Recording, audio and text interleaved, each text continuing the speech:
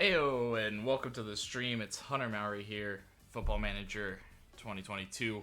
Continuing Brescia's ninth season with Brescia FC here in Serie A. We've been off to a pretty good start. A couple of tough draws against Lazio and Fiorentina last time out.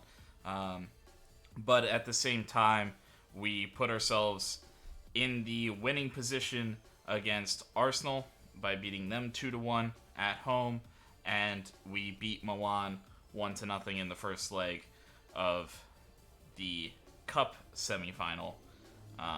So we have a couple of, a little bit of an advantage there as we push on. We'll keep, and we're just going to keep this season moving.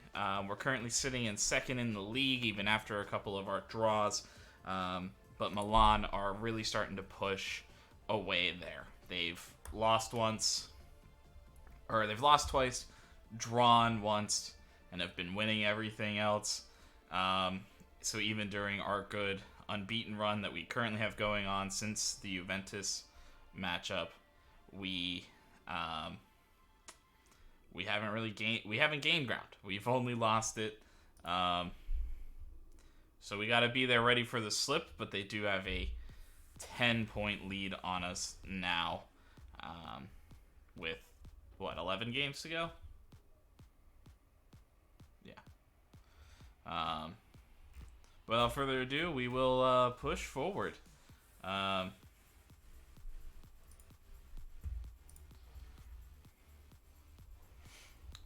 Before we get into the Arsenal match, we will have Torino away. As we keep pushing here, not a lot of time between Torino and Arsenal. Tough for us, and we do also have to go away here in the second leg. So Valleta's looking good.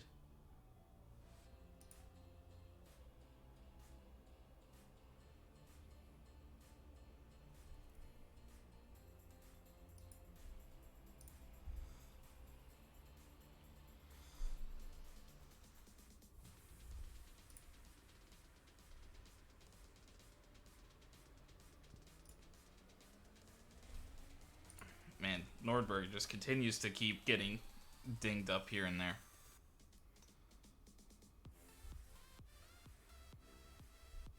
We're bumping to start the stream.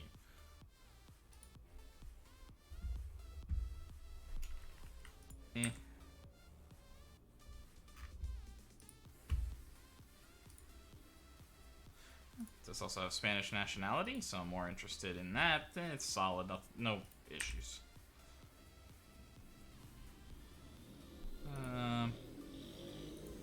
Not a ton of issues there. More if you are young, I'm more open to the non-EU side of that.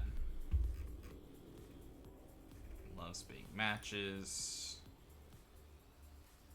Dual-footed, some sort of only Argentinian. So a little expensive, potentially.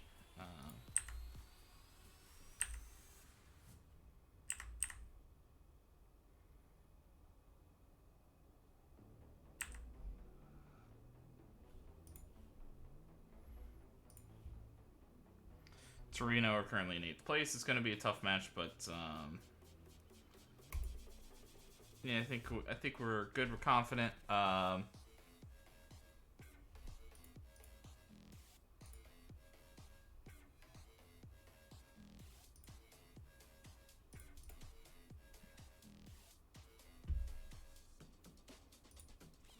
confidence breeds confidence. Yeah. I'd like to think we have him back really soon.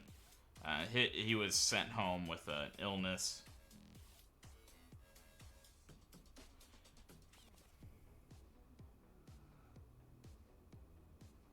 Yeah, paying off with how everybody's working. One of the best attacking. Yeah, it's a mixture of mentality and quality. Put together quite the run of form. Yeah, we like to play spoiler.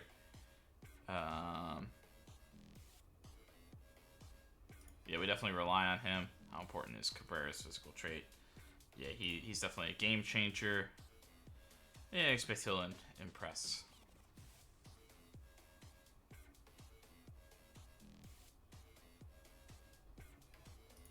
Yeah. I don't know. We definitely need to rotate. Not much time and a lot of travel. With this particularly being an away match.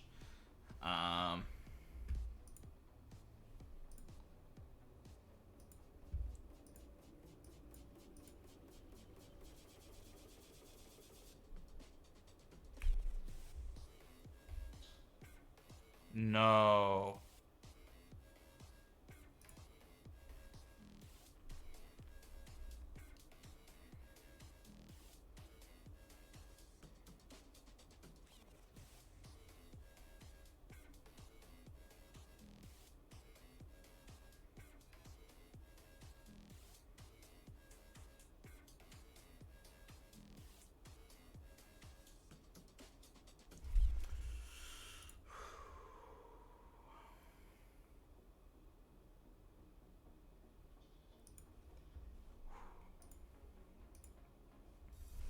We lose. Anthony Madu.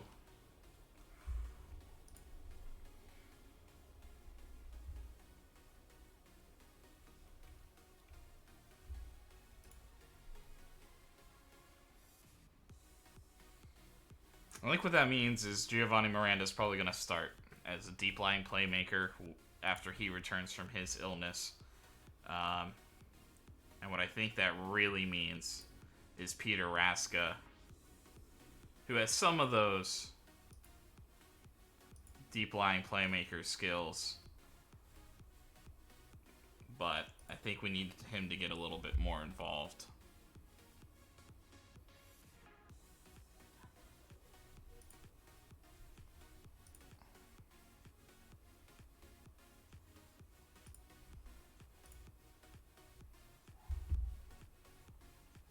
As the box-to-box guy. He's our best player outside of Madu. That sucks, because we just needed the rotation, even just for this game. Like, if this happened during the game or after the game, it's almost better. Like, it would have been fine. We're going to get overrun in the midfield, pretty much, is kind of what happens. Arsenal are going to absolutely take full advantage of that.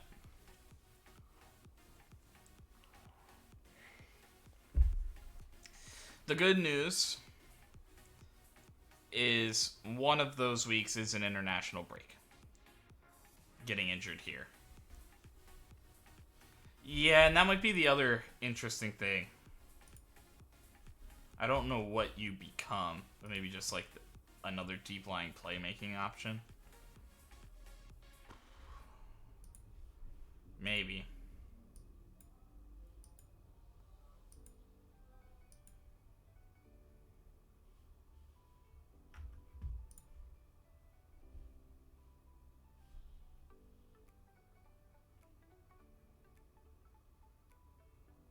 Interesting. I don't know if I've seen that before.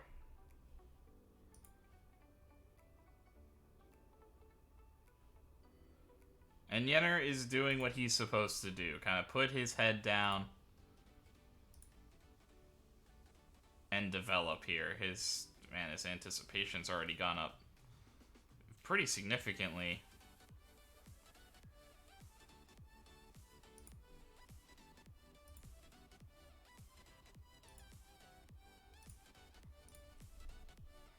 So him I definitely want to talk about. I think Cabrera gets his fair share of doing well in training for the week or whatever.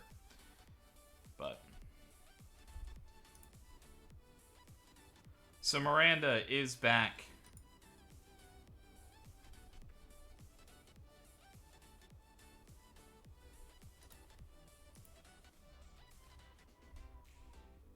Man, even if we were just playing the Champions League on Wednesday. We are starting with a couple of key injuries. We are starting to run short a little bit. And I'm kind of wondering if it is time for Nicola Cozy to just join the squad. He wouldn't be playing very much, I don't think. which is kind of why I've let him down there.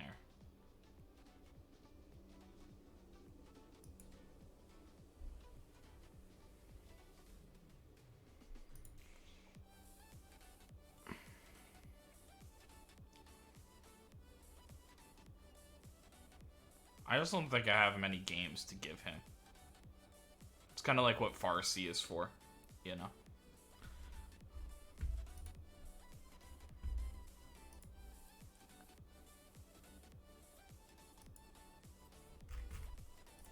You can stick around, Bednarek.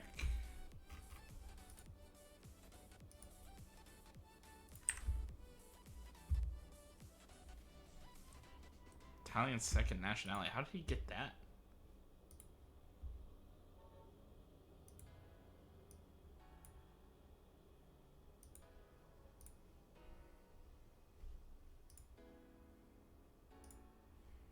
I mean, it looks like a kind of intriguing guy. With Italian second nationality, it's like somewhat.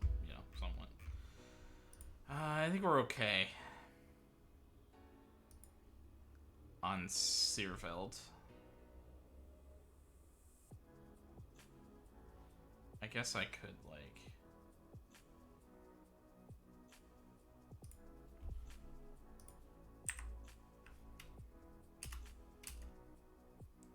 Milan drew! A chance! We have to win! Fuck.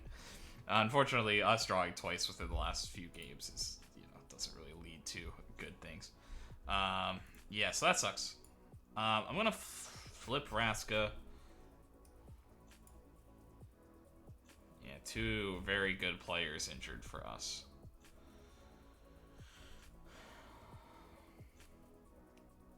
But I think I'm just gonna give Raska as much time as possible. We're gonna go Martinarini and get Miranda back in a game. It does make me think I really want Oscar Cueva against Arsenal. So I'm going to go Jan Valeda here.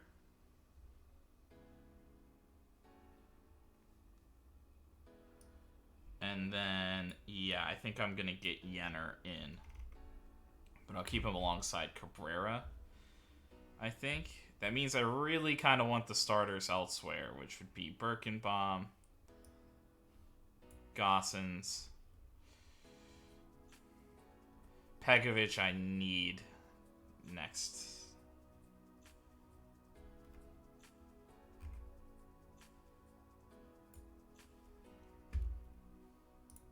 So I'm going to go Comas.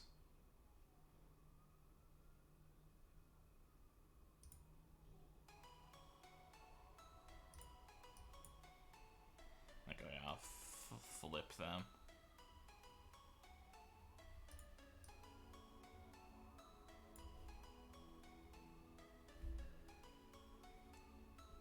Yeah, and I'll go... Well, actually, Orestes, because he could sub either one. So I think I'll go Abdullah Comas Carboni. And actually, because I was thinking that, Vlahovic. I was thinking maybe Pekovic versus Vlahovic, getting him more in the central defense role. Could happen. The Birkenbaum and Gossens is risky, but 1, 2, 3, 4.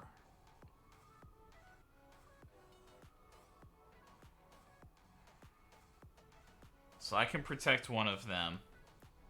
The thing about Gossens is that he can get abused.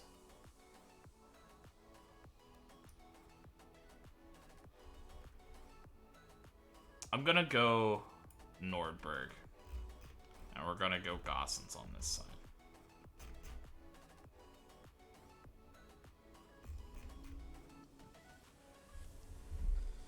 With the intent of hopefully he does well and then we can take him off the field.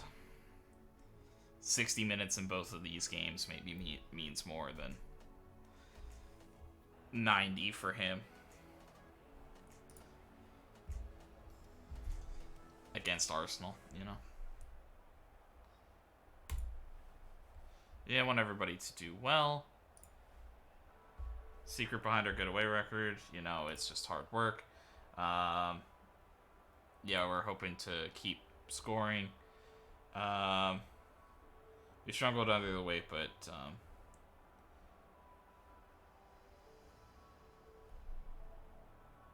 yeah, I think that's what I said. You know, we want to embrace it. Actually, you know, these are tough runs. We want to do well. You're gonna have tough runs. You know what it is. I mean, I guess maybe that's the first answer. It's kind of like, it is what it is. We gotta play the games, and we gotta do what we can do. We gotta react. We gotta rotate. A draw opens the window for Brescia to actually gain some ground today. We do have to field a weaker squad ahead of the Arsenal second leg.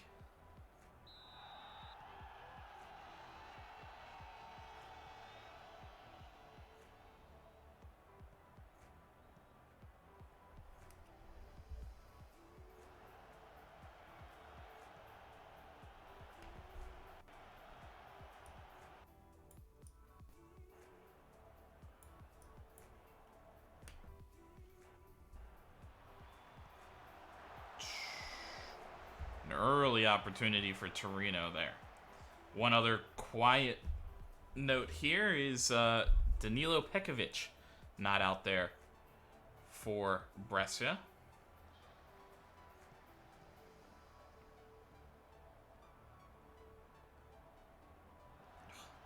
Poor pass from Miranda. And terrible play by Comas, but he does well to get back, although then he kind of stops his feet, and Pepe able to set up and almost go by him. Definitely a very good opportunity for Torino. A couple early ones for them, with Brescia not doing much on the other side, even though we're holding possession.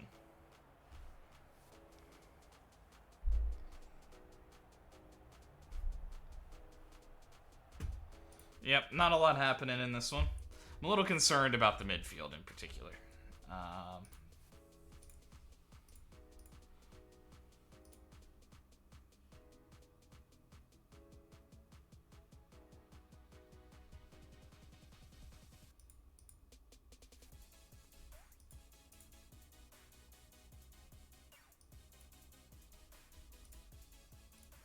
I'm going to keep it standard. But we do up the tempo early here.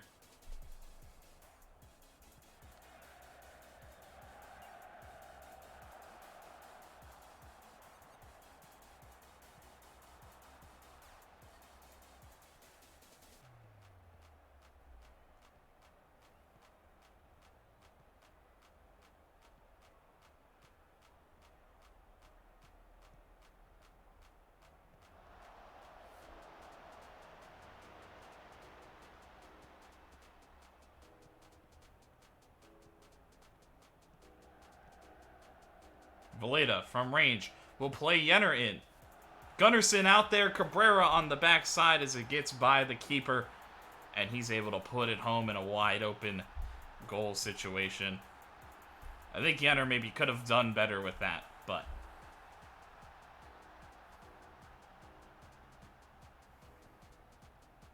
it's funny it says Jenner here.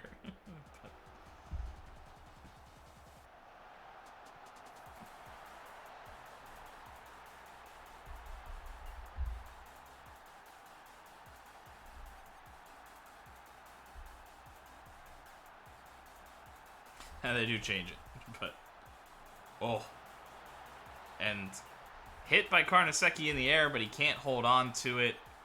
Falls to Ricardo Pepi, and the man who's put 15 home in Serie A already, I believe, puts his 16th tally on the season. Pretty good season for the American.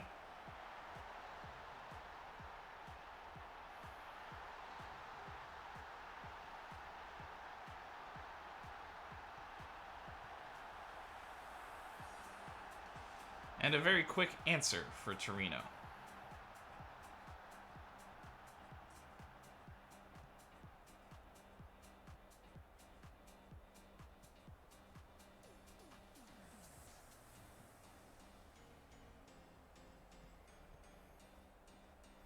Brescia happy to just look and probe here.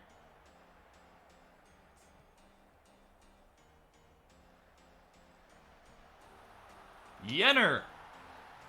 Headed across by Martinarini.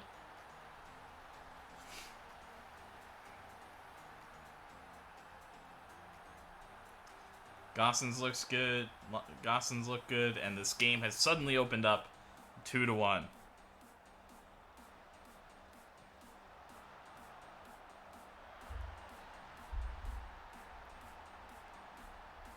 And both strikers have now scored.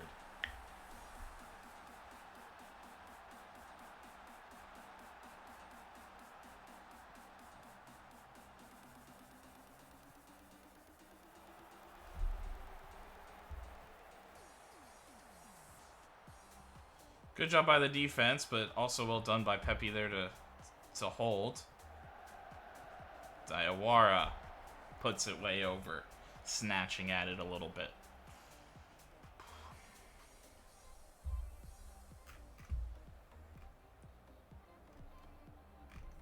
Both sides generating some good chances and taking full advantage when they have. I'm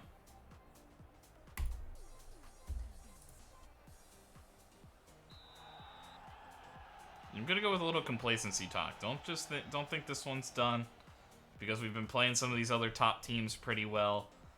You know, we got the win against Milan. We got the win against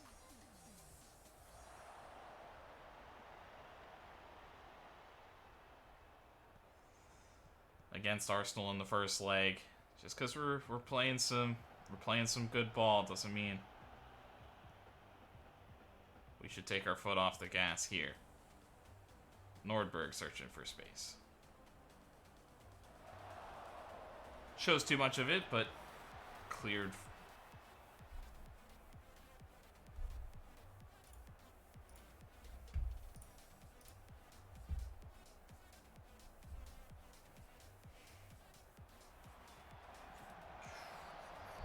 Dulev close.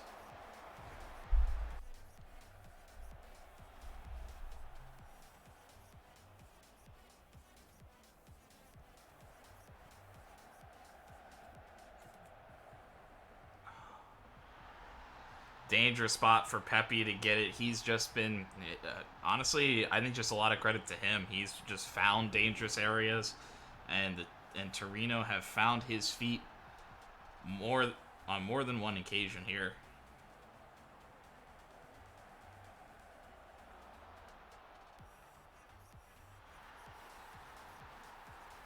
I mean, you got to block that. You got, I don't know, something. Just letting their striker get too much space in the box.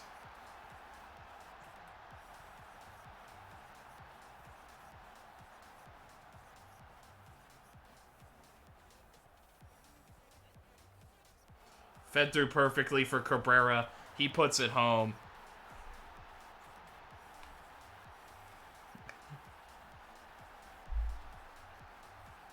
Our defense, like, not that they're like fluky goals. Like, I think they are repeatable goals, but it's just like, I don't know. Torino just happens to be exploiting a little bit of space and being very successful when they do it, unfortunately.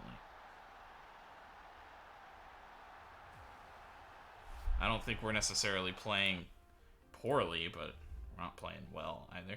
Gonna get Peter Raska in there. I think we're also gonna take Gossens out.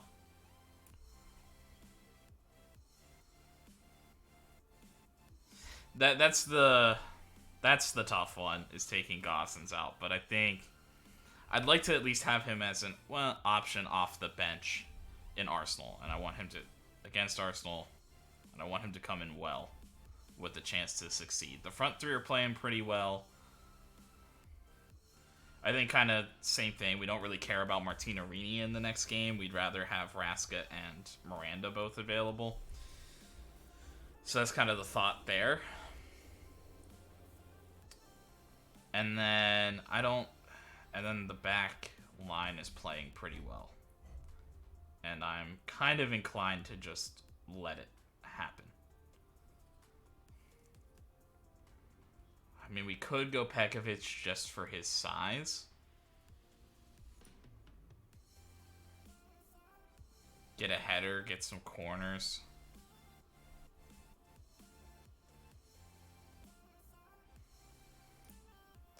I mean, I guess the other thing I could consider is Cabrera off.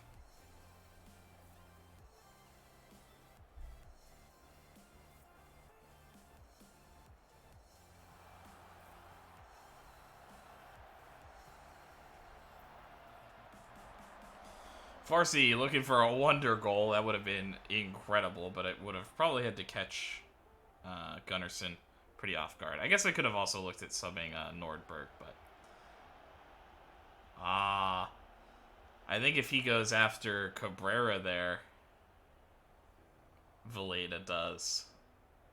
With a similar try, just chipping it over the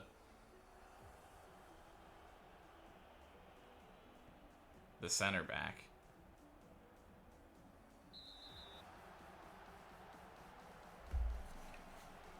Should just be a yellow, I think, unless something weird. It is a red.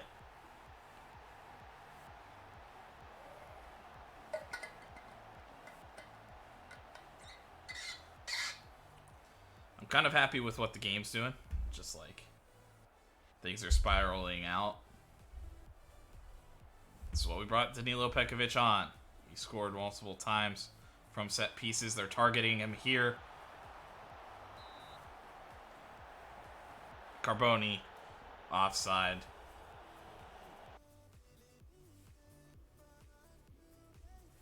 I don't think that goal line technology would then matter because I think Carboni was offside after the header.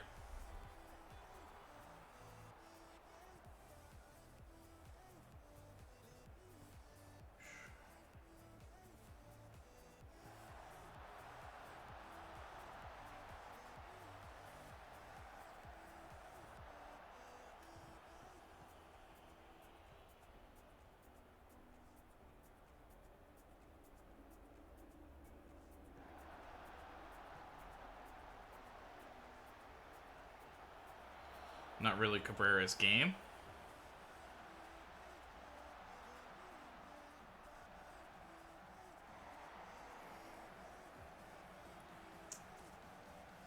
Villeda does well to open himself up, but can't quite.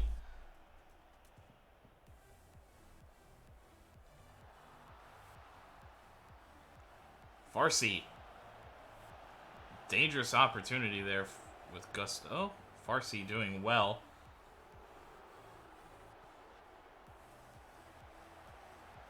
And a big clearance here to Cabrera. And that should probably be some of the last action for Brescia as they look to just ice this one out, and Cabrera will grab a corner out of it.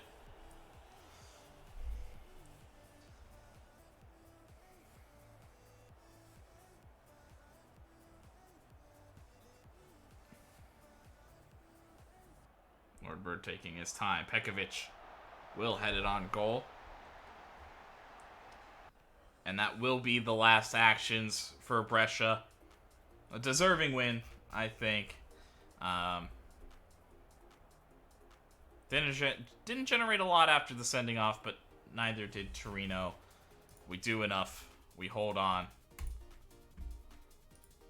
You know, that's a good resilient mindset. You know, they start making a push back, and we answered. I mean, they also answered, but we answered every time they did as well. So, yeah, we always believe in ourselves to do things. So scoring first, decisive. Yeah, it's definitely a crucial moment that, you know.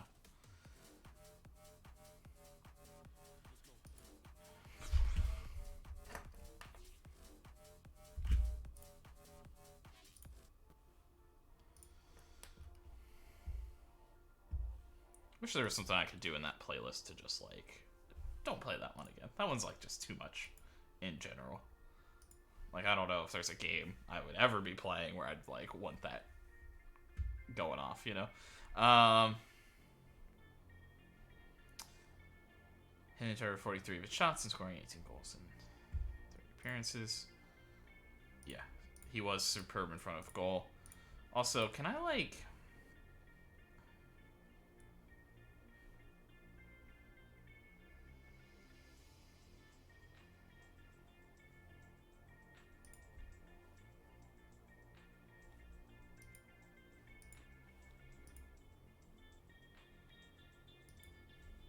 I hope I don't screw anything up to where, like, he can't play in that Arsenal game, but essentially, I don't want you doing anything before the next game.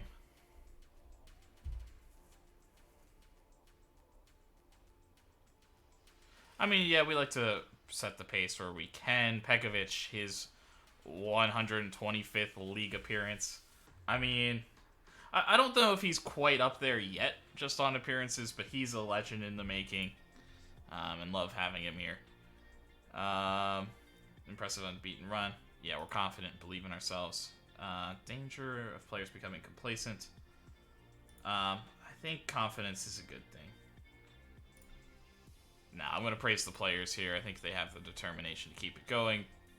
Yeah, I mean, Ricardo Pepi, I mean, he's given everybody trouble this season, and yeah, that's what we...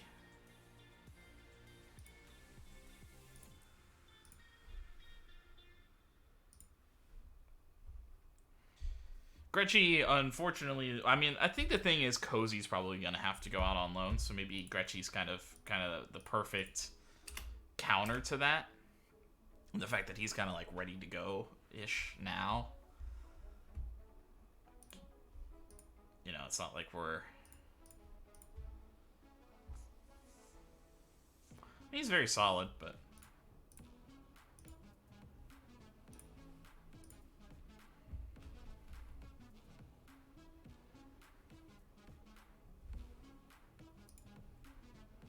Cabrera gets his goal bonus for 15 league goals. Nice. Didn't know he had that many in the league. I kind of forgot that there was a one game where he scored like 4.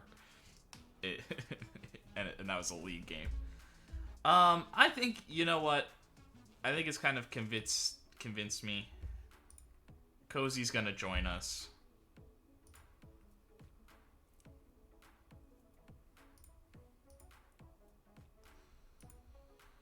I mean, there's no reason really to keep you off the list, so keep an eye on that. Fairly determined is fine. Nicolas. I mean, looks like a brilliant prospect. Busio, Italian second nationality. Very good. I think he just went to Milan, so he's definitely, like, expensive. Just balanced. Probably not a move we would make, but not interesting.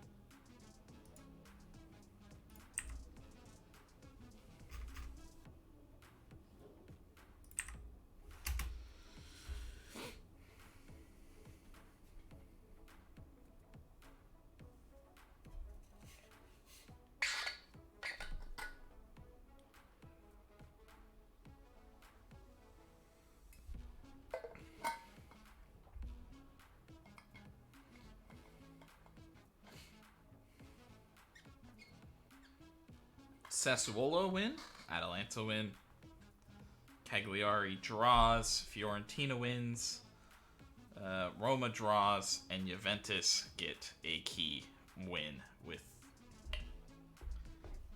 against kind of a rival squad in a way, but really they're competing more against Fiorentina. Inter, Juventus, and Fiorentina.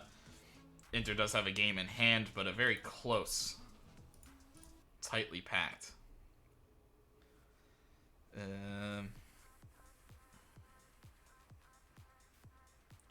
These are a lot of tough games, and we're losing Madu for them. That really, really sucks. Yeah, we are gonna actually we're gonna be balanced for Arsenal for sure. Not that I think that's really gonna make too much of a difference. I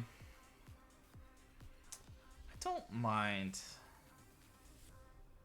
We're maybe overdoing it in this week, though. So let me...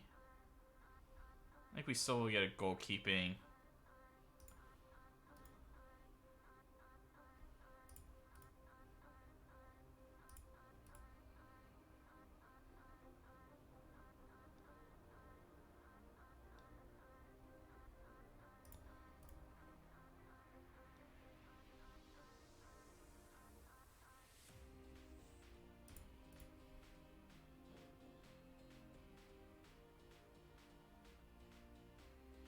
Well, actually, something a little different. Oh yeah. Then a match review, then an outfield overall. Actually, I'll look at that next week, but we'll make sure to have the match review just in case I miss a click.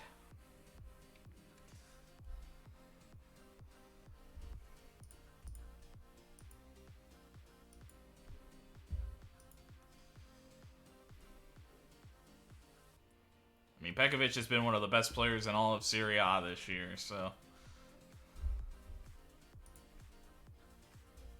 Brescia gets his player of the match. Yeah, I don't know. He's just not quite enough. He's very good defensively, though. Does have some jumping reach. He could be. And Nordbo gets a goal. Still hasn't grown yet. Not that I'm expecting it. But maybe he'll have a growth spurt over the summer or something. On the road for the second match of the series. I think training's been excellent. And we hope to do well. I think Pekovic can take all the media attention in stride.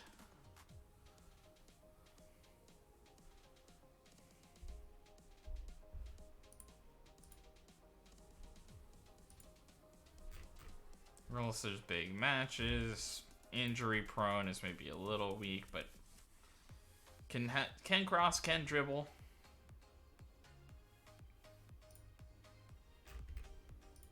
Decent, resolute personality. I think that's enough to at least hang around. Probably not a move we would make as he's non-EU. Inter get a key victory with some other teams closing the gap. 1 goal for Lautaro Martinez.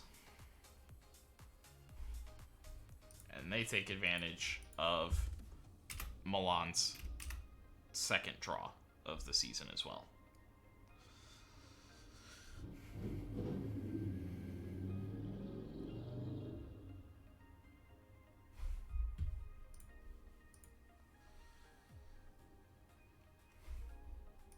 Yeah, squad likes Raska.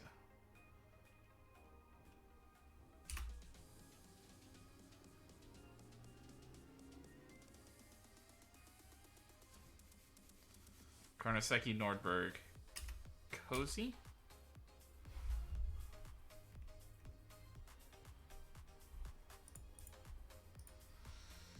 So, it will be Karnaseki. Abdulov, I'm going to stick in the middle. Or no.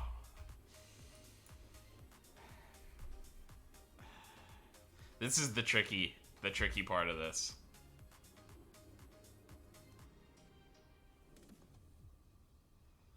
Two guys that aren't quite as tactically familiar.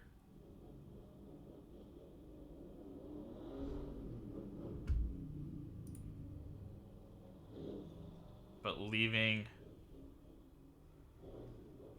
the kid against Dusan Vlahovic, or do I want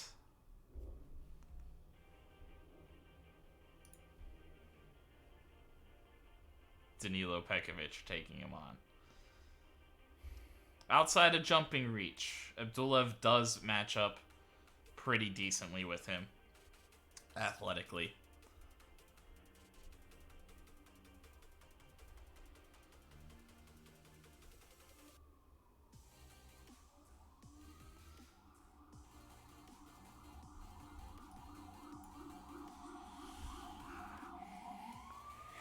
I'm gonna give the kid a chance, but I think that's a move we can make.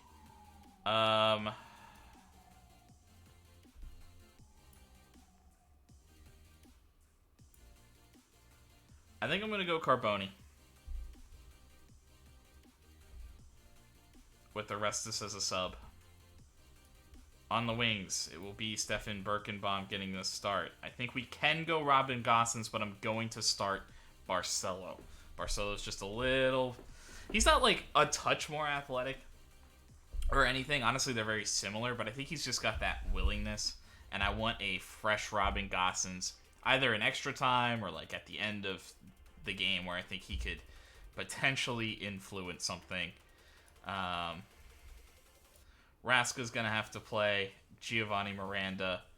We're going to go Cueva in the front along with Satriano, paired with Cabrera, who we did sit down, and he is still a high risk of injury. He's played a lot, but we're putting our best 2 goal scorers out there. Cozy will not be ready to go. Stromberg and Madu are obviously injured.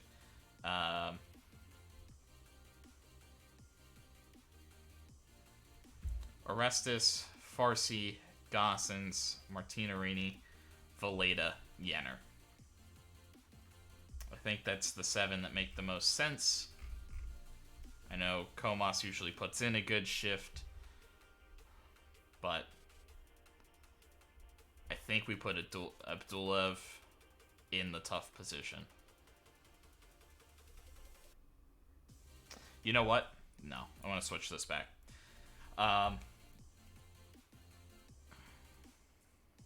And the reason being is I think at least at the start.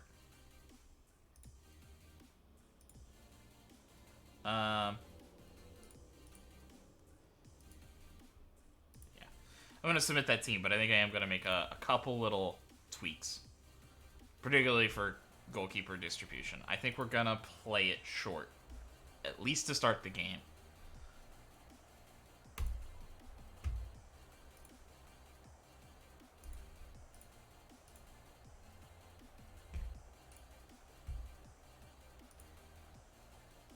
Some more directs, higher tempo, pass into space. We're looking to counter. I don't think we're going to distribute quickly necessarily. We're not looking to just like throw a counter up. We're just looking to distribute to center backs. Standard, I think, is okay. But can we beat the press is a good question. First goal, I do think the first goal matters. We do have the 1 goal advantage, but if we can get that 2 goal advantage, it means a lot. He's been playing well. And he deserves his praise. It's just squad rotation for Comas. I think we have the options. I think we could have started Comas, but he gets abused every once in a while. He'll misjudge a header in the game.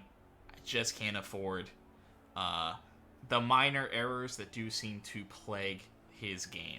When he's on, he's a dominant center back, but when he's not fully on, overall it's a rough go. Birkenbaum and Raska not on the same page.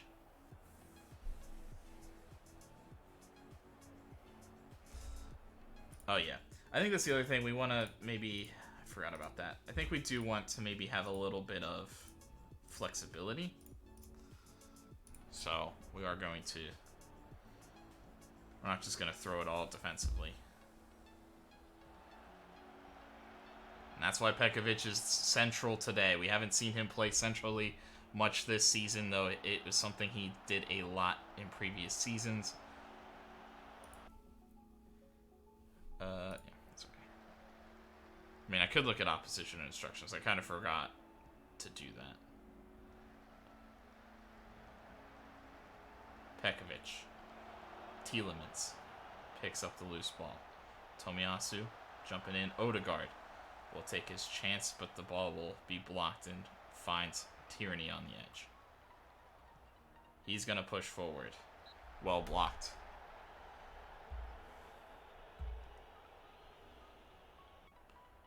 We're going to have to survive pressure. Maybe even more so than our cup game against Milan. Can we do it? Cleared off the line. Early danger. Vlahovic set up at the far post. Now he's set up at the near post. They've got a couple different options that they're looking for this time. Brescia will clear.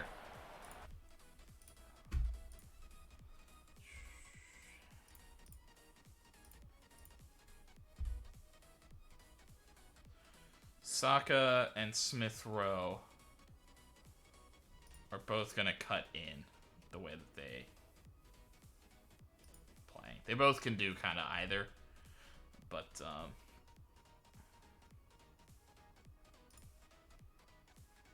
so I think more what we're interested in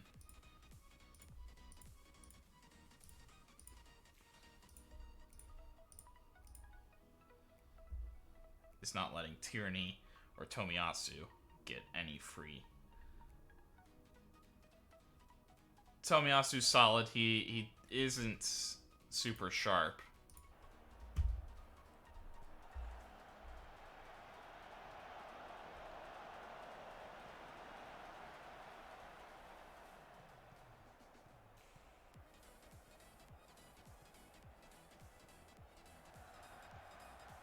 Nice ball. Saka on his strong foot. Perfectly timed run, and Karnaseki has to make a huge save early in this one. I mean, that's why we're playing the standard line. If we go to low, it's just we're just inviting so much pressure. I can't justify it. So we just gotta hope that we can do our jobs when they do find that quality, and we're hoping to minimize how often that occurs.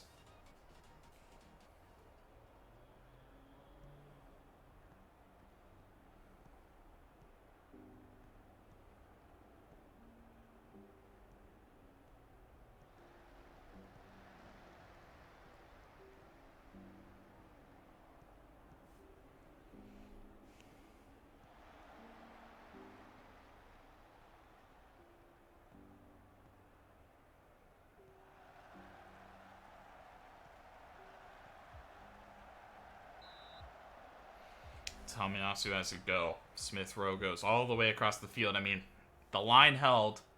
Didn't let it run through. So he was looking to open up space. Pekovic clears. The two Serbians going at it. I kind of forgot that Pekovic was Serbian. So they definitely play together, too. And this time, Dusan Vlahovic gets the advantage and will draw Arsenal level.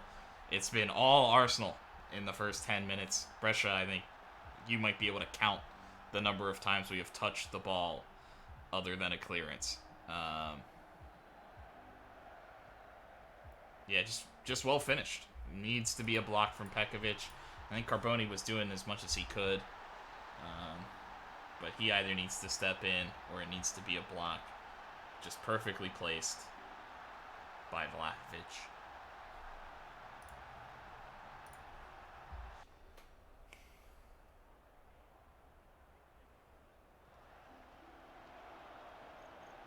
And a little bit more like it there. Like, honestly, that's kind of what we wanted, was these 10, 15-minute stretches of, and Saka just finds space and we want these like 15 minutes of nothingness, and it hasn't really happened. We got one stretch of kind of what we're trying to do in this game. And now immediately back in, off the post, off both posts. Tielemans almost puts in a wonder goal. Off. Arsenal have come to play today. They may not have fully been in it in the first leg when they were away with a lot of travel. Brescia has been traveling. They've looked flat. And Arsenal are looking to take full advantage to start this game. Kulusevski now just over the bar. Poor defensive play there. Done by Tielemans.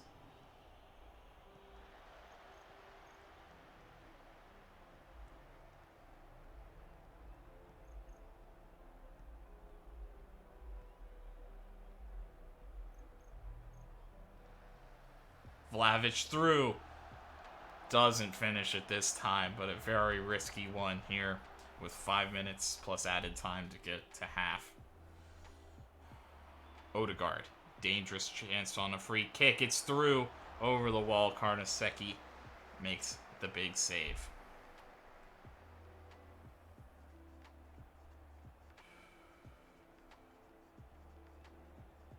Marcelo's wide open. That's what you want to see. Just take the easy plays, boys.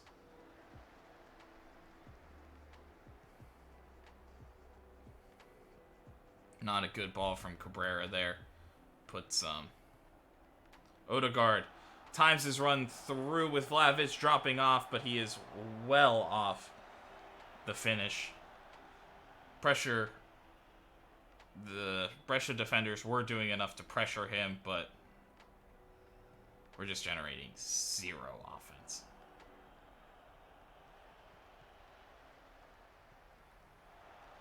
Terrible by Abdulev. Smith Rowe, Vlahovic, blocked by his Serbian counterpart. 2 shots, both off targets, fouling pretty similarly.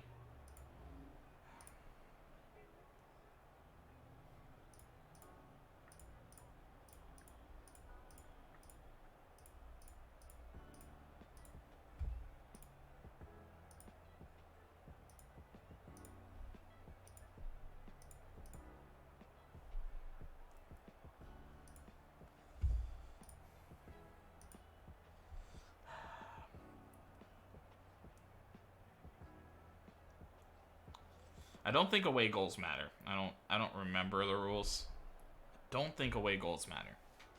Because that would also be draw right now. That would be a draw. Or no. Yes. Oh no. They would be winning. They would be beating us on that because they scored 1 there. In the first leg. Sorry.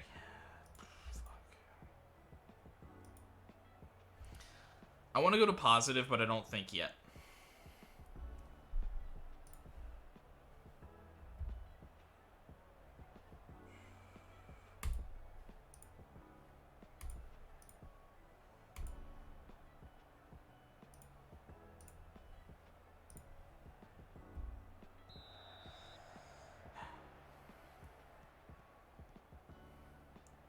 The attacking trio not having a great day, but that's kind of to be expected. They're not going to get a lot of service.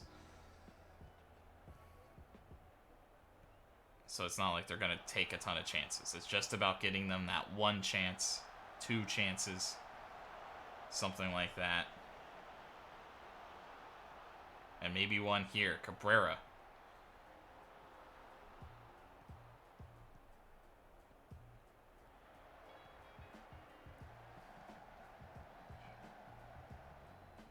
Birkenbaum in space, but not great service, but he does enough. The ball searching for Cueva, not who you want to be looking for in the box. Well done by Barcelo there.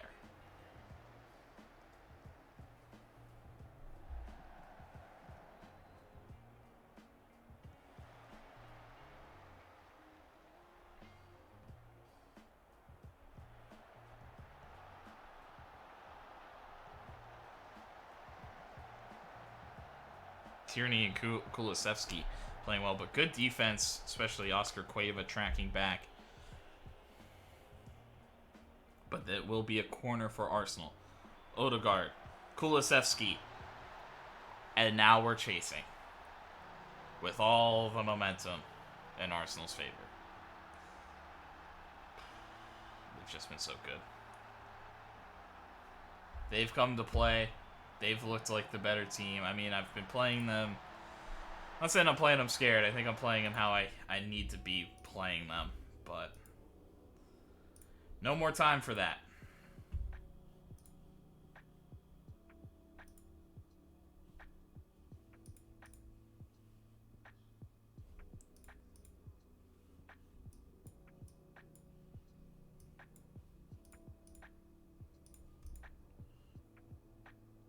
We gotta force the issue a little bit.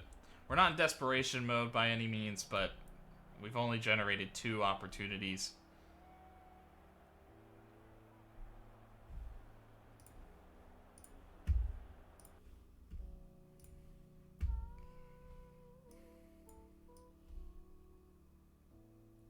Yeah, just need something else in the midfield. Cueva's not been good, but I think we have to trust the quality up there. Gosens for sure. And I think we have to at least push Birkenbaum.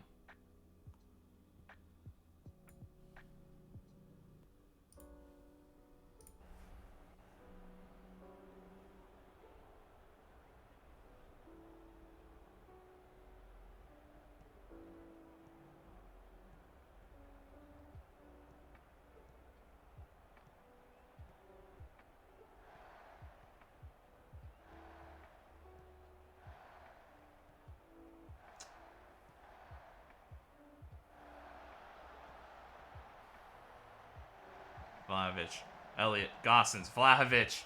Karnasecki somehow makes the save. It was well taken. Abdulov clears long to Cabrera.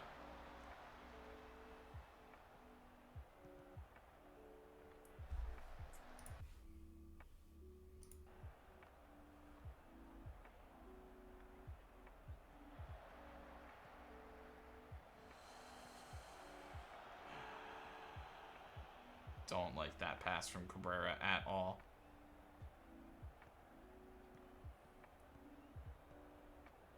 Ivanusek. Well taken. Was looking for the far corner. Just wide.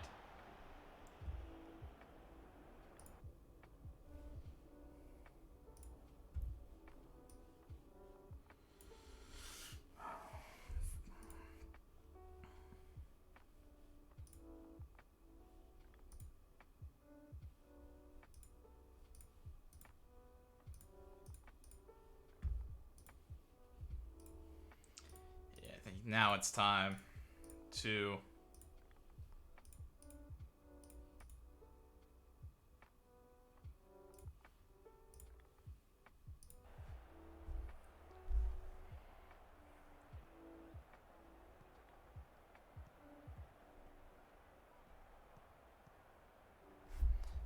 also I didn't I don't know I did that right.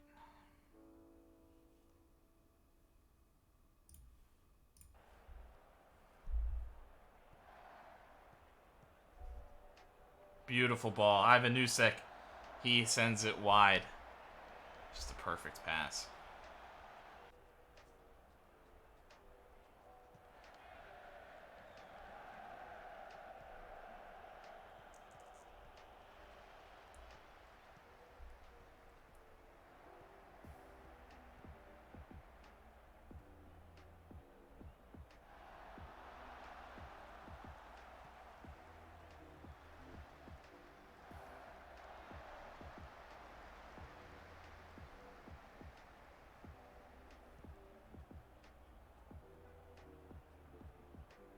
Down.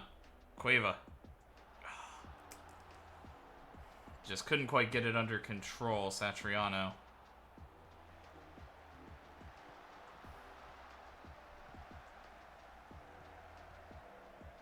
Falls to Gosens.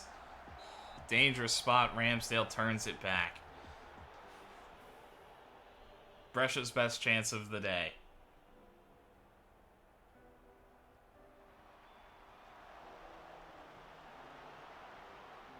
Oh, and Martinarini well over.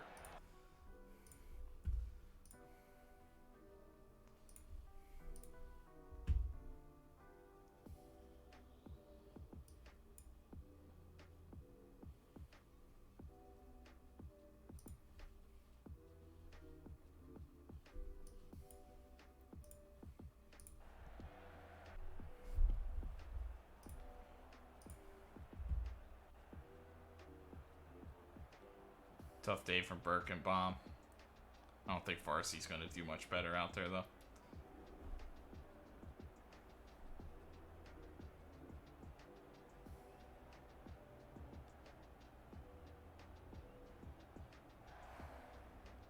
And we don't do enough. Ivanusek running in behind again. This time it falls to Karnaseki. I don't know if they'll even let him get one more long ball off. He will. Searching. Gossens will pick it up. Will it be one final attack from Brescia? It appears that it can be. Ramsdale makes a good save off of a good first-time shot.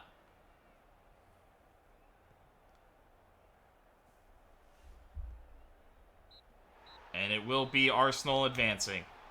Brescia couldn't put one home today. Didn't play scared. We didn't run away from it. But they just peppered us, particularly there in that first half. But even after we switched around a little bit, they kept the pressure. We never was able to take the momentum from them. We're close, but not quite good enough. I do think we gave a good effort. Birkenbaum, though, does deserve a fine for that for sure. And Cueva's dip, just with young guys, do want to find them when we can.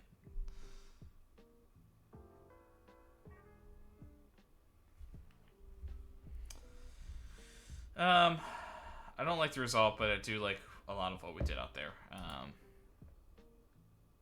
The aggregate defeat. I'm pleased with the performance over the two legs, and we maybe deserved more. I just felt the game was better balanced. But I do think we are seeing the limitations of not having elite wingbacks. Something that we definitely need. We need more out of a guy like Birkenbaum. And he's not getting there. He's not getting much better than where he is. And to me, where he is more of a role player, which is great. A great personality. He's fit in the system and can be here a long time. Can play very well defensively. I think that he's, and still is a very athletic player. But I think we're seeing that offensive limitation, particularly on his side. Definitely hurts.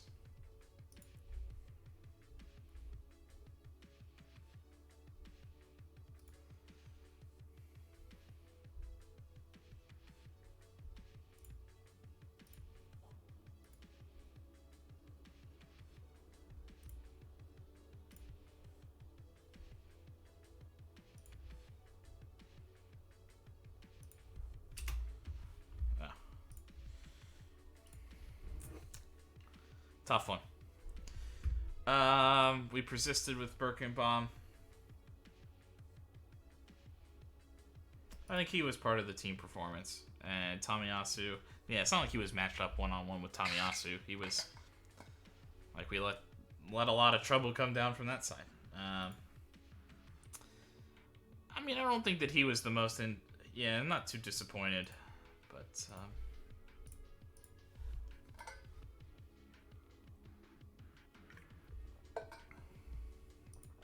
tough one for Birkenbaum. And Cueva. Tough matchup. I knew Cueva wasn't getting a lot of service. That's one thing that I don't necessarily like about this formation, is when we are the worst team, I think having that extra attacking midfielder doesn't make a lot of sense. Unless they're specifically playing something with like a defensive midfielder and he can kind of match up with him one-on-one. But then it's kind of like a counter attack to him too. So I don't know. It's a very rare situation where he could really take advantage when we're not as good. Fusco doesn't look like he's going to be anything too special. Doesn't have a lot going on for him.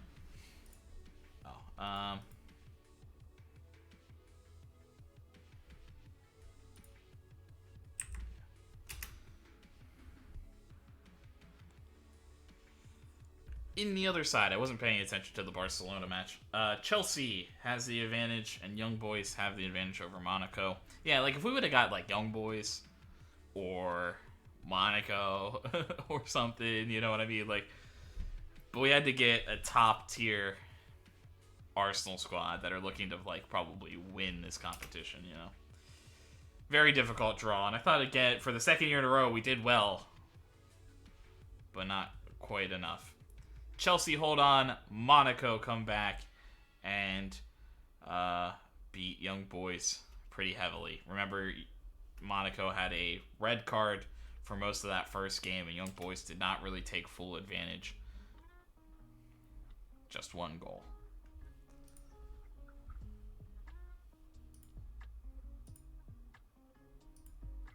French striker seems to be solid. It's not really one that we need, but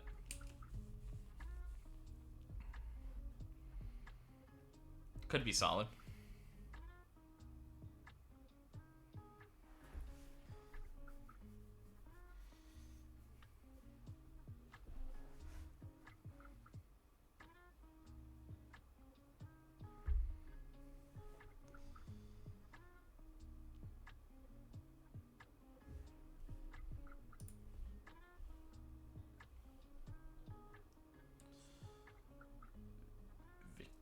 Mathus, striker with not really good finishing, doesn't have jumping reach. He does like big matches though.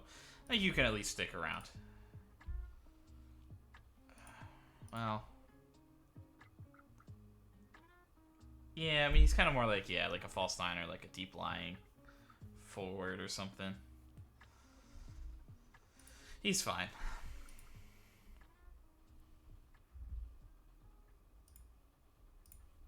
Dolberg put on the transfer list.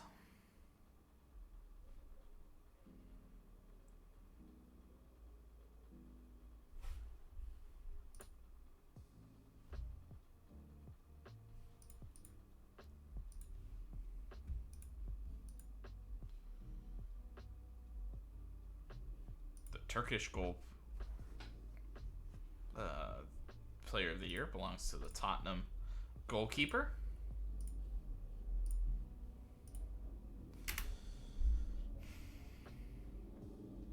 And the big rivalry next. We move on. We now have to focus on the league. Well, and the cup, still there.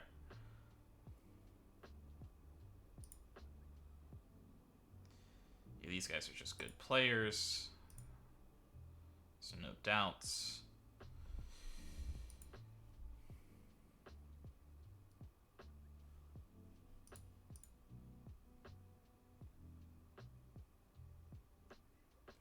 Jumping reach on top of all of that. He's pretty good. He's not like incredible, but if we didn't have a lot else going on, he could be a nice striker to have. Yeah, I think Kamani is who I want. I'm a little concerned about the consistency with him, but I think overall, like, he plays pretty well. Like, the one other question is just like, we're not actually getting crazy assist numbers out of him or anything. And then maybe the other question would be, it's not, and then we're not getting like a free kick taker or another corner kick taker out of that. We're kind of relying on Anthony Madu to just be that guy for us.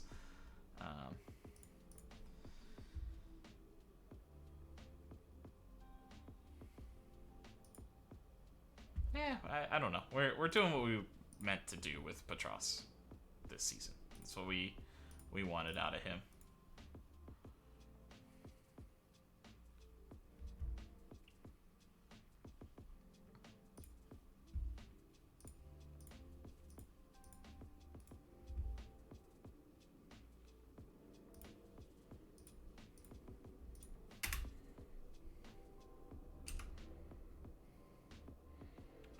Draw for Roma, but they're probably happy for any points at this point. I don't think they're going to be relegated, but they also could be, you know.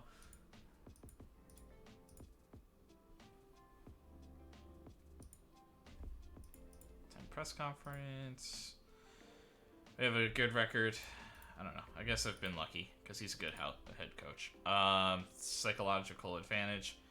I do think it has value. Are you expecting your latest head-to-head? You know, I always feel confident. Always a chance because their players are capable of winning matches. It'll be tough for that. There's no doubt.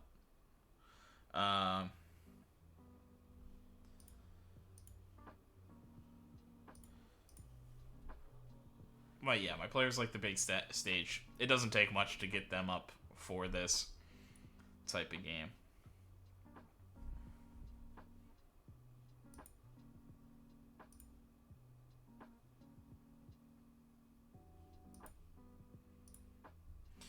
Are you perhaps feeling the pressure of build-up? I like a little bit of pressure keeps things interesting.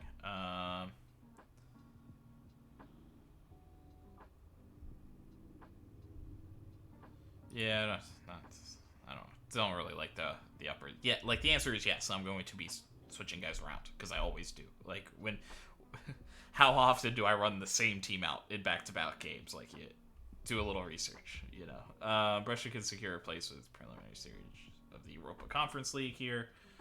Yeah,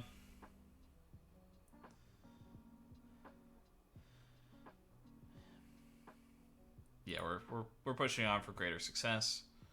Surprise defeat against Club Bruges last time out. They might be doubting themselves a little bit. Yeah, he turns up every week and gives them a chance of winning. He's a very good player. We all want him back, but you know, we do want to be patient with guys, with young guys. Preference for counterattacking Saggers. Dominate possession ahead of the match. We're all for the challenge. They do what they do and they do it well, but we're far from scared. Yeah.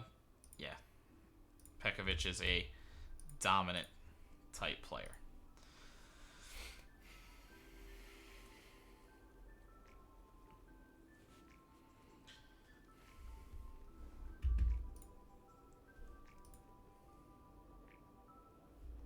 Stromberg still injured. Cozy.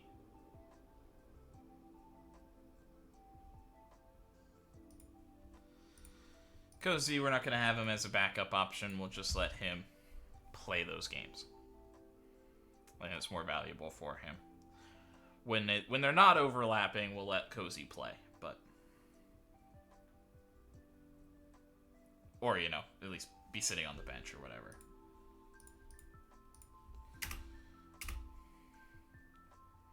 Milan in action today.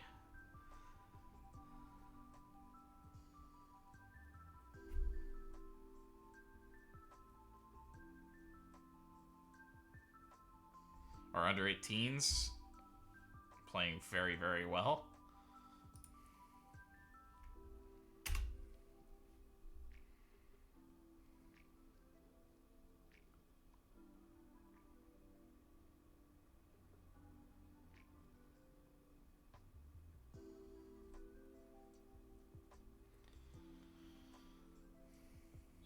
And Milan, dominant. Get back to it. Inter, though, get beat by Crotone. I didn't realize how low Bologna was, actually. And Ascoli not getting too many points. Actually, you know what's really interesting that I'm not talking about enough in this season? We could see a legitimate team go down. These guys have some points. It is pretty tight from Roma down. Like, I mean, even a bad stretch for like a Cagliari or a Napoli. But there are still some like good teams that are in danger here. That have been Serie A as long as we've been here. 9 jumping reach, more of a center back. Not a lot there, not a lot of action.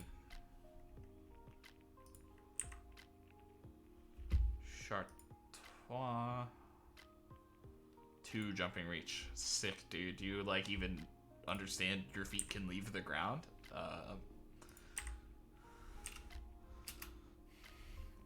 Those are my kind of stats.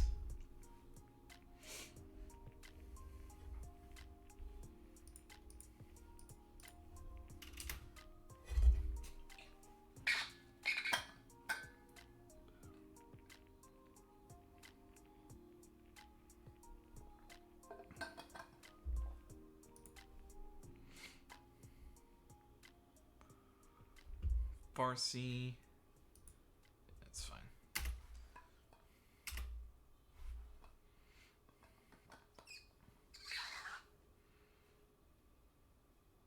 Yeah, Milan always chasing like top target in the world, not just.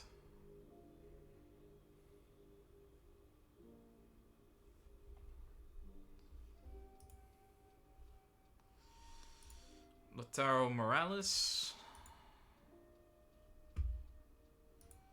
It doesn't like big matches, but he'd probably mostly just be a backup goaltender. I think the thing would be he's just fairly professional. Like, if he's cheap, I could see us doing that, but not really. Yeah, and Celeber is obviously really, really good. Does have, like, just enough jumping reach. Isn't consistent. Does have some of that crossing dribbling. Like, he's fine.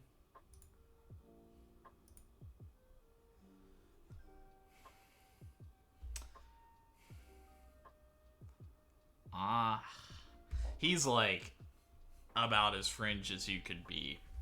And the fact that he's non-EU, I don't like the fringe. Like, when you're a fringe non-EU, I do think I have to, like, be more ruthless. Yeah, hold on. Let me, just in case it gets a little bit weird, remove from shortlist and put him on the discard list. Stromberg not quite ready yet. Parma get a big win. Cagliari get a big win against Juventus, opening the door for Fiorentina to maybe jump into 4th place. Lazio are kind of bouncing back. I didn't really realize where they were. And yeah. An important game for Atalanta, with Lazio making a surge here. I think they'd still be ahead of them, but... yeah, Petros... yeah, we just don't have that third goalkeeper to just, like, get him. I maybe should have played him in the under-18s game, now that I kind of think about that. Which was, like, a friendly. Cozy not going to play. Stromberg can't play. Madu not playing.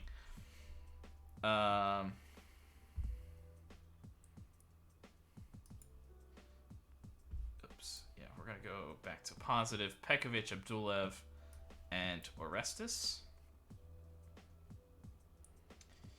Birkenbaum and Gossens. Although Nordberg is a little... I'm going to sit Birkenbaum. Actually. Raska continuing his new role as the box-to-box guy, and Miranda, the deep line playmaker. Do you guys actually have, like, a... no side preference about Raska? No side preference.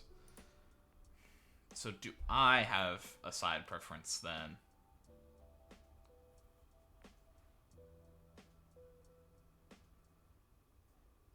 Maybe even more so for the deep line playmaker, but fine. I think I'll just...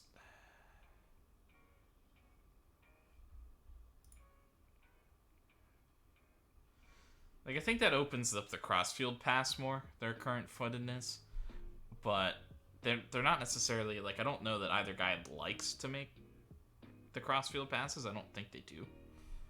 So I'm wondering if it's like, doesn't really matter. Yeah, see, like, they don't like to flip side of play.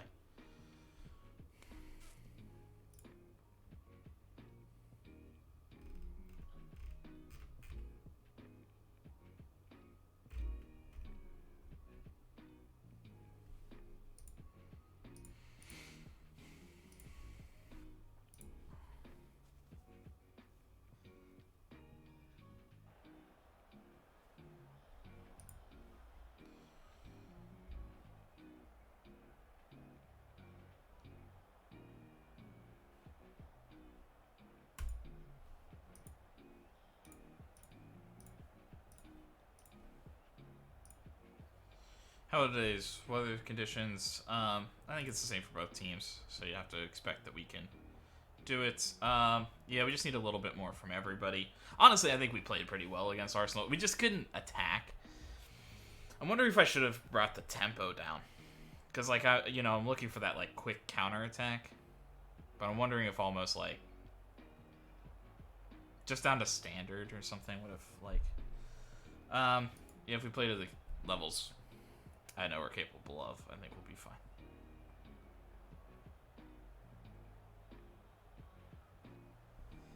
And I forgot. Brescia have been tearing up the league. Right up there with Milan, at least in the recent form. But a loss last time out to Arsenal, though it does also seem like Atalanta coming off of a loss to Club Brugge. So, both teams out of their European competition. Mertens. I think that's fine. Christensen, I know, is like pretty good. Yeah, well, if he gets the ball, press him in.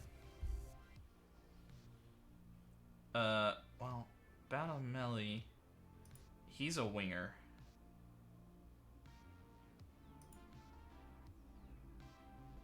Oh, you're right-footed too?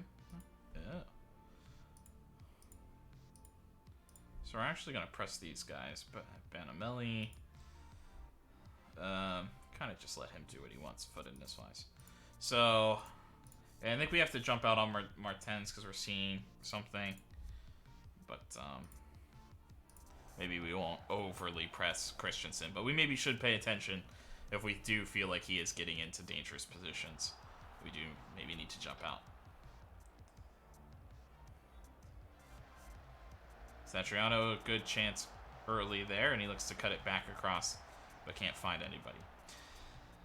This might be a good counter to us, actually. It's something I'm a little bit nervous about, not like supremely, but like there and then overlapping runs and just like providing a bunch of width and just like because we really only have our wing backs out there, and so just puts a lot of pressure on the wing backs, I think, to be good, and the midfield. Because then the midfield starts following one way, and it kind of exactly what led to that goal. All of the midfield shifted, they kind of cut it all the way back, and just a perfect through ball. And they did it. And they can do that on either side. Honestly, it's just a really good run by Strokins. He holds up, waits for that extra pass right between Abdulev and Pekovic.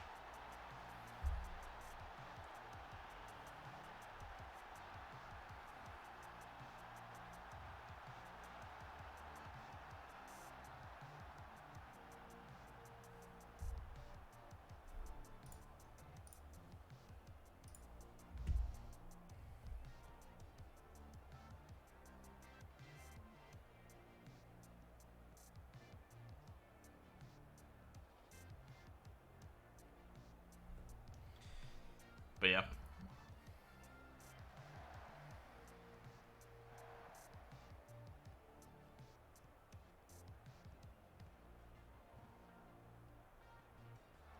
Nice job, Cueva.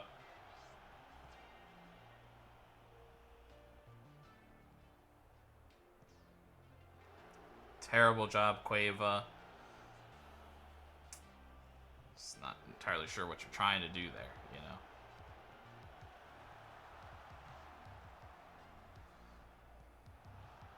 Nordberg. He'll look to whip it, Satriano, and it'll go out for a corner. Not bad. Not bad little interplay there.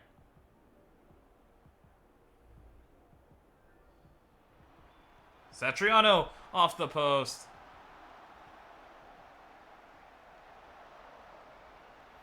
Bonamelli puts it into Rossi for the throw. Dangerous early from Satriano. Cabrera not doing much. The rest of the offense not doing too much. Nordberg now booked as well. How are we doing on fouls? We're doubling their foul numbers, huh?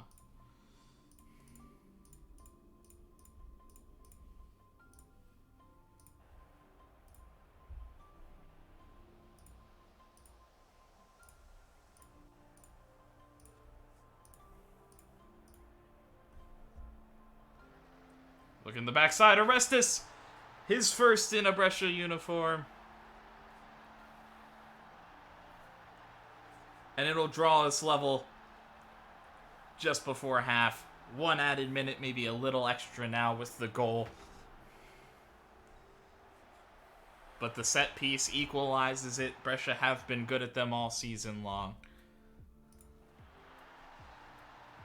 And that'll take us to halftime. Brescia, I think, deservingly getting a goal. Really only one chance for Atalanta, but they took it beautifully.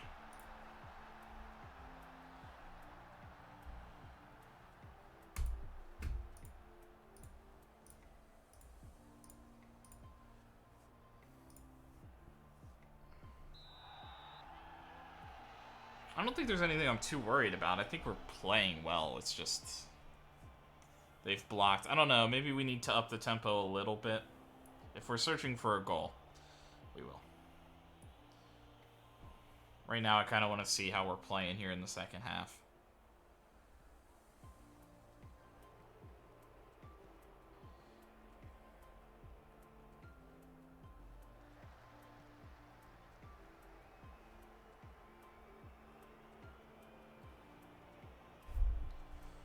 Yeah.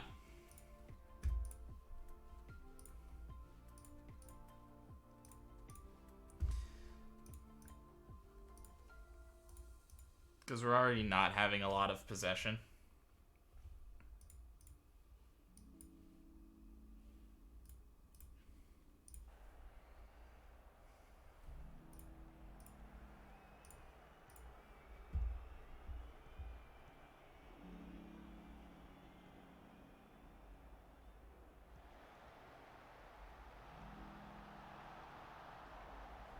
Well blocked by Abdulov.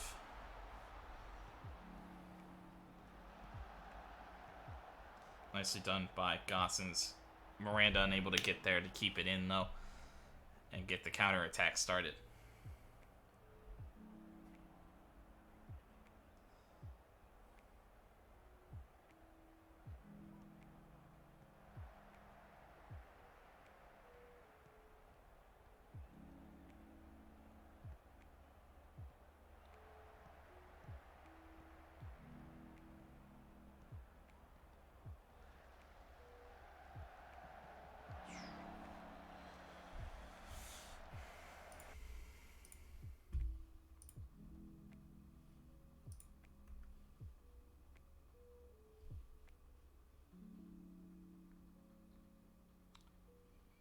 So Cremona's also going to be looking.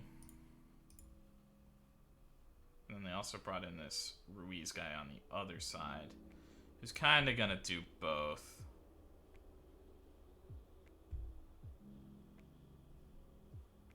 And then, yes, I am seeing that. So Christensen is going to get into more dangerous positions.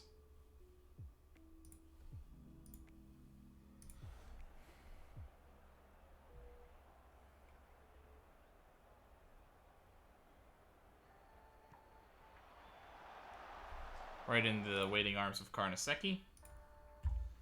And we will go to Barcelo.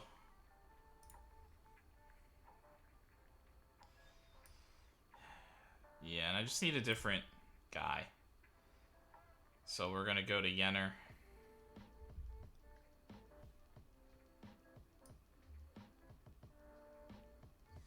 I don't know if I want a sub for Birkenbaum.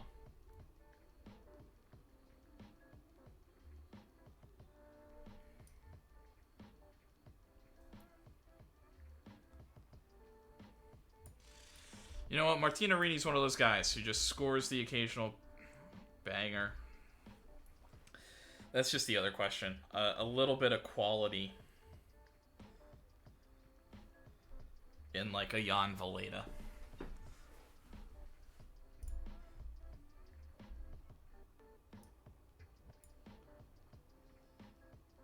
Over like an Oscar Cueva.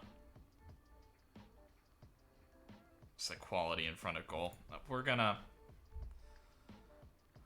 I think I'm gonna mix up this a little bit more. In the midfield.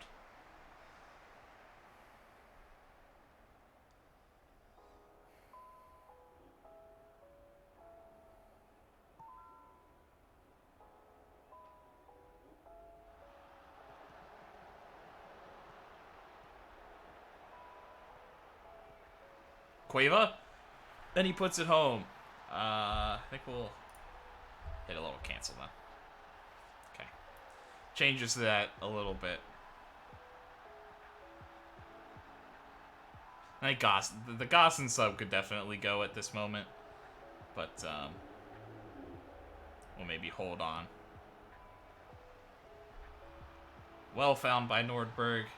And Cueva puts it home.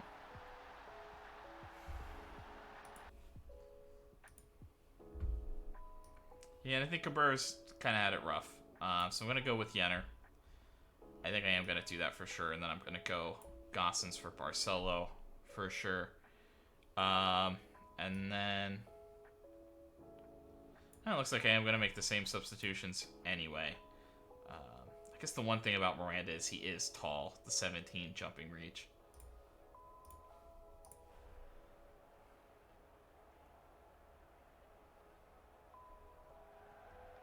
And they are playing with like wingers and stuff, so guys that know how to cross a ball.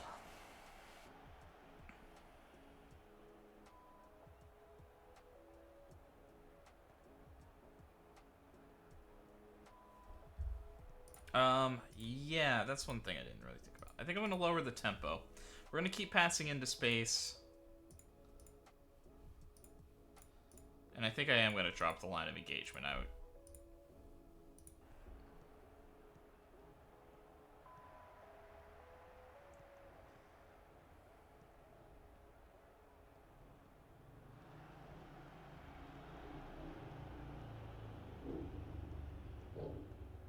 Raska's pretty tired as we're just asking guys to do a lot. I think they're in the midfield. Like particularly today.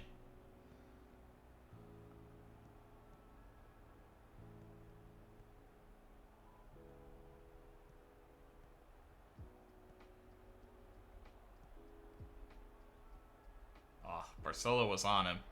Mertens pushing forward. Ruiz coming in. Karnaseki makes a good save. Abdulov clears.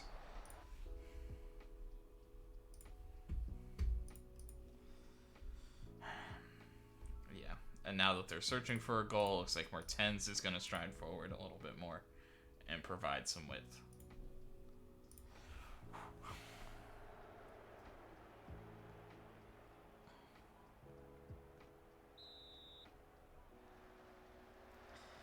And ex-Brescia player who was away for a little bit from Serie A, but back in it now. Heinrich Becker jumps out for Atalanta. Good player? Where's he at? There he is, on the left side.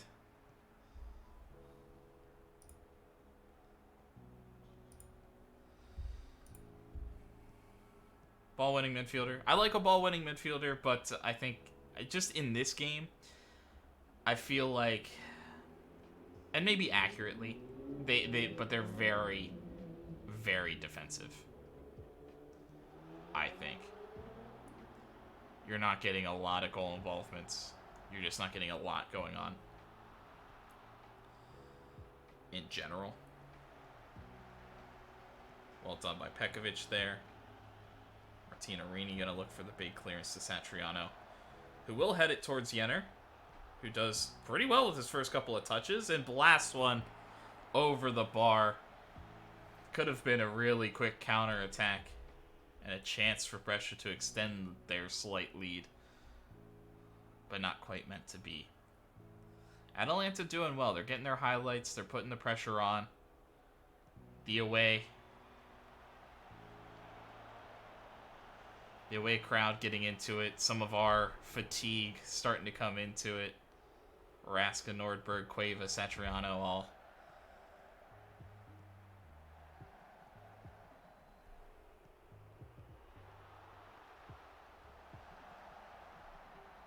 Karnaseki came out into no man's land, but does make the save. Orestes puts it out. Confusing ball from Barcelo. Yeah, let's do that.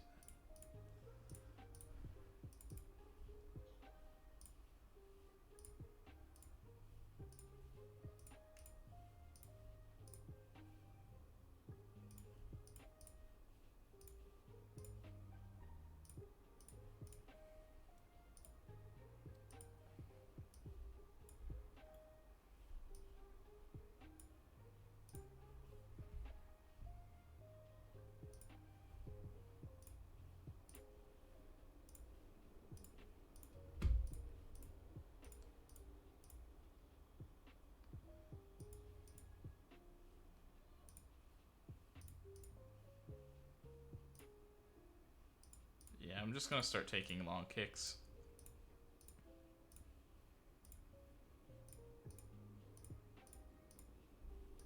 Two.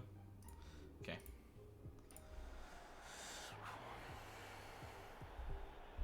Start the pressure. I'm feeling the pressure. I think that they've...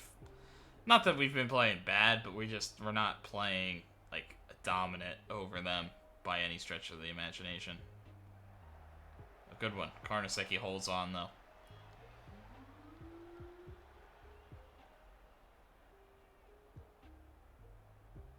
And he'll blast one long looking for Satriano, who heads it down. Barcelo able to pick up the second ball. And he'll play Jenner through.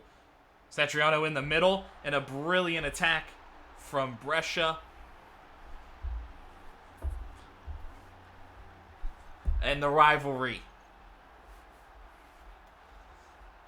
looks to be staying with Brescia. They've been dominant in this rivalry as of the most recent history.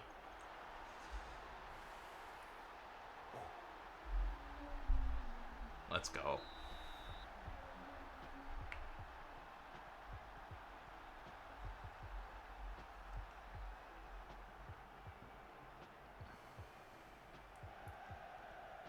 Ooh, close there. Seemed like Orestes wasn't... He's not the best in the air, and it seems like he was not.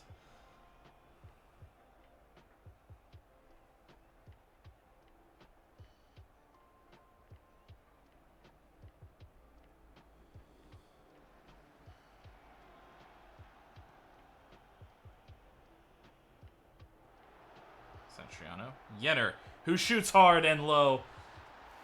And he scores. And now Brescia, as they were looking to just kind of ice out the match, maybe Atalanta opening themselves up a little bit more. And Brescia have put it up big. Nice start by Martinarini. Just a good job to hold on to it. Pekovic then flips it up. Satriano, Jenner. And it wasn't really... It was dead center on goal. But the keeper, Bijlo, not quite ready for it there, I don't think, or was ready for how nice of a shot it was.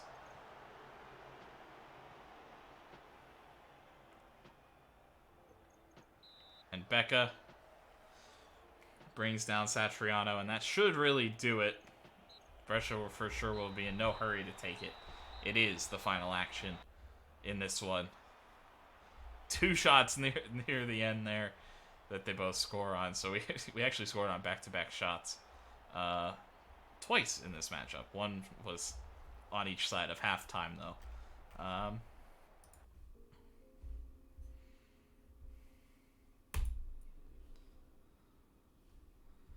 Tough day for Cabrera, but, you know, strikers go through that a little bit. It was good to see Jenner come off and play well. Get a goal, get an assist.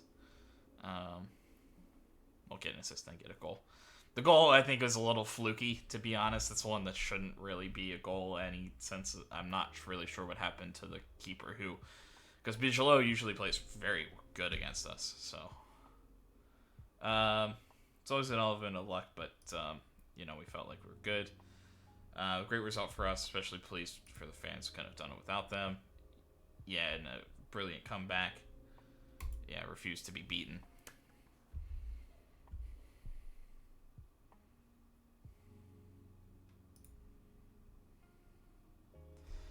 And that at least keeps us with pace. We didn't immediately throw it back away.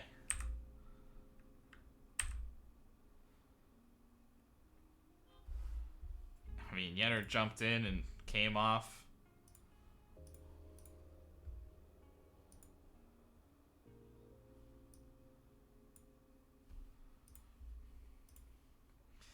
How pleased were the results? I'm very happy. The guys are all aware of the extra pressure on and used them to spur great performance and sent the fans home happy. Only 36% possession. We're confident that we could... yeah, ultimately it's about putting the ball in the back of the net. Wasn't too scared with a lot of things they did. Martinarini got a little bit of a chance. Yeah, they know the importance of that match. Cetriano had a great game. Yep, those kind of things he can do. Supporters seem respond well. Yeah, we have to strike a balance, but we definitely like to attack where we can. Just you can't always attack Arsenal and everybody.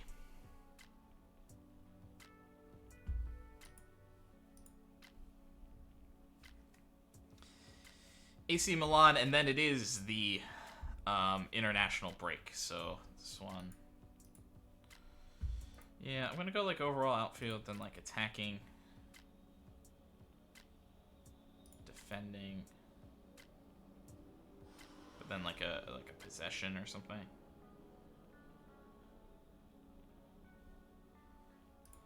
Yeah, and then we'll go goalkeeping.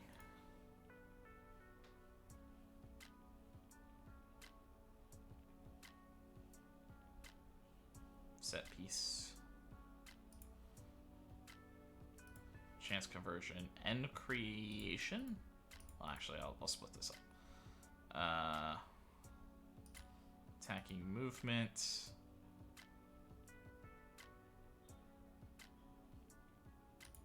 attacking patience. Sure, attacking shadow play, defending, engaged, defensive shape. Chance creation, and then we will match review and team bond. So that's what we're gonna do for next. And then I'm not sure about that style of training. I don't think we'll do anything too special, and we will be at least in the Europa Conference League. So would Milan. Mostly just the teams no longer really having a chance to book their ticket. Interesting.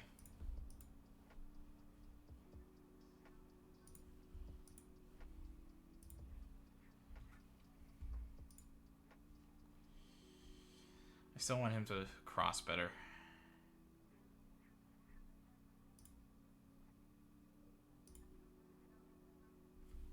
Yes. You can go there. Nah, I'd like to keep him happy as like a backup.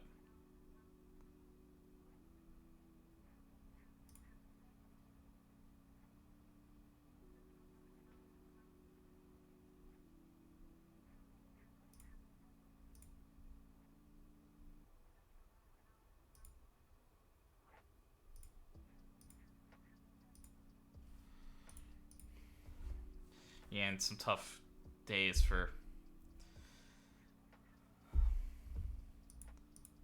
Denis, potentially.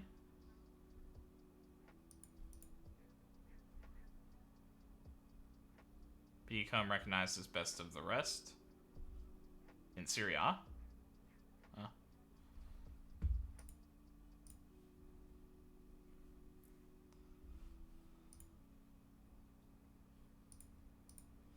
I think I want a more ambitious board to come in. We need somebody that wants to compete against Milan. And, you know, the spending of Juventus and Inter. Because we're close. But I still think I need 3, if not 4, significant players. And I think a lot of the guys that are starting now would just move into backup roles. But, tough one for Stefan Birkenbaum. But he is one of those guys we're kind of talking about.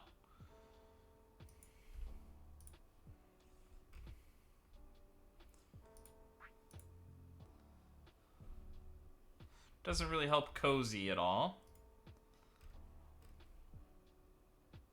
Stromberg, I think he should be ready. He'll be close. Might be the international. Might not be till after the international break for him, unfortunately. But we're gonna see a lot more Patrick Nordberg then, I think.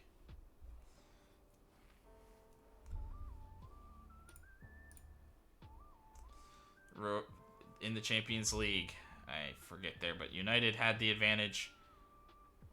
They continue their advantage. Tomazic scoring against the top team in Serie A. Arloni out there. I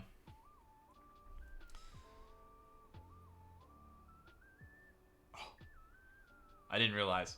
So I was like misreading this bottom thing. I thought it was 3-2 Milan. Tomazic, the loanee from another Serie A club in the 84th minute. His goal sends Milan out of the Champions League as well. Fickle beast. Like, honestly, I would have rather us switched. It might have been the same result, us versus Red Bull Salzburg, but I would have rather us have a chance at them, and then Milan could have had Arsenal. And if it all would have ended up the same, potentially, but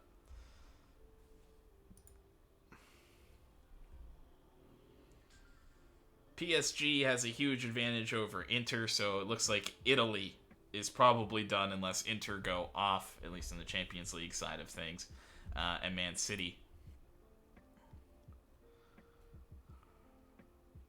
have a big advantage. Man City do enough. PSG hold Inter to 2 shutouts in both legs. A bad time for the Italian squads.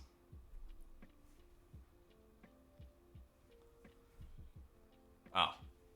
And with other teams maybe failing over the weekend here, we will be in the Europa League for sure. Experienced center back. I'm actually not sure if he would be... I'm not sure what Bosnia is, if that's an EU or not, to be honest. I kind of assume no. Oh, it is. Okay. So that's good for you. Solid things, fairly professional is fine. Nah, he's fine. No reason to necessarily get rid of him.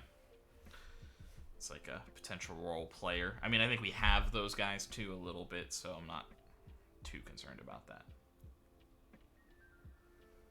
14 goals from 29 matches from corners. Dominant.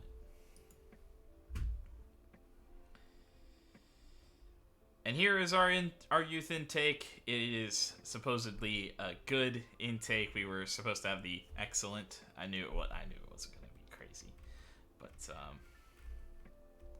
a lot of good talents though.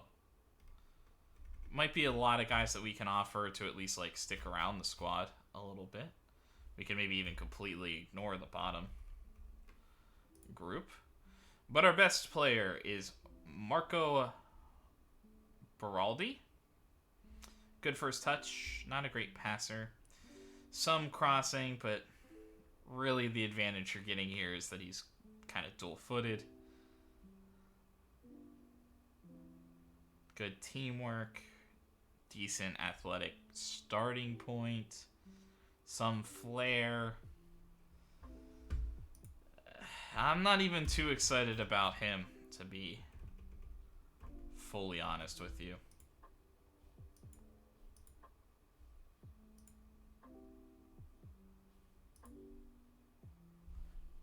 We'll see it. We'll wait till they're evaluated. I don't know if I'm going to do the same thing where I'm going to sign everybody this year the way I did last year as well. But we'll see. I'll probably sign that goalkeeper at least at the very bottom there. Just not a lot of depth going on in there. He probably will never develop, but just like a guy that exists to play some goalkeeper. I'm going to take a short break. Under 20. Cozy.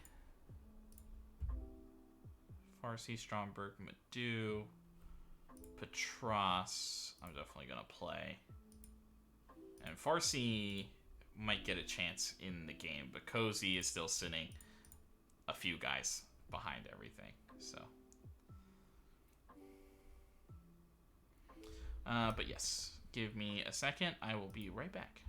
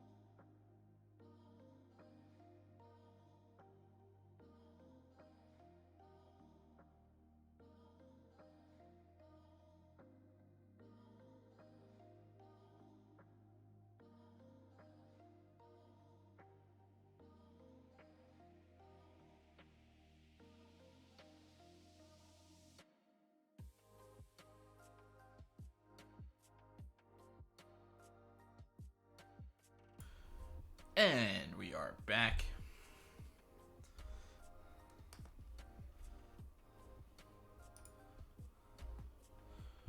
For Pong. I mean, it's the kind of guy. He's fine. He's not amazing for what I'm looking for, but...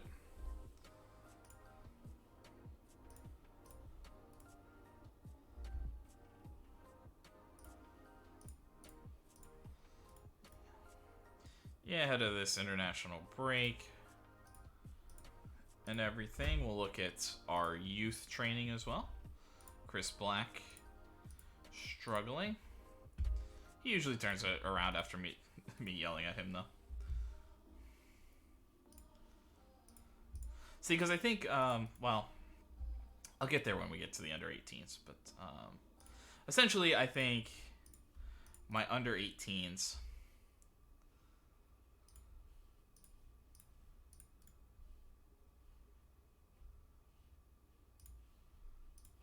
are still pretty thin overall, you know?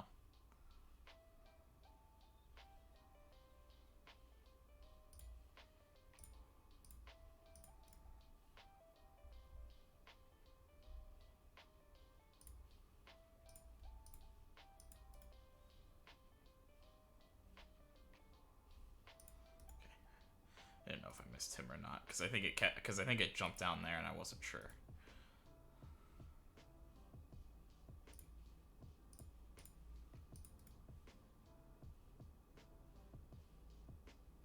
I wonder if he's not very versatile, Will Martin.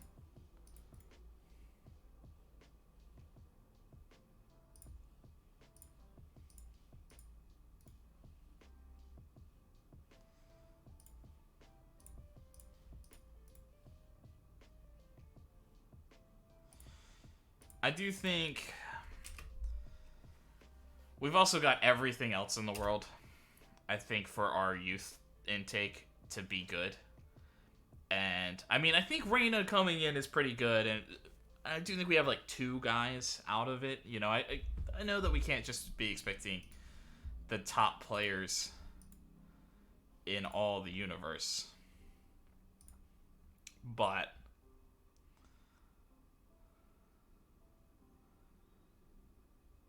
I don't know. This is now 2 years where we've gotten 2 players. You know, it's kind of tough, you know. Okay, those are all youth players.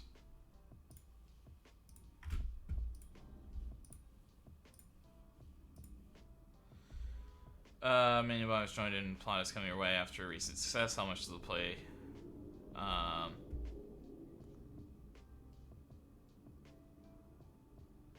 It's nice to hear him say. Got a big match to focus on. I'm sure it's going to be a great occasion. Milan are currently on a 16-match unbeaten run. A little bit better than ours.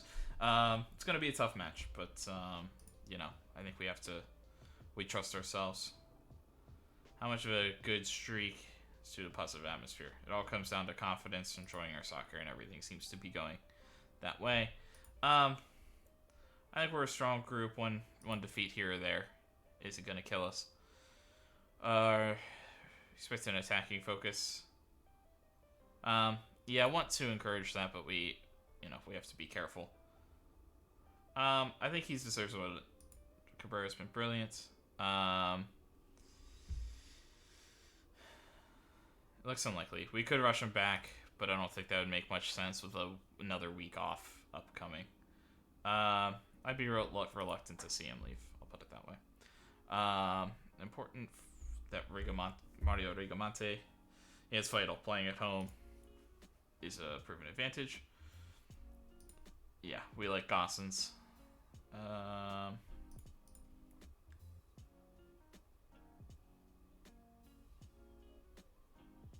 Yeah, they're very good at it. We have to make sure we disrupt them.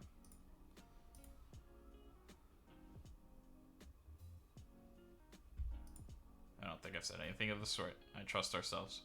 Considering how much experience Bomb has to call in a squad, challenging. You know, we just have to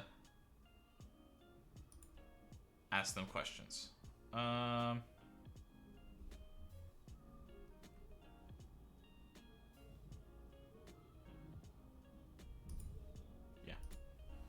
I don't know. He's been building it. I mean, even before him, they were building it. Milan's spending a lot of money. They get their youth guys too.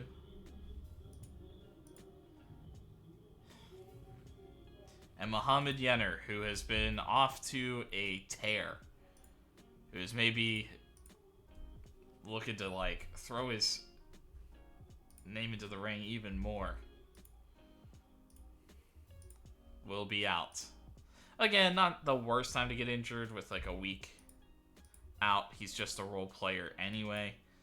But it does mean we have two strikers for this match. I mean, I think Stromberg might get cleared to play, but it's kind of like right on that fringe, and I'd prefer not to use him if we... Even if he can sit on the bench, I'd prefer not to use him and risk it.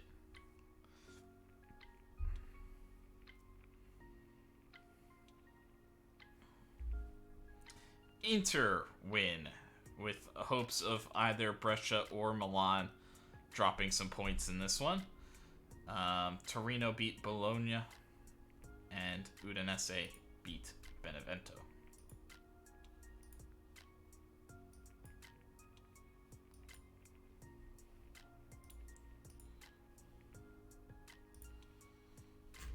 Yeah, no real reason to take them off. I just want to be like, I need to be a little bit more critical here. No real reason to take him off. So I think he should also get a look. I mean, there might be some other things there, but generally he's got the consistency, likes big matches. It's enough to at least like get a role player.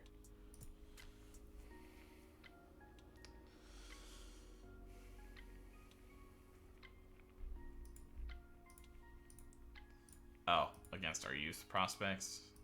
Yeah, I'm not too concerned about that.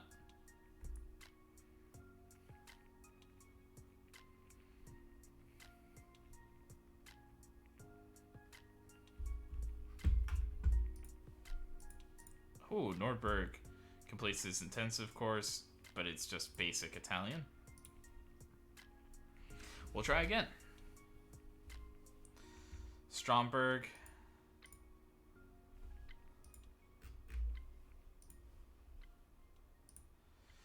Yeah, so we'll go here. It will be Pekovic, Abdulov,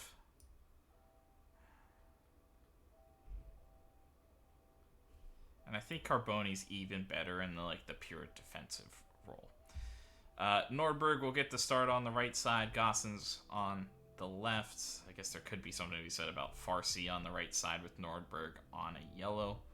Would maybe want to keep him around for after the international break, but I think either way he's going to have to play today. So then I think we have to go with what we have here in the middle. Yenner injured. And Stromberg can play, so he'll jump in there. And then we played Cozy yesterday. We played Petras yesterday, but it still says he's losing sharpness. A little upset at that. And then Cueva Satriano.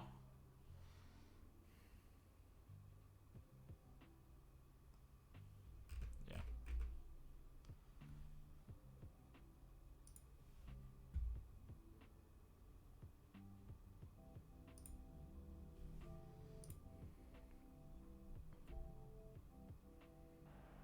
I think I'm going to start balanced, and then we might drop some things. Let me go here. Opposition. Yeah, it's tough. They're tough opponents. Jeremy Doku. Yeah. Oh, he's looking to fly in behind everybody. Okay. And then yeah, both Kalulu and Hernandez we want to get after. And then we're not going crazy, so I'll leave that there until until fouls get out of hand. Tactics. Oops. So we're going to start in our balanced. We're going to mostly counterattack still. We're not going to do anything too special there. Standard line.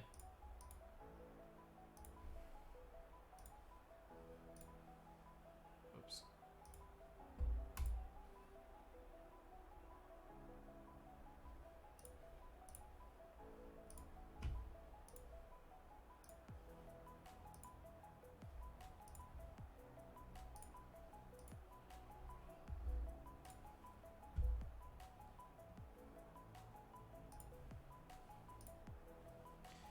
Well, what do you attribute our recent...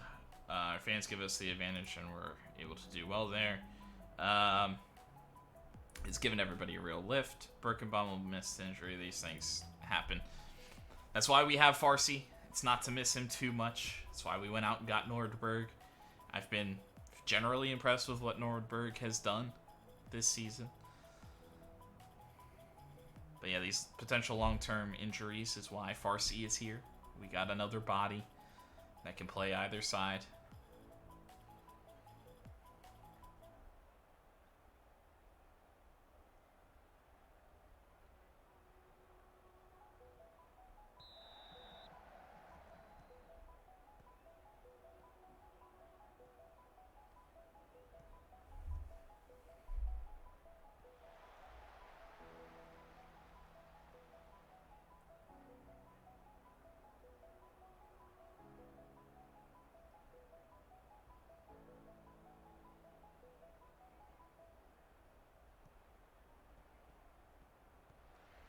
Wow, Milan stacking up guys behind the ball.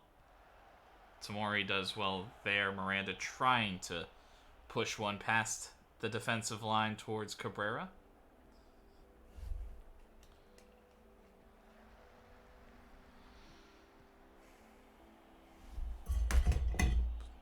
Sorry.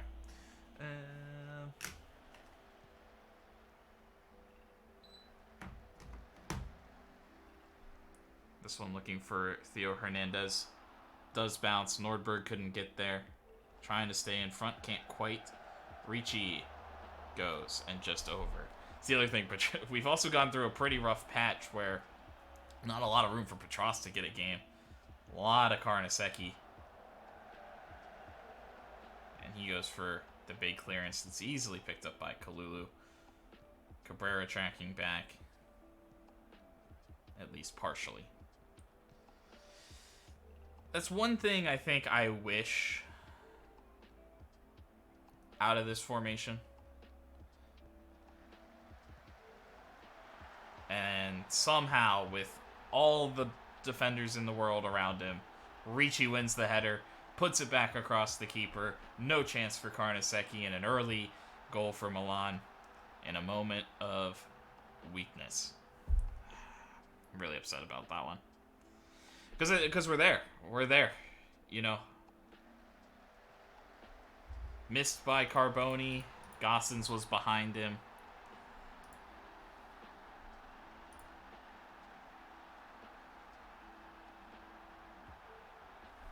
Man, I'm not entirely sure how good Ricci is at those things, but...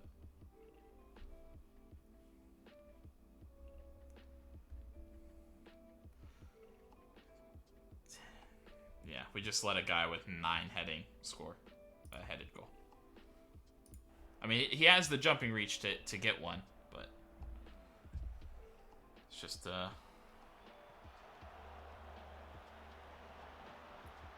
poor. You know, you just don't have the luxury when it's Milan to do that. Like, if they score something like that from range, that's one thing. It's like, there's not much we could do about that. It's just a little bit of chaos from the set piece and everything. When they score on something like that, you have to, you know, you start to go, well, I think that's stoppable. You feel that that's stoppable. And unfortunately, we didn't stop it. Nordberg with a chance. Savinov puts it over. The big signing after Milan went without a top world-class goalkeeper for a year. They decided to make that their a big priority. Even though they still won the league, still had a lot of success. I do think they got kicked out. They got kicked out like earlier last year, right? Like they were in the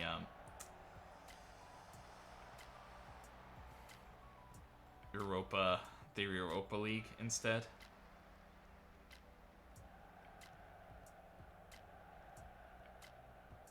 Last season, I think so.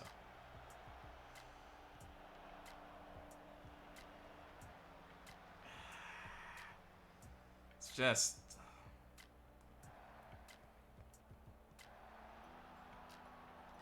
I need a different button. I don't think it's like tempo or directness necessarily, but I need almost like an urgency button. It's like Miranda is just like way too casual with the ball there. You know what I mean? He's just too casual with it. There's, just no reason to be that casual in the middle of the field against a top team like that likes to press.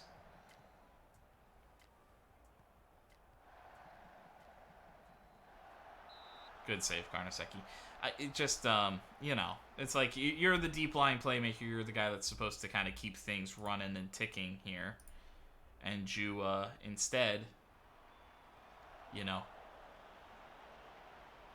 think the frustrating thing is it looks easy. Like, you don't know how it actually looks or, like, how it actually kind of be simulating in real life what it is. But it just, with how it looks in this game, it just looks so easy for him.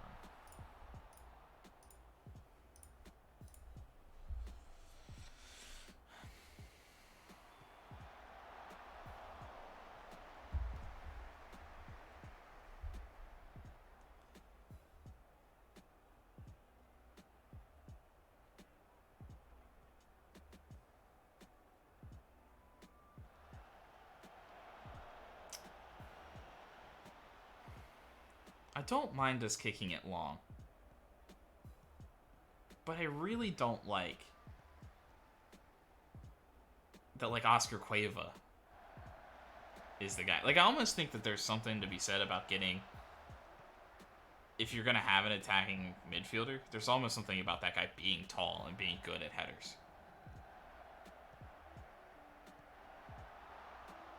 You know?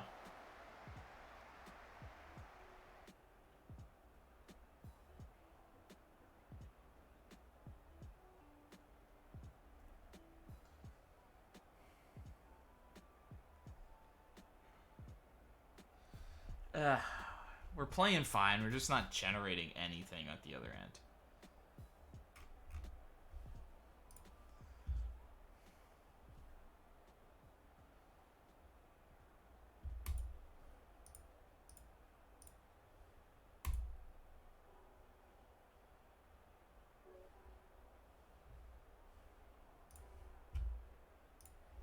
I'm going to switch it up. I'm going to go to our positive. I'm going to up our tempo. As we try to push it, pass into space.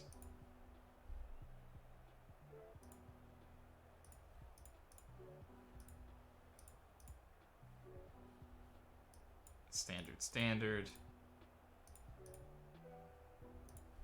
I'll keep that.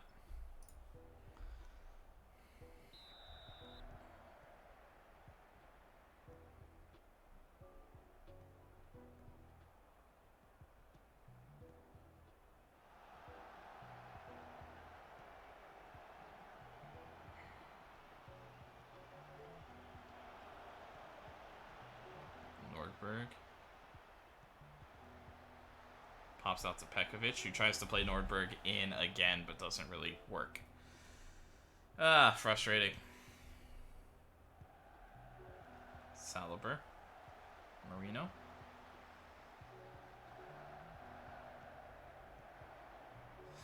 I think the interesting thing is that I think we've played pretty well defensively. Like, they're coming from, like, Milan stuff is coming from, like, weird things as well. A chance on the backside. Pekovic too tall into the side netting.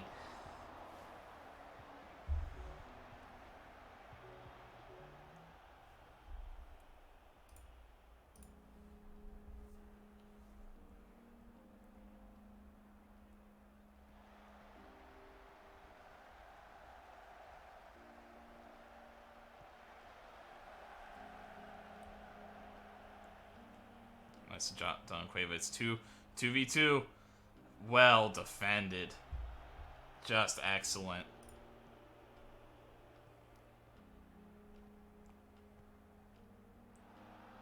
And then if we do a good version of it on our end.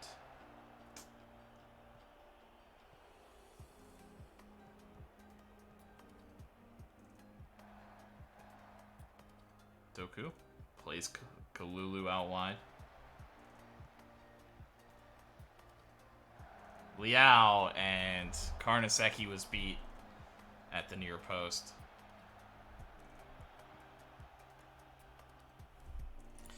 Okay. Getting a little bit weird here. Abdullayev has had a tough day. I mean, we're asking him to do a lot, but we'll trust Pekovic. We'll go to Orestes. The midfield is struggling. I'm going to go to Jan Valeta. And I mean, as good as... Yeah, so we got to trust Satriano and Cabrera. And so I think I just have to do Martinarini. It's kind of the thing I'm forced into. I don't really like it, but Martinarini does have a knack for some nice goals.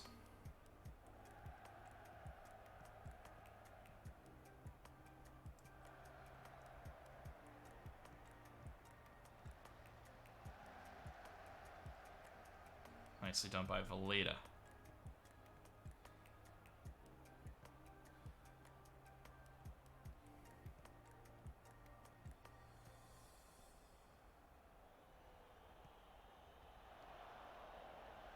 Long. Cabrera makes the run in. Tries to cut it back. Satriano will head it towards goal, which is not what I wanted to see. I liked Valeta's run coming in.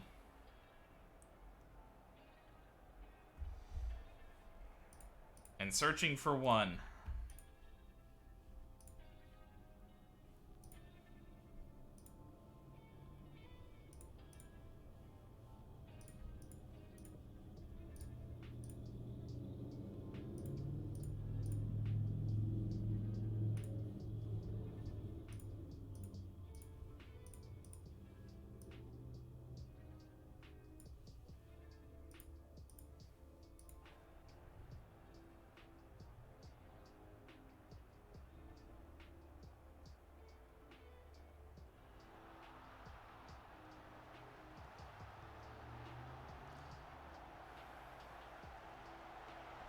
Juventus handling business. Martinarini searching for Nordberg here. Theo, though, can easily do that. Well done by Martinarini chasing that down, though. And Nordberg looks to play it over. Theo Hernandez is just taking easy shots out of the air.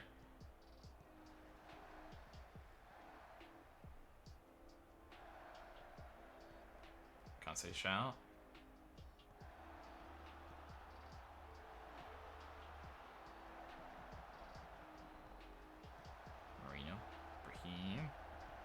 Doku plays Brahim through, and Brahim Diaz, who's maybe honestly a down year from him, but they open Brescia up as Brescia keeps trying to push the ball forward as they were searching for a goal. Instead, they've given it up. I mean, I think we have to keep fighting,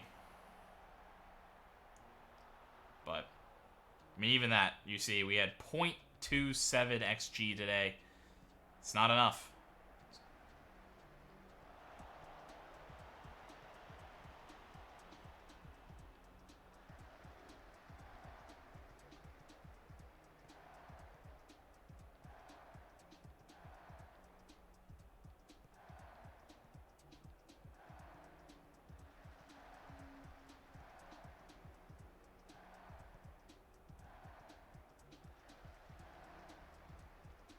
We can't even get the ball off of them.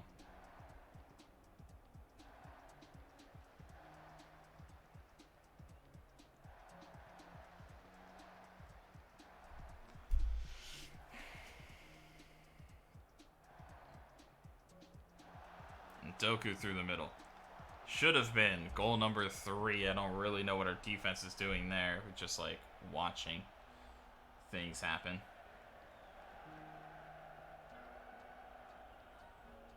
I don't like playing it long against Milan. I think that they're just generally taller than us. I feel like their average, technically, like if I looked at their average, it might get brought down by Diaz, but I feel like all of their players are pretty good in the air, you know. Nicely flicked on there. Valletta looking for Cabrera, but doesn't have the angle. Gossens. Nobody making the run though for Gossens, and he just shoots. That should have been a goal all day long, but nobody ran. I mean, Cabrera's the guy who like started that, so like one of the strikers is out, but what is everybody else doing? What is everybody else doing there? Just, I don't know, man. We just don't play our best against Milan. I mean, I know they're that good, but 0.29 XG, I mean, on 8 shots, you might as well not be shooting. You might as well not be shooting.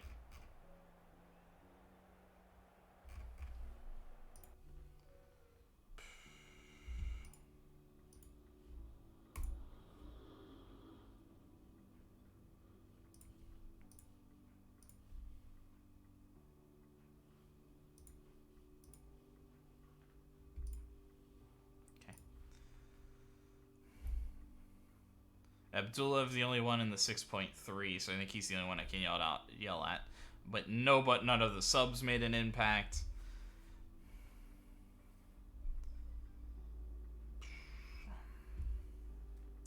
We have to do better for sure.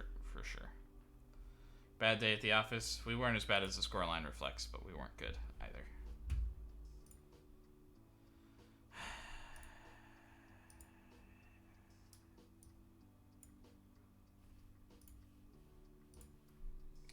Spoke positively. Do you feel the confidence given things didn't go?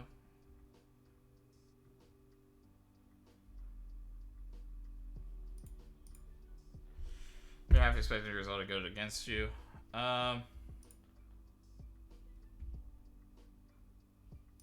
It's always going to be tough.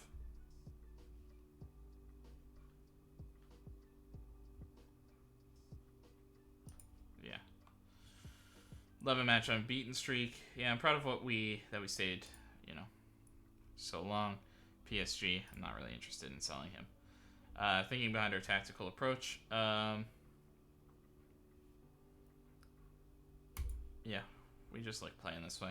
Supporters are disappointed you didn't play a particularly attacking manager. I don't know. Yeah, we need the right players, the right circumstances, the right matchups. You know, Milan's the best team here. You know, they were disappointing in the Champions League this year, or the last couple years, but they're the best team in Serie A. They really are. You know, we can play as well as we can. We could do what we like, but they're just very, very good. The gap tightens slightly as we look to move on towards Sampdoria. I think I'm just going to leave it kind of however they're feeling, and we'll look into this the next week.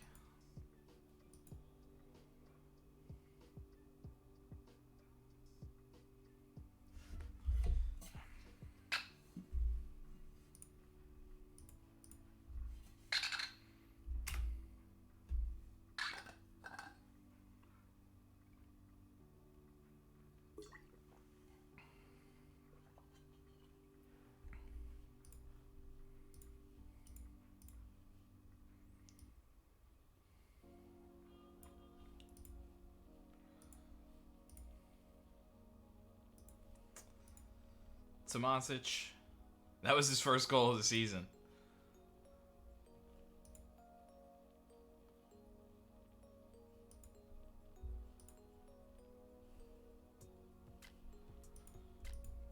Pascal Mercier. too bad. Oh, he's transfer listed. Okay.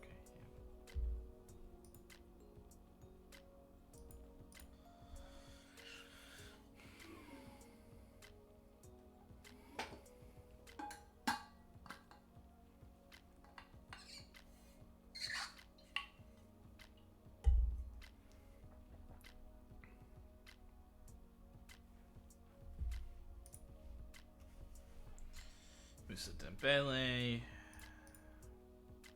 Decent natural fitness, so he can kind of stay at his age. Yeah, I don't think any reason to remove him necessarily. Eric Garcia's a good player. Fernando Cabrera.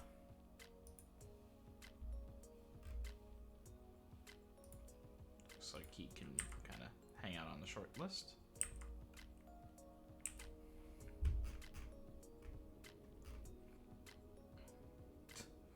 Bringing in a lot. Oh yeah. Oh, did I even like look at the under 18s? I think I forgot. But yeah, you could kind of see it. So like we have a lot there, but like our normal like who are actually on the field U18s are not a lot. Now a lot of guys from the under 20s play, but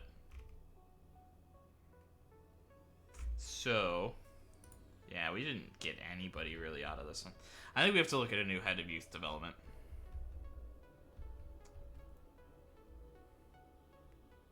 I think I just need one with a higher reputation or something. We have everything else in the world for this to say that we should have decent intakes, and we've gotten 2 players in 2 years.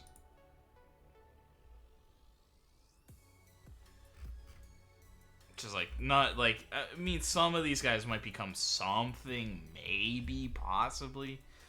But like, there's nobody here that's even like threatening to be a really good, true talent. Yeah, but we'll negotiate this stuff. I'm mostly just looking to make sure guys aren't going to get this 10% salary boost.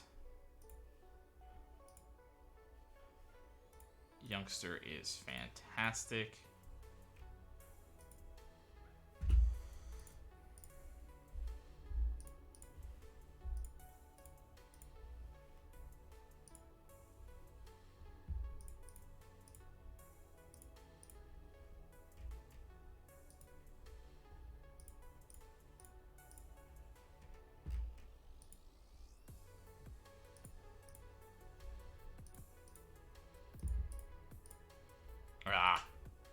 Sometimes I misclick and we do it anyway, but it'll be okay.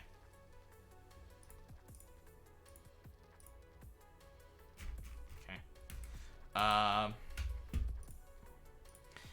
Yeah, no, wait till some of the guys start signing, and then we'll look at kind of who the other players are. I know that there's a goalkeeper there that I'd like to keep, but I think I can be a little bit more selective about some of these other guys that are on trial.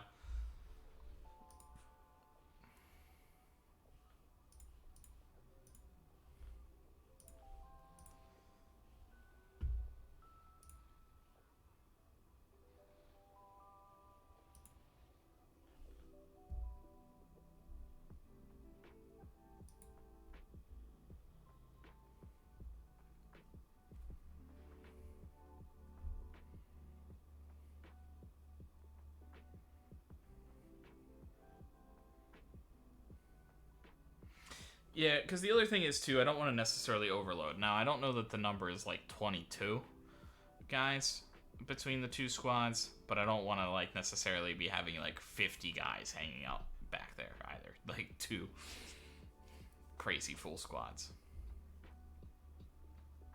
Because I think there will be a lot of the U20s go down. I don't play a lot of the senior players down,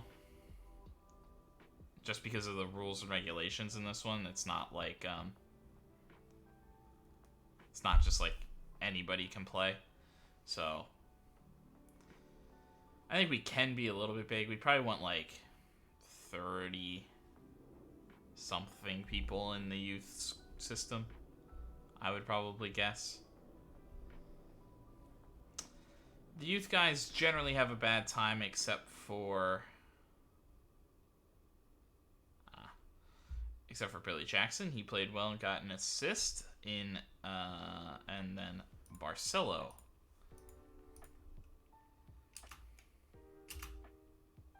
Had a solid game.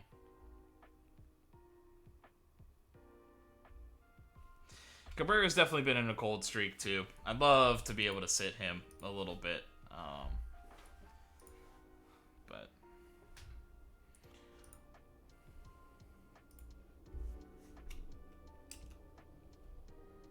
we'll have to see.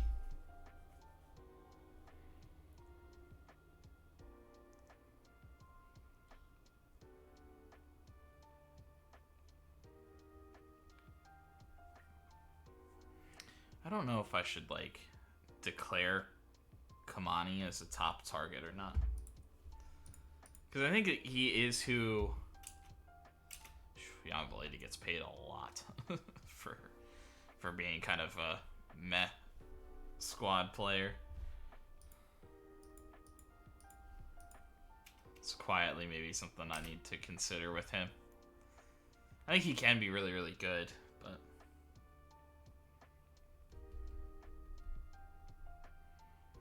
a little worried.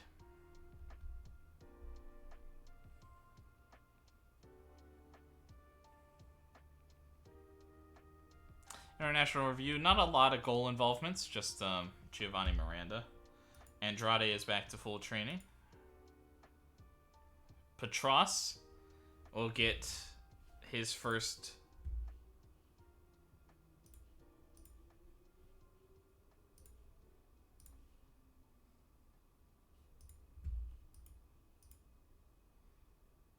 and he played fine in a loss to the Netherlands.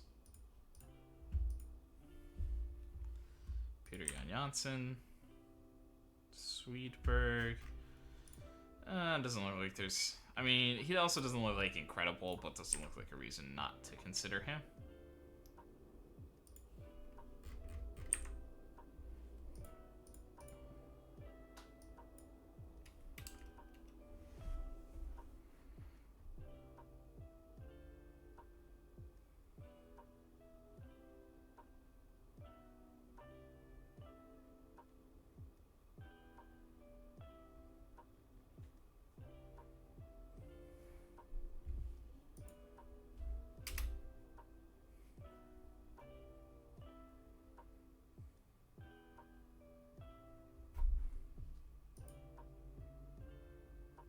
Two-year-old, solid, left-footed, which is somewhat interesting. Nothing too bad.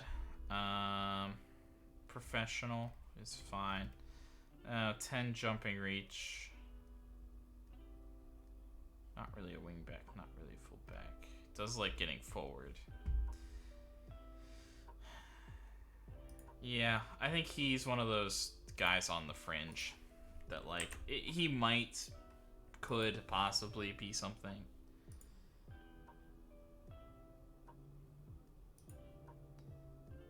Della Valle, dual-footed, really consistent, but just determined.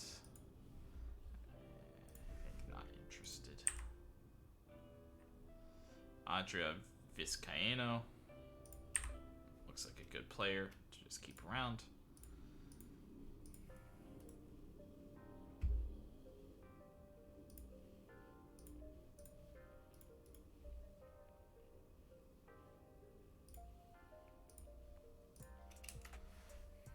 Oh, I need to probably actually set up Cozy's training. I didn't think about that since I brought him up. He probably isn't training in a certain spot.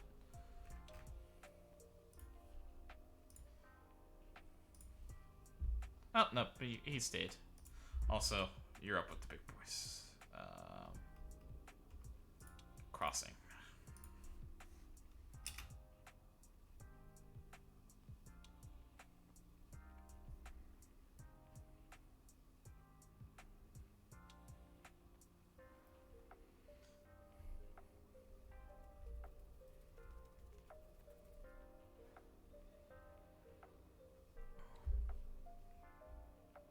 Proietti struggled out there. Barcelo gets an assist, and Pasquarello scores for the under-20s against Poland.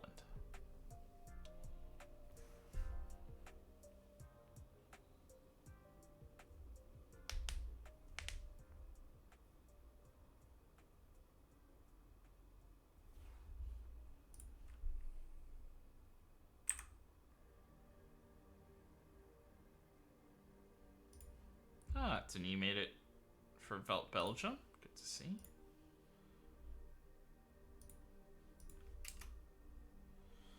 It's good. Good. Does seem like his uber potential just wasn't real.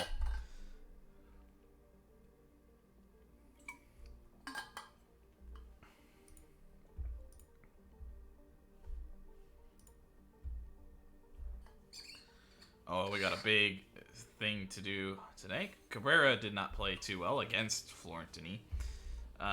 Stromberg scores, getting actually kind of good timing for him. The fact that he's staying with Norway, so he could get up to speed a little bit, get back to playing. Cueva has a tough day.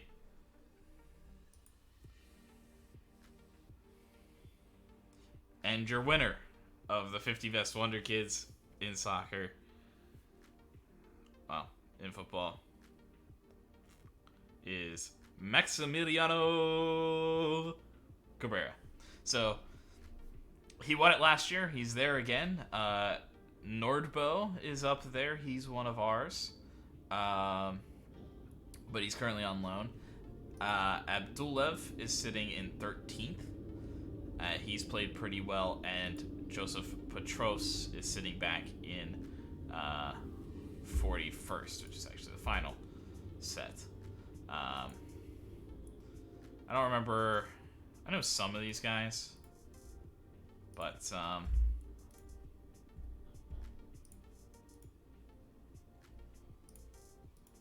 news like 16-year-olds.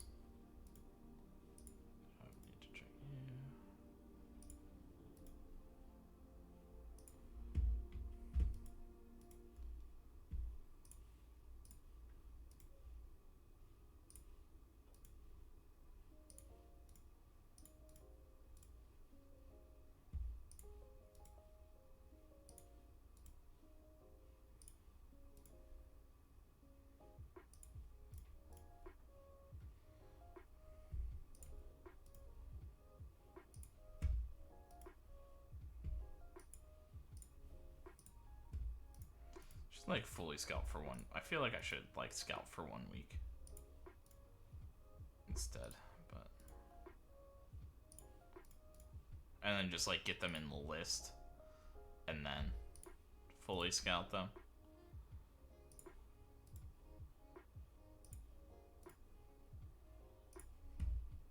It's okay.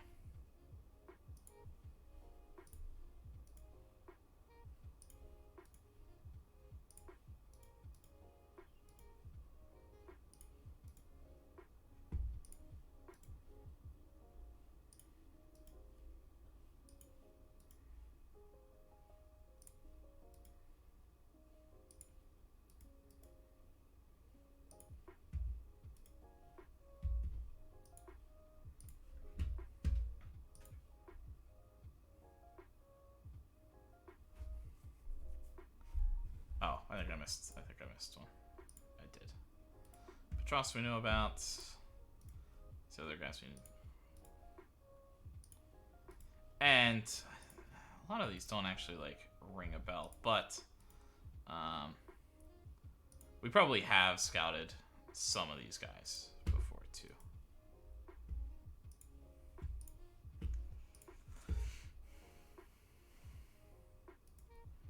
I think at least for now, with just how good Kamani is or can be, and how versatile it is, because he could step forward if, you know, Cueva has to go or something else, or he could be one of the midfielders. I think he's just really versatile. I think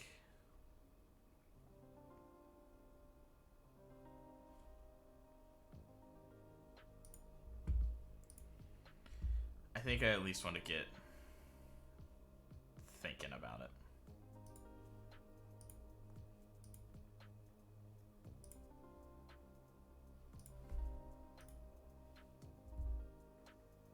Yeah, I think he can take us to the next level. I do think that. I mean, I think it'd be difficult unless they give us like $50 million. I don't know that we can do that though, unless the board is just like, yes, have all the money. But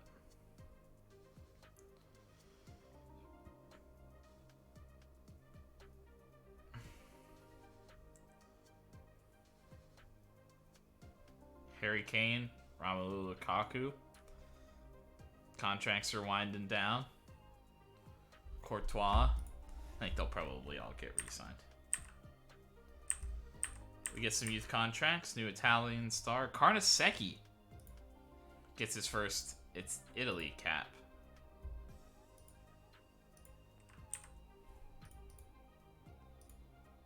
We got a big list of players I'm not too concerned about. These are our only youngsters. I'm not...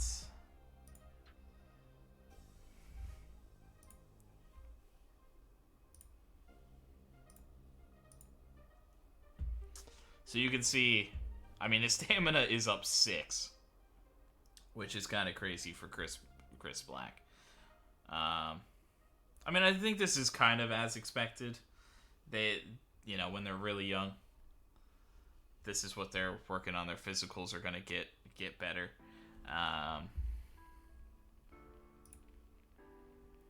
But yeah, I just don't see him there. The personality is balanced.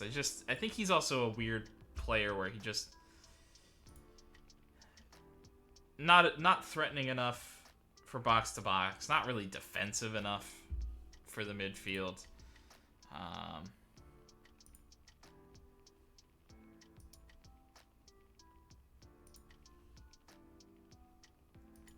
I guess I'll just hit the delay decision.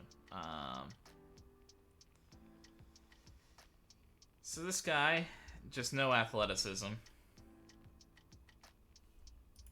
You know, same kind of thing. I don't know. Maybe you're looking at him as a wing back, but not really there. Temperamental personality. Nothing really special in the midfield role. Yeah, and he's never really become anything.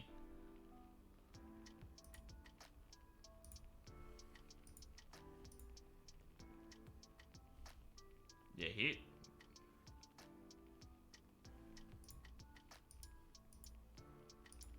hold on. I was like, that doesn't seem right. Like, the lines are doing some different crazy things. Yeah, again, you see it there. He's got some growth in the mentals. This dribbling goes back and forth constantly.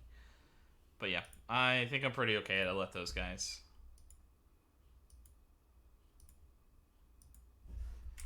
We get a bunch of our youth contracts. We are now paying Valletta a crap ton of money. I'm sure he loves us.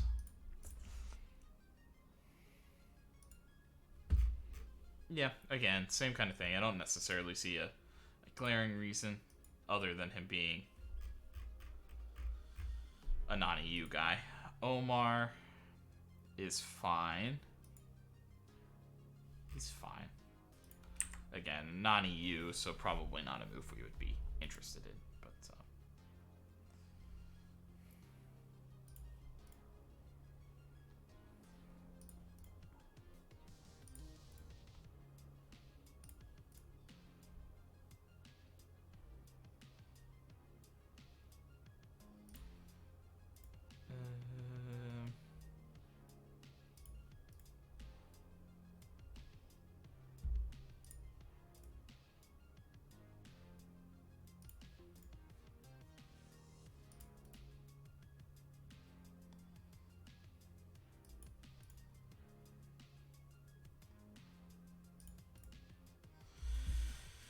But defensive shape, match review, team bonding, and then I don't know. We'll sort this out next week. I mean, I think likely this will be an overall outfit. Like, I think I'd be happier with that just being like a regular something or other.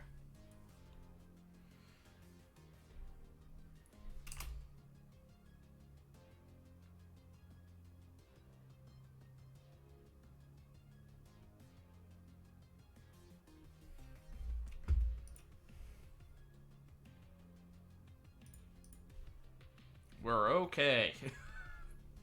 We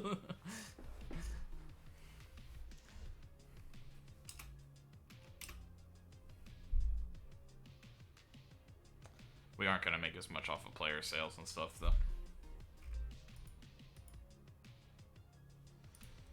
General performance is okay. Team attacking performance is okay. We could maybe be a little bit better. Lots of headers, strong headers. We're generally high quality shooting with strong defending. And we cross a lot and are pretty accurate at doing it.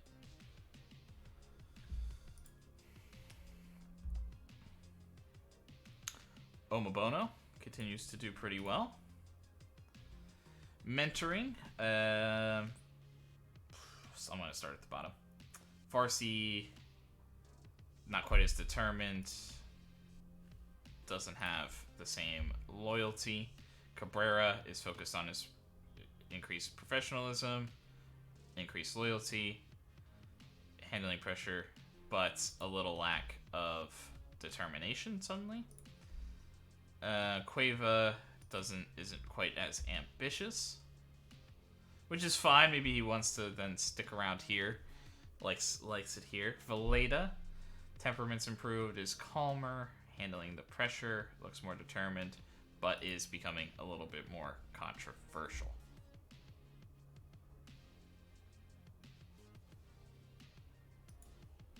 I just don't know if he can hit his prime, he's gonna be great, but I just don't know if he can.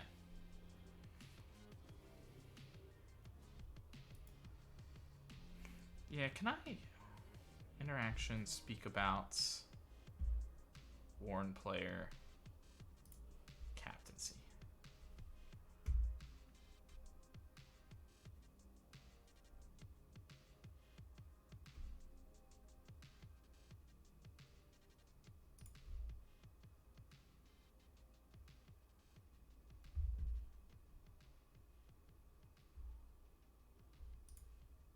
Yeah. I'll keep the faith.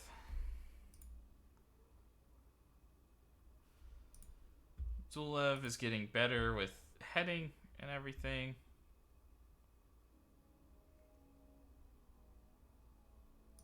It's good for me. Cozy. No, I don't want to do that.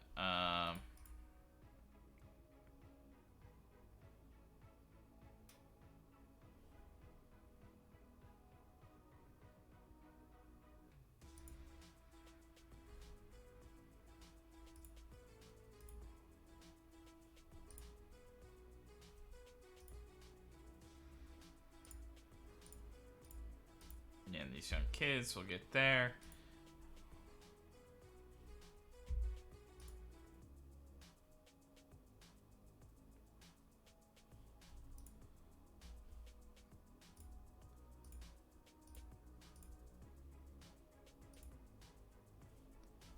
That's not quite enough, I think, for Pekovic to be happy with me talking about that.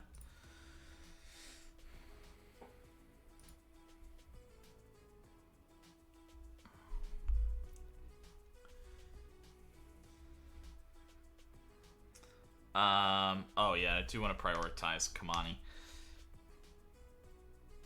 I don't know if I want to. I don't think I'll prioritize the youth prospects.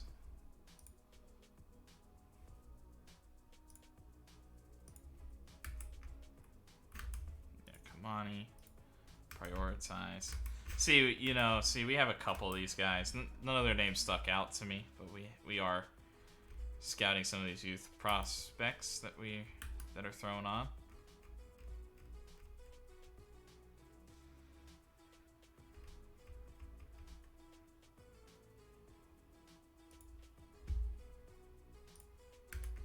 we'll see how that kind of all goes. And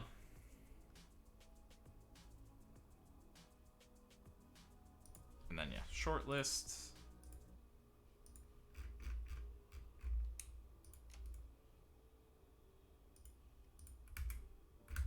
And then Madhu also returns to full training.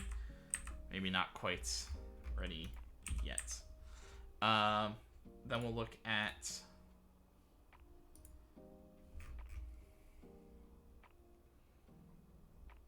somebody I'm concerned about something. I don't remember what I was doing.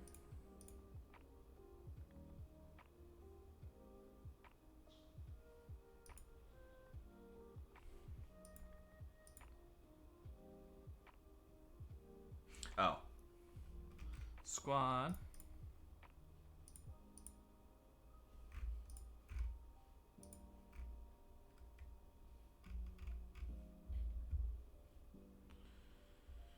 So, this other goalkeeper, I think we're going to sign.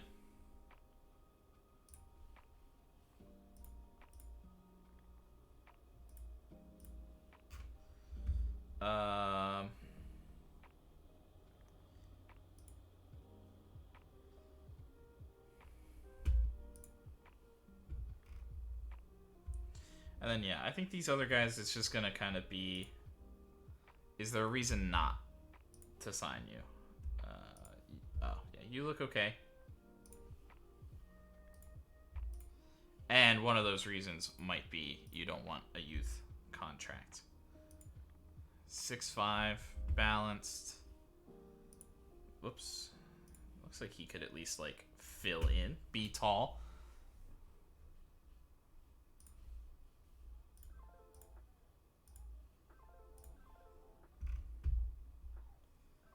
Necky, balanced. I will say, it does seem like we're getting pretty decent personalities. Like, the worst is almost balanced for guys that are coming in. I think this one we will leave. Like, he doesn't have a ton of potential at all. Maybe this guy that's got that, like, little touch of potential. Unambitious. Yeah, I think we'll just leave it. And another unambitious player, so maybe spoke a little too soon. So, couple guys there that we'll add in. I'm not gonna go too crazy, but that's kind of what I'm talking about. Like, just unambitious, kind of bad personalities. That's a reason. Not remotely enough potential. That's a reason.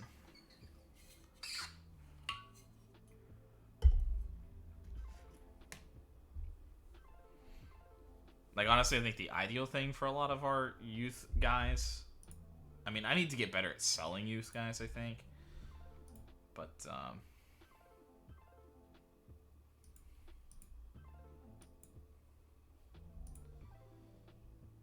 yeah, we'll get Andrade out there.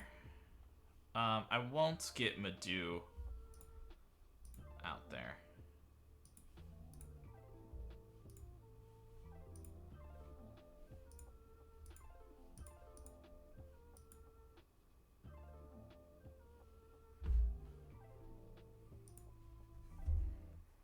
Love seeing Abdullah perform well.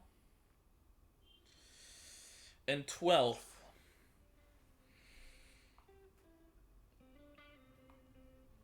That's kind of our cutoff for considering I'm not even going to waste my time scouting them this year.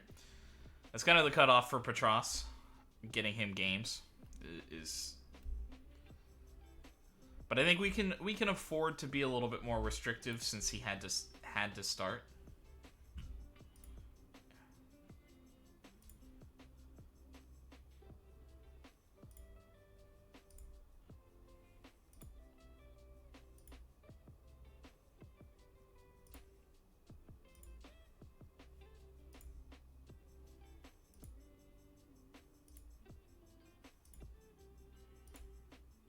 like that all of the new recommendations are like, hey, just remember, there's a lot of good players out there.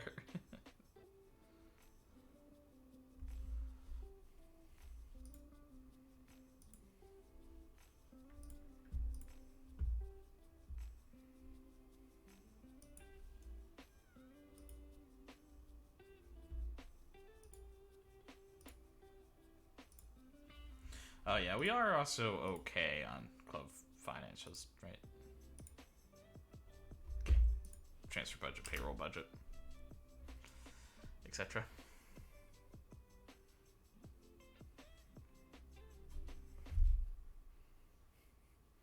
And a friendly after the Sampdoria game, so that can maybe give some other guys that aren't jumping right back into action an opportunity to get some fresh legs. But I do think we will see Stromborg. I do think we will see Anthony Madu in the upcoming game. Oh, yeah.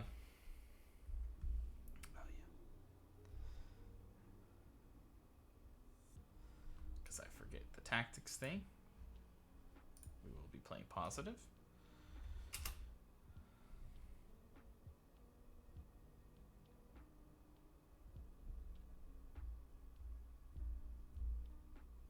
Yeah, and our goal scoring rate has kind of come down, it feels like. I mean, we've also had a very tough stretch of games.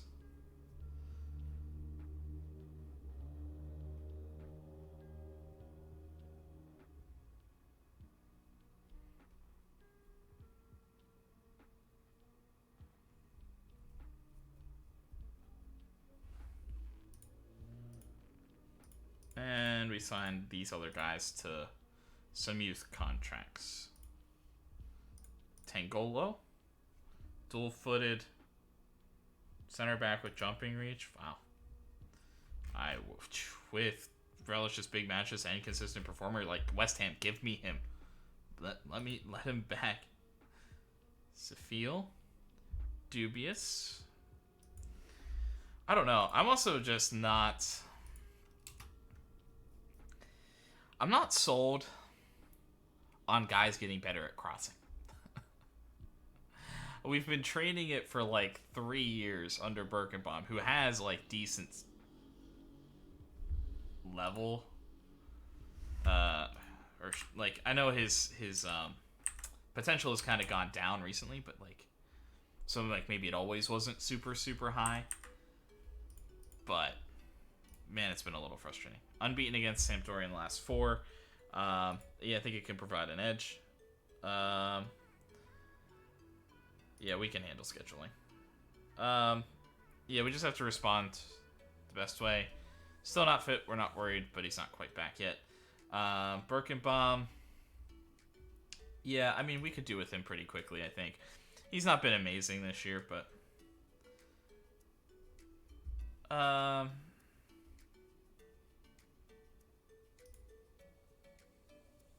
Yeah, we're always trying to improve and keep the club up. Now, I do think we maybe need to trim the squad and maybe be a little bit smarter with some of our money going forward, and try to pull the right deals off. Like we might be doing a little less work, but getting one player here, one player there, one player, I think will be very, very important for us. I hope the board is willing to invest and back us for that. Yeah, we look to assert ourselves. One of the best attacking records in the league. Yeah, it's mentality and quality. Aresta seems to be in the right place. Yeah, yeah, I'm happy to have him.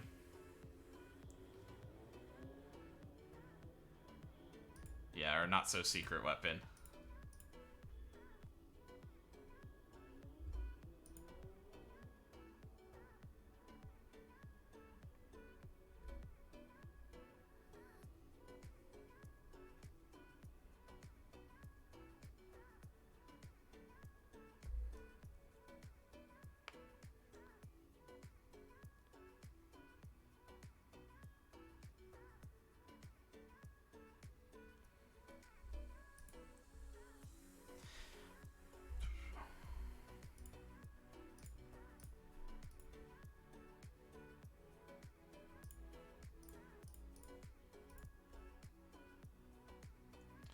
Also, Abdullah, is there a reason you're not super happy?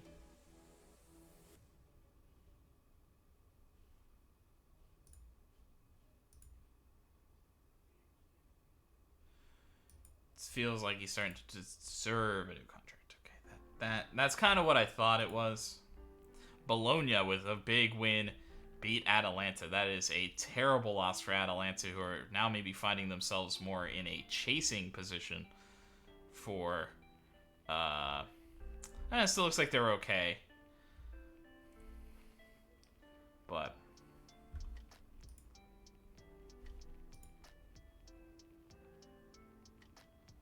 the friendly, how's Jenner doing? I don't think he'll be back yet. Andrade.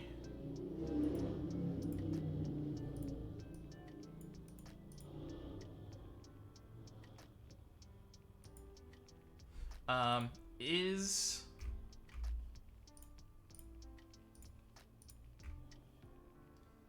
how's squad? Sorry, I need to. Or no, sorry, tactics. I was going to the right area. Yeah, so Petras, you're gonna play in the next match.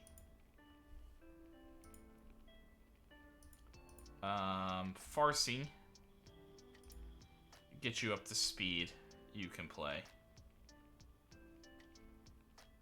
Then I think everybody else is okay. And then here, we're just gonna go Andrade, get you a game in these friendlies. But I think Petras, I don't think he'll play against Sampdoria, because he's already at 15, because he had to start those extra games this year. So I'm not too concerned about him getting more game time up here. I think Crotone, he can. Crotone at home. But every game is very, very important to us.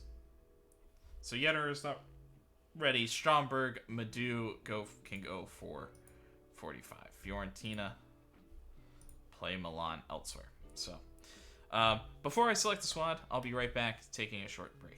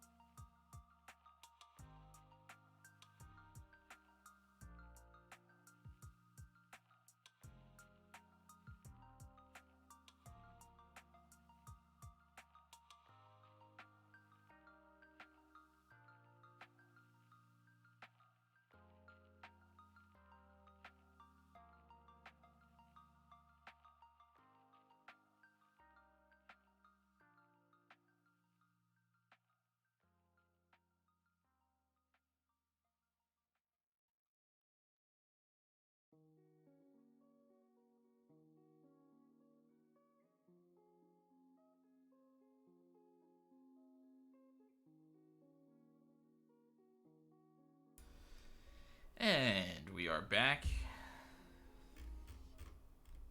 So Birkenbaum's still injured. Madu can go. Oh yeah, I had Cozy play yesterday, but so we'll do that.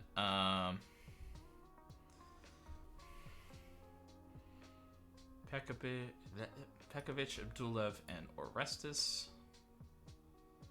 Oh. Because he played a lot internationally. So we'll actually keep Carboni then in the left, and Nordberg a start on the right with Gossens on the left. We will get Madu back out there.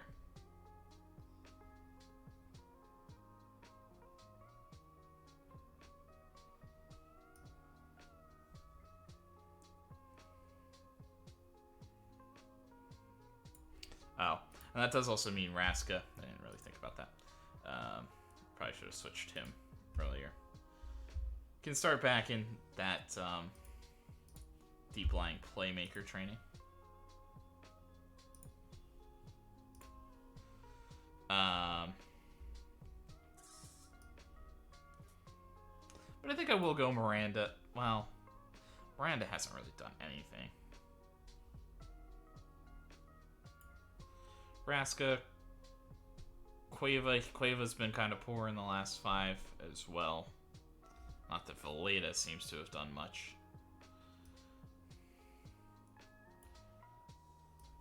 But I think I will go Valletta and Stromberg. Because Cabrera's also not done a ton.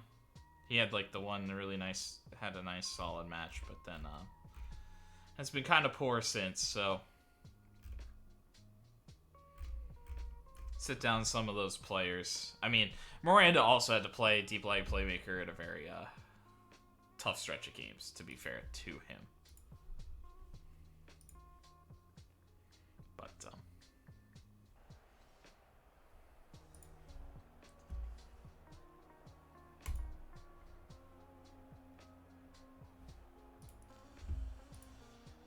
I'm not too concerned about pressing that. I like pressing the width. It looks like Sala's gonna get forward.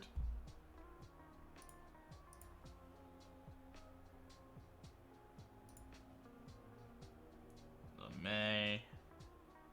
Yeah, we're not too concerned about him. Bernardo can kind of do it both.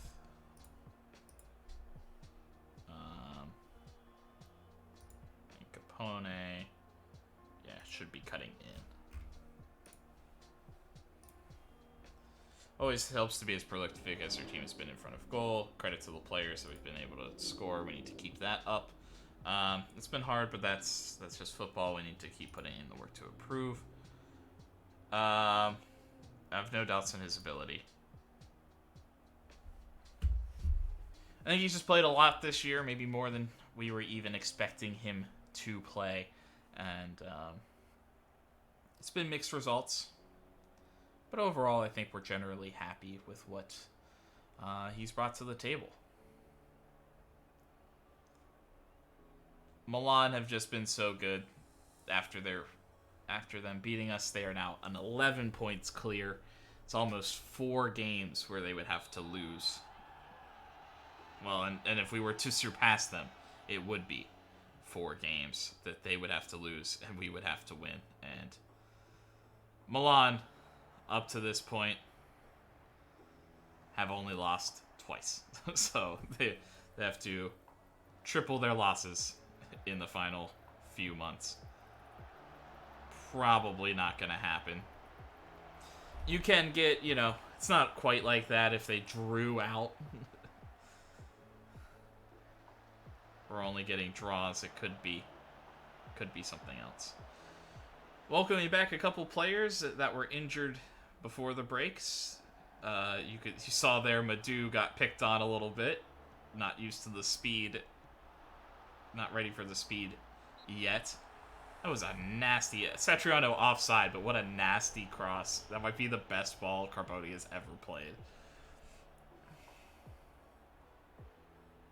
And then we're also welcoming back Stromberg, who's just got a couple of touches here and there.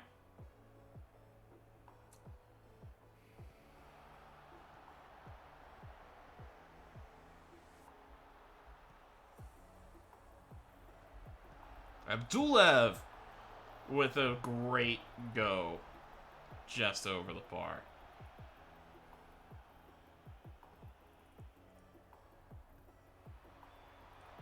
Pekovic, Adero makes the save. Madu is the leading assist man. Hurt not having him for the Arsenal game. Really hurts. Nice play by Nordberg to stop that.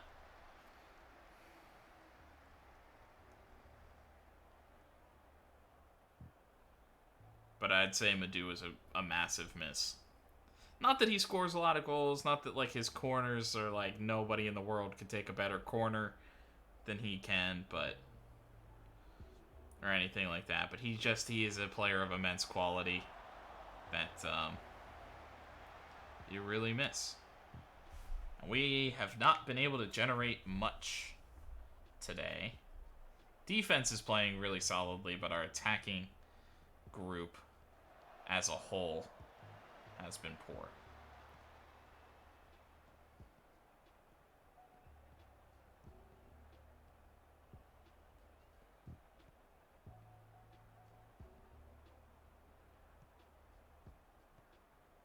Carboni looks to flip it up to Gossens. Can't. Bernardo making a push. Harassed by Raska a little bit, but Dulev. Stromberg hustles back to pick it up.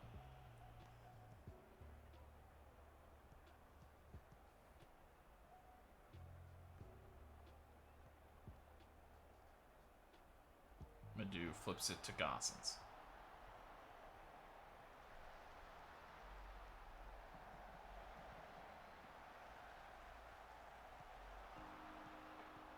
And Madu!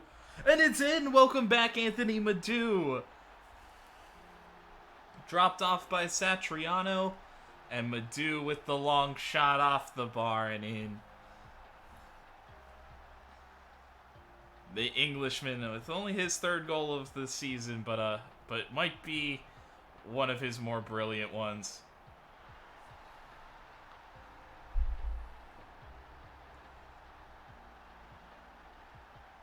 And that's a little bit better from Brescia, though. I think they might be looking to turn it up another level in the second half.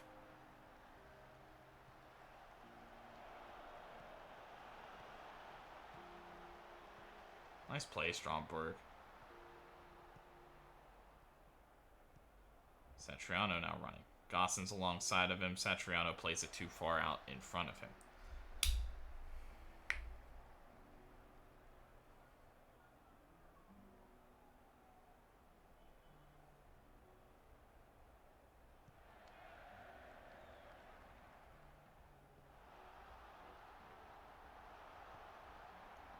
Poor touch from Bernardo. Maldini. Bernardo out wide. Not entirely sure what he's doing, to be honest.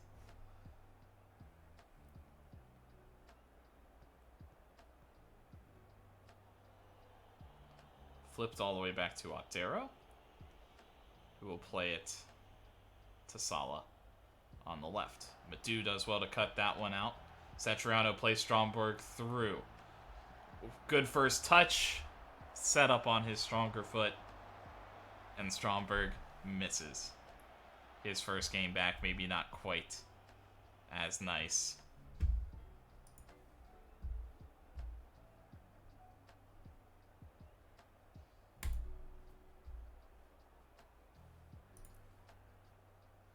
I do think we need that complacency talk. We're close. Oh, I meant to like. So I'm going to up the tempo.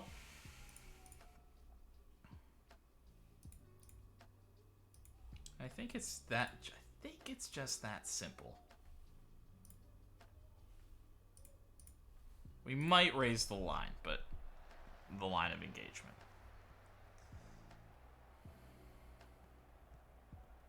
been a couple moments, but it just seems like eventually they have to send it long. So, like, I don't know if we press and open up that space. Isn't, like, if it's working where they're just kind of have to send it long. I'm kind of okay with that.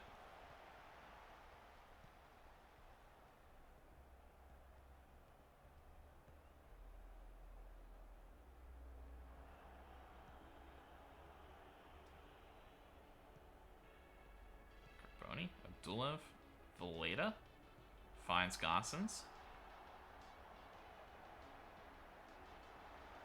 Looks for Stromberg. Off the post. Stromberg moving well, but maybe not quite finding it. May go back to Carboni at the end of this one. Otero jumps out and grabs it confidently. Nordberg also struggling a little bit today. Might see Farsi with Birkenbaum still out.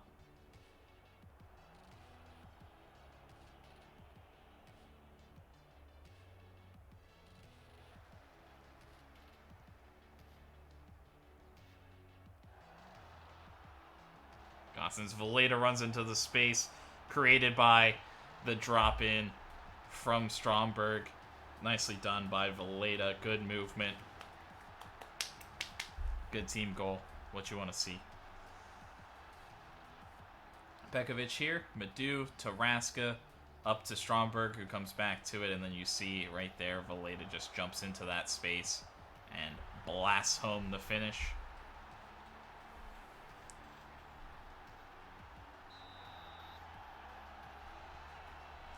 And Brescia are out the gates pretty well here in the second half. Capone gonna look to flip it in to Sala. Pekovic not quite there to stop it.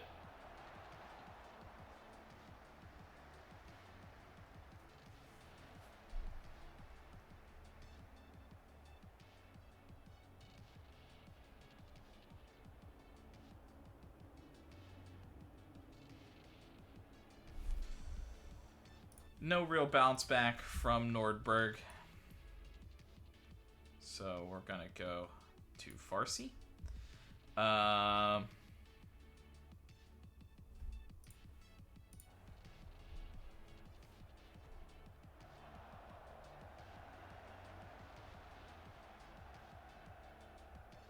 Nice job by Aboa. Nordberg. That's Farsi. That's a very dangerous one, though. Bernardo, and he's off the post. Sampdoria trying these long balls in, and it's kind of working. I mean, I think we were just so, we were out of sorts on the first one, so we were out of sorts on the second one, so we were out of sorts on the third one. Like we were just trying to recover and couldn't clear it, and they just put in good balls. That's kind of the way that I saw that one.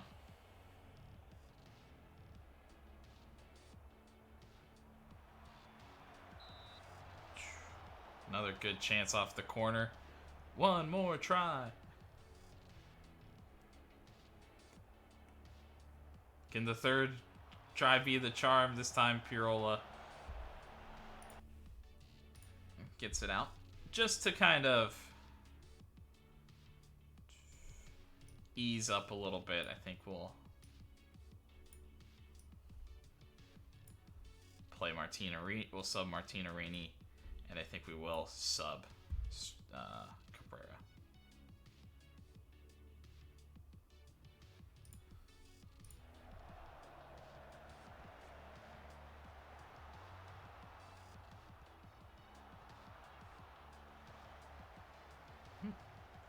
Don't mind that try from Farsi, but does get cleared. Sampdoria surging forward.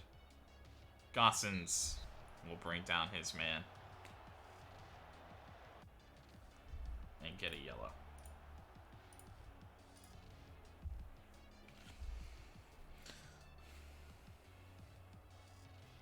So Brescia limit some of their some of the stars that have come off of this one.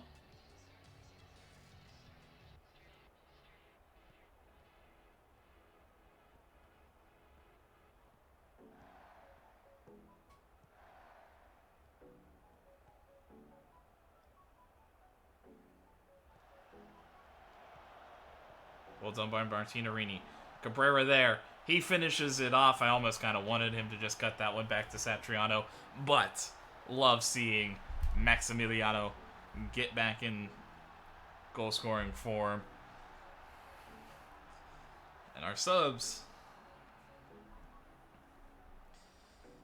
Yeah, this is just a little bit of panic from Amé here. Out into the middle, Martinarini, right to Valletta, who plays a beautiful ball down. And Brescia make them pay.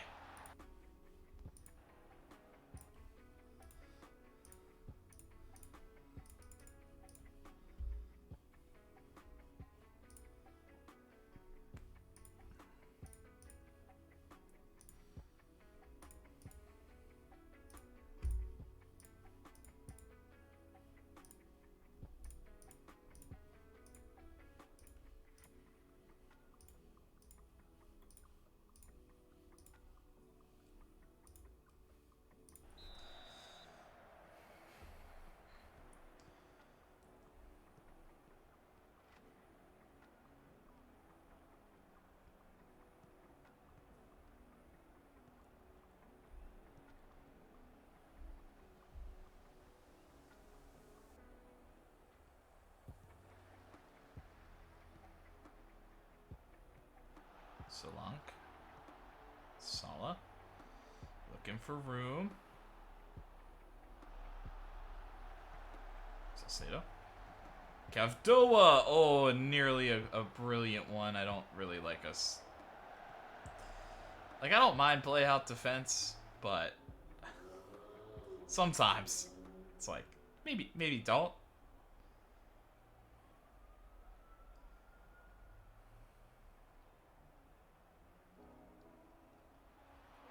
Maldini looking for it. A couple guys come back on side there. Carnesecchi pushes it away, but it'll stay in play, and he eventually, it falls to his feet to clear. Couple of scary moments for Sampdoria. They were definitely close on enough occasions to get a draw here, but the little bit of quality difference. I mean, really, Carnesecchi saved that. It just hit the post and came back into play, right?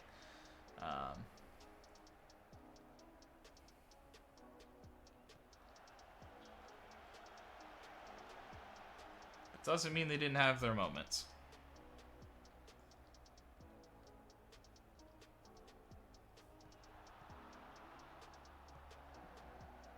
Nice job by Martinarini there. Carnesecchi looks for a big clearance.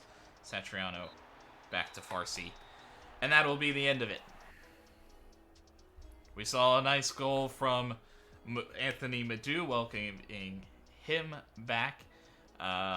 Stromberg looked pretty decent in his return, though he missed a really good opportunity. But then we also see Cabrera come off the bench and play pretty well. Good day for Brescia. All around there, really. Nordberg never really got going. Neither did Farsi on that right side. Just might have been a little bit stronger than us down when we were attacking from that direction. Yeah, we never lacked belief. Seems to be a real buzz around the team. Yeah, we just need to keep building on the good times. Yeah, goal befitting the player. A brilliant welcome back for Anthony Madu.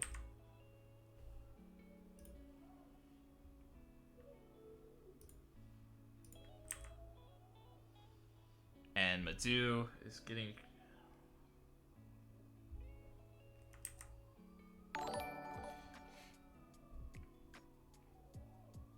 Welcome, Torcedor. Appreciate the follow. How are you doing today? This guy.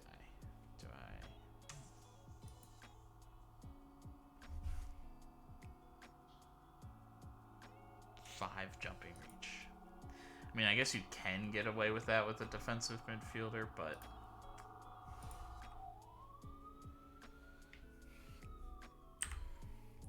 yeah, we've been here for 9 seasons. You know, I've been here since the start of the start of the game. Well, a few months after. Probably be the same for FM23. I'm doing pretty well today. I was a little frustrated this morning. Had to do laundry, but the washers or the dryers more appropriately, refused to operate properly. So I had to re-dry things 3 times, which was very frustrating. But other than that, it's been good.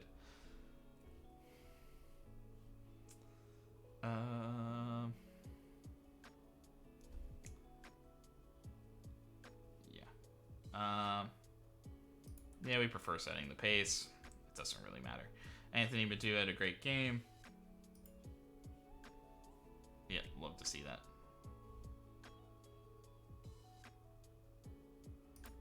I don't think he'll be going anywhere in a hurry. 11 assists for Robin Gosens.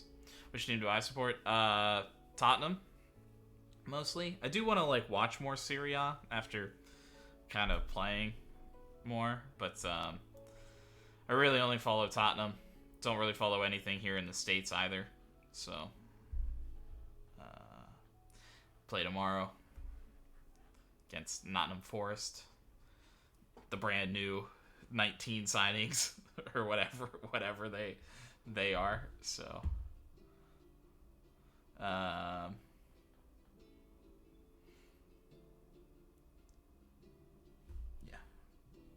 been very good. Exactly why we've loaned him in, or not loaned him in, brought him in.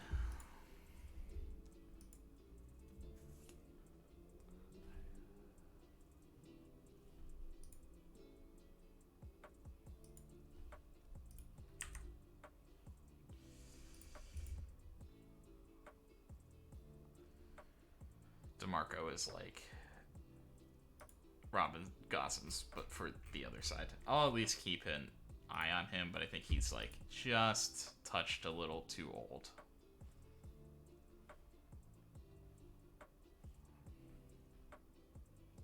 Honestly,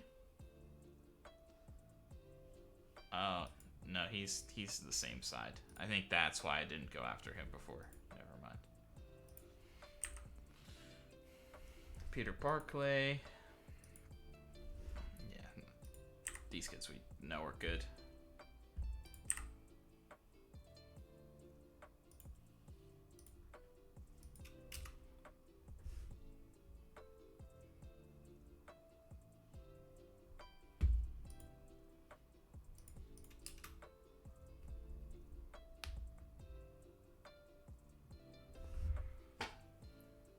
What time is it?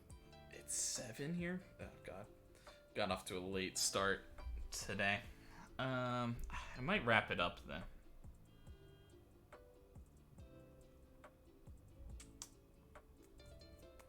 I don't know if I can get to the Crotone and through.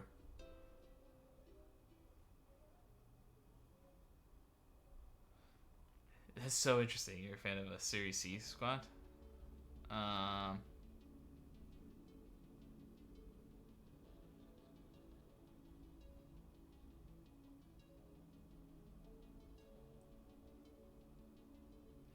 Interesting. I feel like I did see the name, but starting with Brescia and Serie B, that not as familiar. So interesting that you're local team then, I assume. Fuck you guys. Just so mad at Milan. Sorry.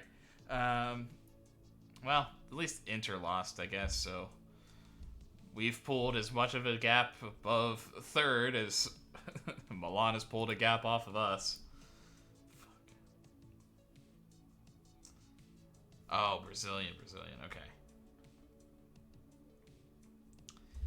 I see.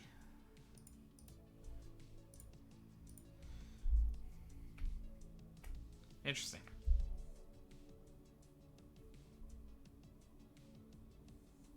Yeah, I should get into more like local, because like New York is got a couple of decent teams around, but so interesting. Nordberg just like,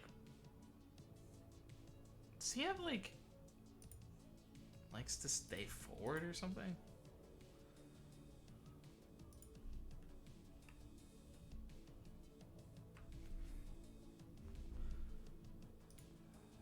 He just likes to play winger, even though he's the wing back, I guess.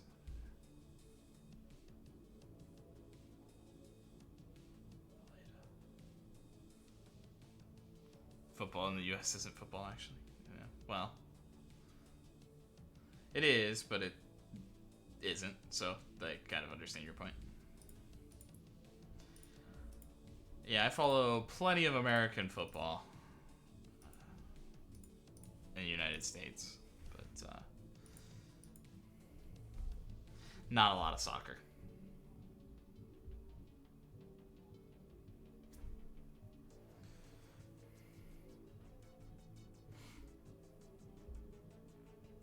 I mean, I think the whole point of like most sports, which is kind of what interests me about I mean, like local teams, I guess, supplant that, but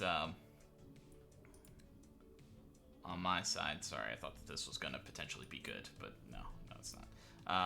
I usually like to watch the highest level of sports, and so I guess as long as it's competitive, it's interesting. But like, I don't watch as much college football as NFL. I don't watch as much, and that's kind of a reason I'm not super interested in watching like soccer here.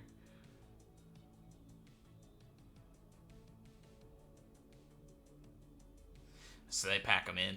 Love that.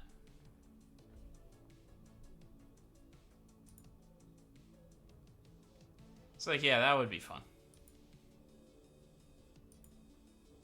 Like, it's like I hardly follow college American football anymore, but like went to a school where we had a stadium of 100,000, so you pack them in, you get that one bumping a little bit. So like I know when it's like that. Loved watching it on TV. It's not quite the same. But then like professional American football, it's like I don't know if I would even go watch a game. Handball. I think there's different variations of handball. I think my college, because it's a state school, probably had a handball team, and we were probably somehow good at it. But no, I don't think it's not as common for sure. And I think we've seen a couple different variations too of whatever we call handball. Roma, Tammy Abraham, Juventus do well. Lame.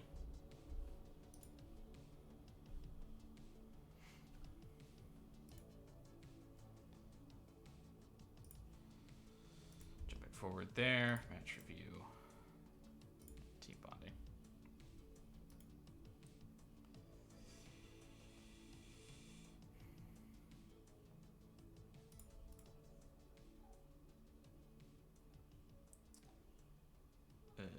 Defending, set pieces, attacking corners.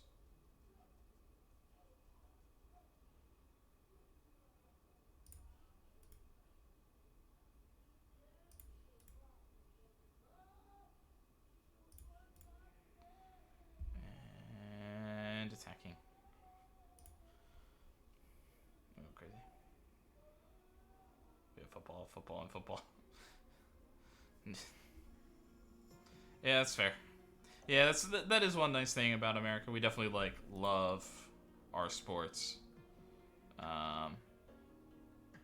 When it is big, we'll fall in love. So we have a lot of options that people find.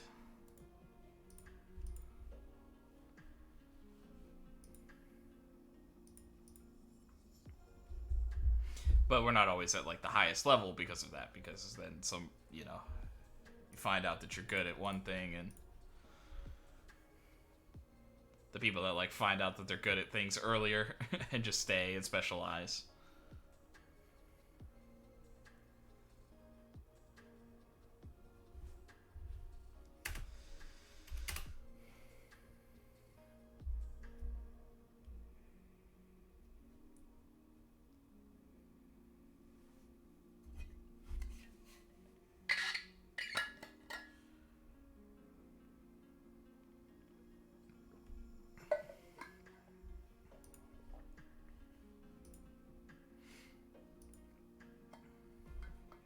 But yeah, I don't think like handball would be. Probably just play it in like a gymnasium or equivalent size type field. I'm not quite sure where it is, but probably not a ton of, not a ton of people in the U.S. would be going to their team's handball game.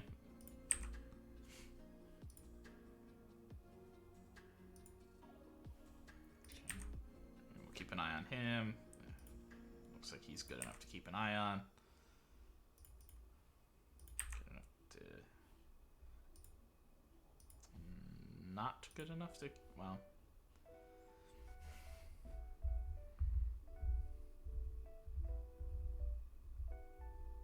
He's interesting.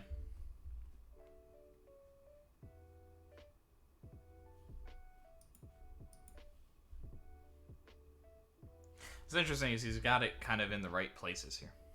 But,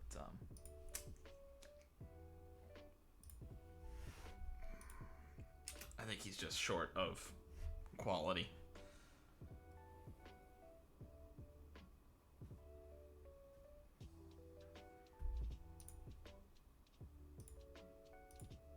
Pekovic. Too much strength training for... Okay, whatever, dude. Gosens, Abdulov, and Madu.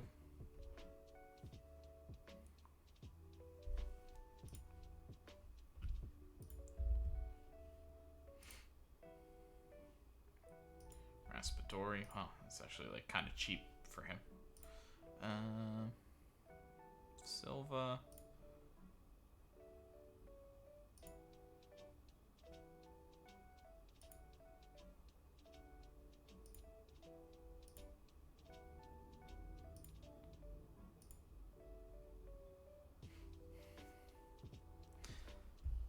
How you doing? I know that you were getting more chances this year. Yeah. He's been fine. Nothing special. I miss my boy. Shoulda fought harder to keep him, I feel like.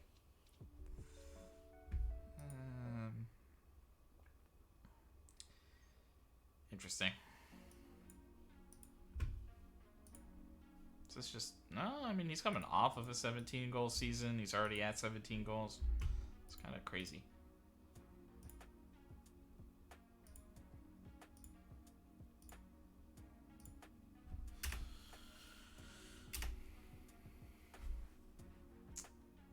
UEFA Champions League. The next, we are out. Lost in the first knockout rounds. All of the teams are out. Monaco are just like, okay.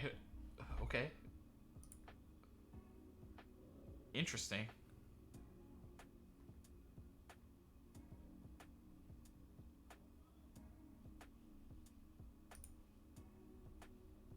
I mean, I know a lot of those guys would be pretty decent for our team, but that really surprises me. Chelsea and Barcelona draw, and Monaco beating Man City in the first leg of the second round.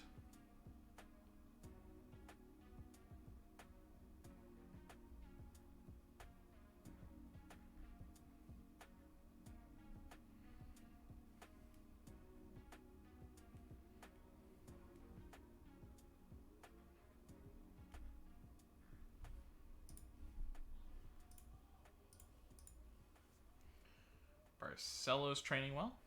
It's good to see.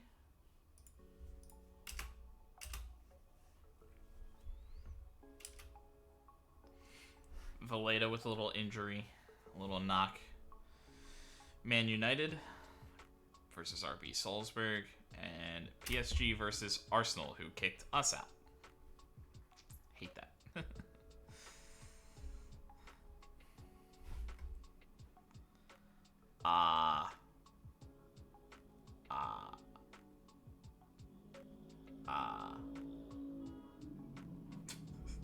Arsenal scored after getting a man sent off. What are you, Chelsea? It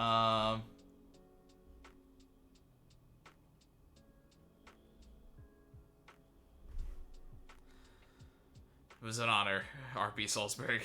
How did Milan lose to them? How did Milan lose to them? Was there some weird thing where they like literally played the day before and like everybody's died? Like what? 10-0, dude, in the Champions League?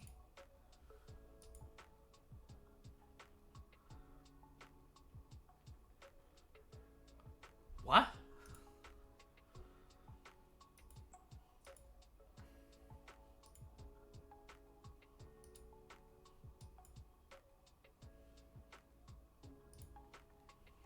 Man, doesn't seem like Sistana's having too much success. Although, I guess he is back in Italy. Interesting.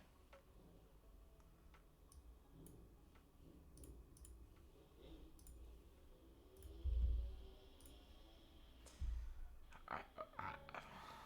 10-0? 10. 10. What? I'm like stunned. I do think the Crotone game is going to be our last match. With only 7 games to go to the end of the season, I think that'll put me right on track to finish on Monday. Maybe. Or at least be able to push the stream a little bit longer. It's going to be a tough match. I think training's been excellent to build up, and we're there. Verge of qualifying for the Champions League. I think we're confident it's just a matter of time. Have the confidence to again are going to change. Yes. I won't be making huge changes on the back of one player. Regardless who it is. I don't really know why you needed an answer about that. Just so you could all get mad. Jerks.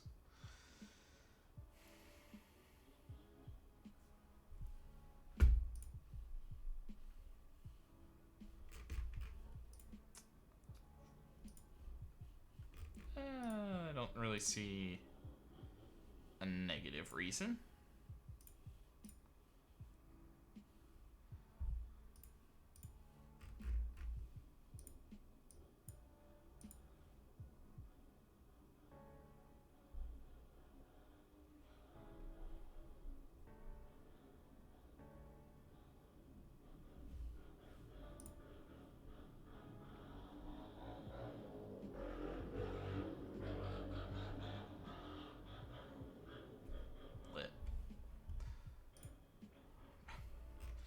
Love that they talk about Raska like every couple of months. Like, he's fine, boys. He'll be okay.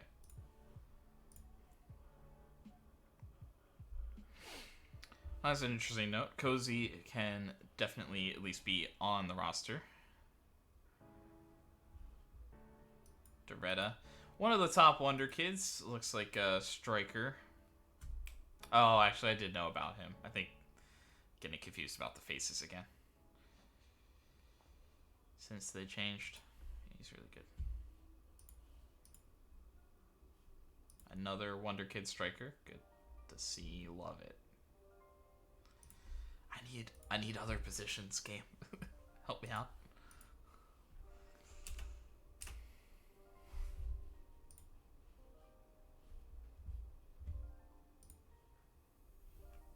So, I am going to bring out Joseph Petros in this one. I give him some of the younger games. We're still trying to develop him into something. I don't know if he'll be anything too special, but trying.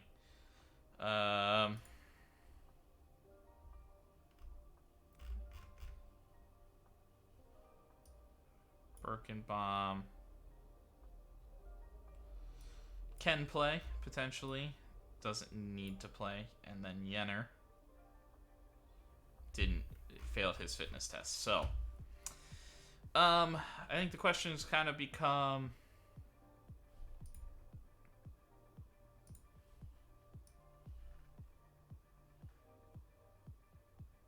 I want to keep Comas fresh. I think we can go back to Orestes as well. Great. Awesome. Love to see both guys on. Yellow cards. And then Maduraska.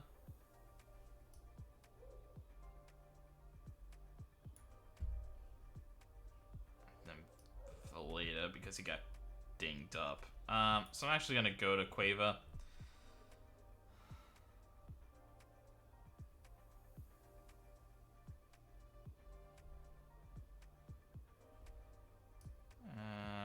Satriano's okay. We're going to go to Stromberg and Cabrera. We're going to just try something a little different up top. Trying to just get Stromberg back into things. And Cabrera's coming off of a really good training week. Because he usually does. Yeah, we're okay with that. And we can move in.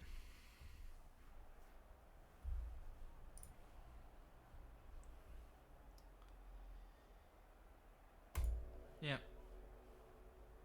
Put on a show a little bit today. Opposition instructions, I'm not going to have anything too special. They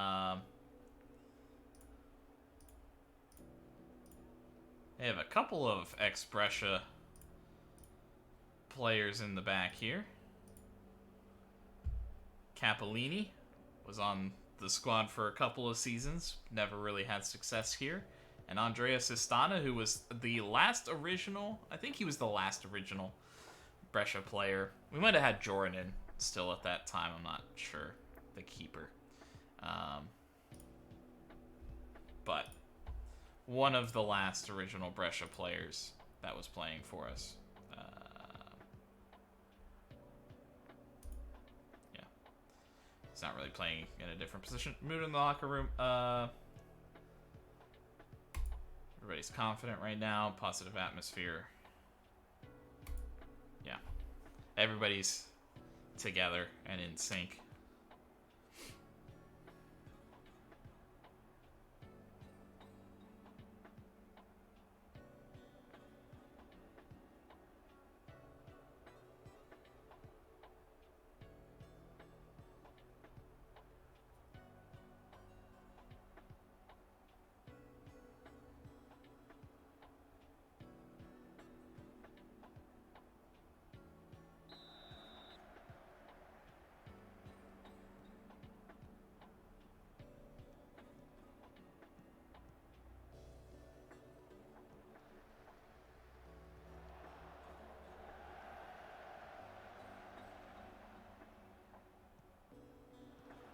Nice work, Nordberg.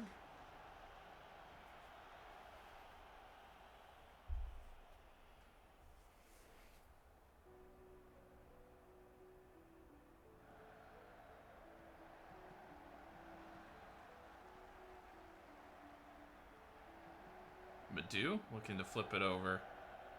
Can't find anybody. Cabrera. Let's go back to Orestes.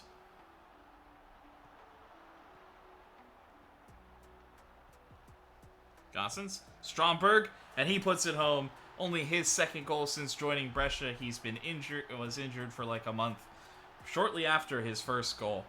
I think the next week of practice. So they haven't gotten to see too much of their new signing, but he puts one home here with the free header. And another assist for Robin Gossens.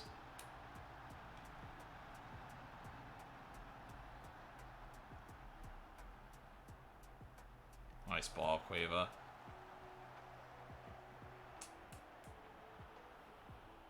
Stromberg not on the same page there. I liked what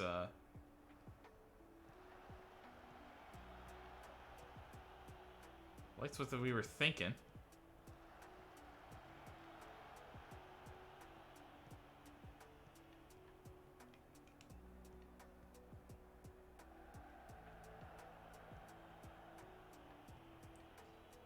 Stromberg.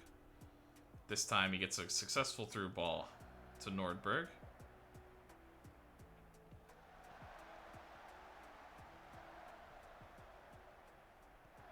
Back to Pekovic.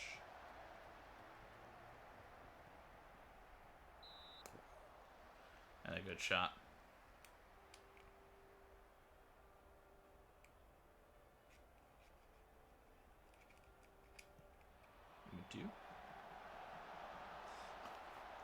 Bounced up and was still heading towards goal. Saved by Turati.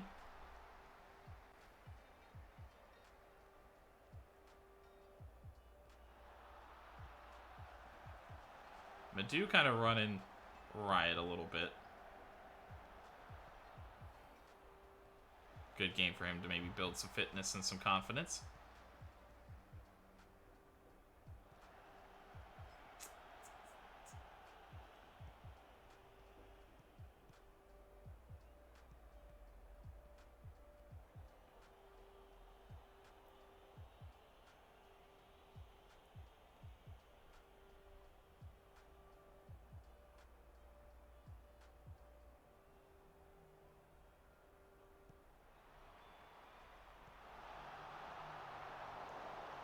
Why is Cabrera having a bad time?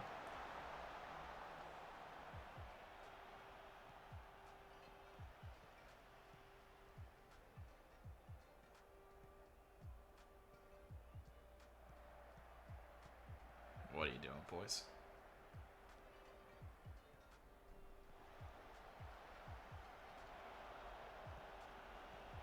Cueva looking to play Stromberg through. Won't quite be passed. He'll pull guys over. Cabrera snatches at it and well wide. Max!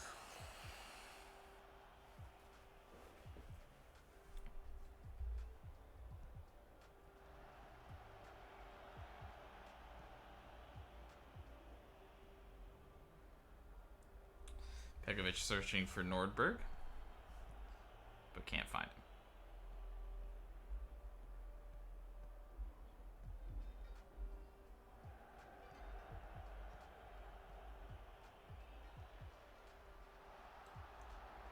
Good chance. Brilliantly taken. And his second of the day this time. Cabrera with the assist. Helping him out. But actually, really good first touch. Just set himself up in that one-on-one with the keeper. And open up a little bit of space to put it under him at the near post. Very nice from Stromberg. That's the kind of things that they've been wanting to see, but we didn't get the chance.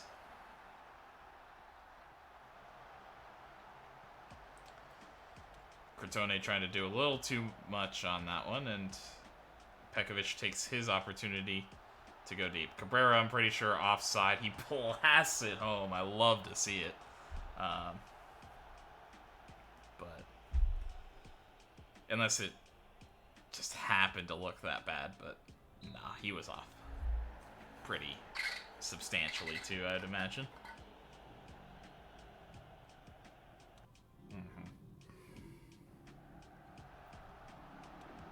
It was like maybe I missed a frame or something.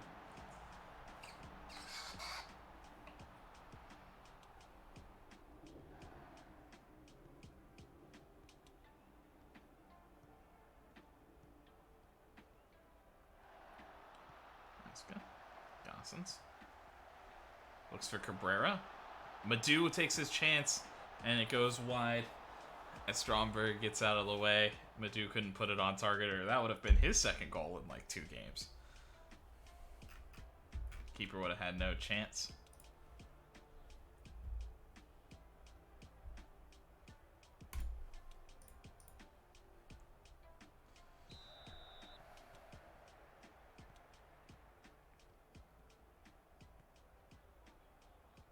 Early try searching for Stromberg, but not through.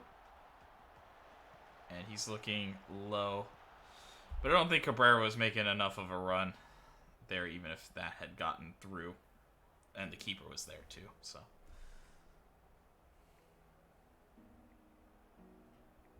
Comas booked.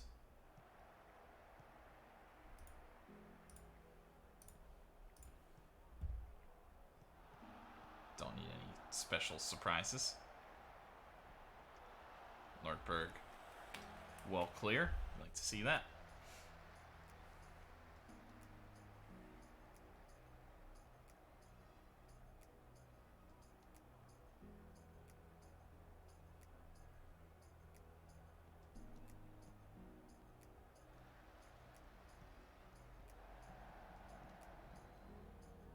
Cabrera down to Gossens. Searching, looking to cut it back to Cabrera. Can't find it.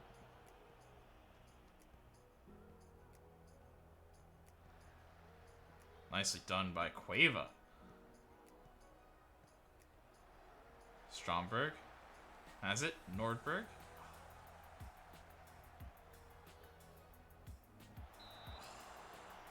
Behind for a corner. Trying to work a little something out of that one, but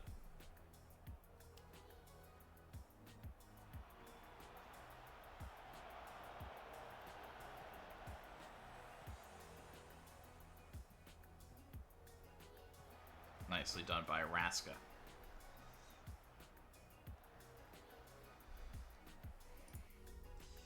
Cueva just kind of having a meh game. We'll get Valeda back out there to work on it a little bit.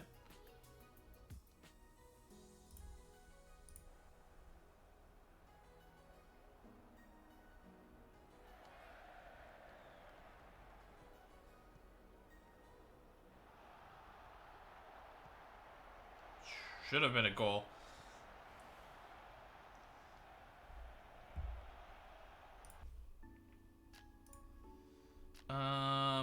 Yeah, I think we'll take Madu out for Martinarini. I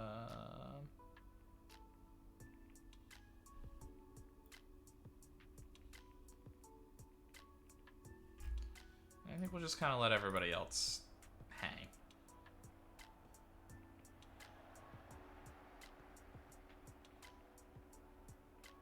Arrest is pushing forward, not with a lot of conviction.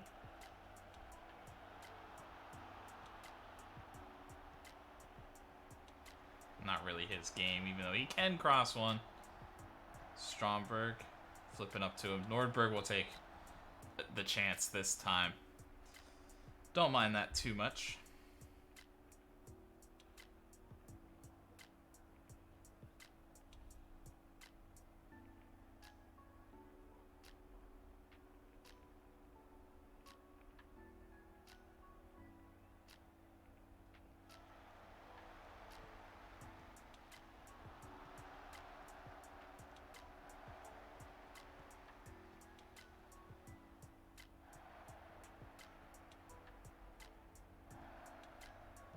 Oh, Martinarini set up and he was looking for it.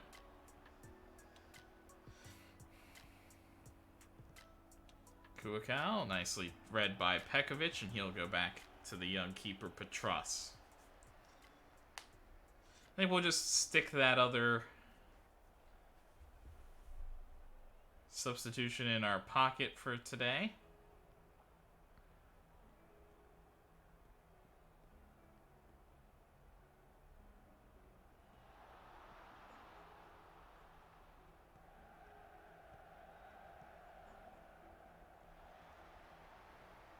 If there was really like a time wasting element, I would maybe throw somebody on just to waste some time.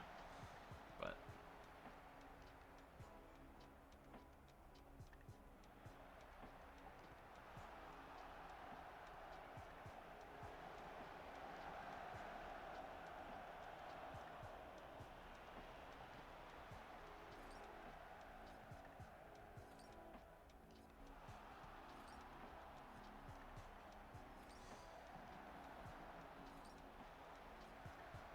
huge save by Petras.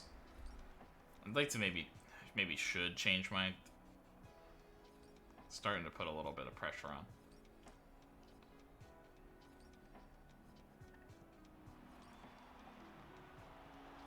Oh. Somehow fell to his feet.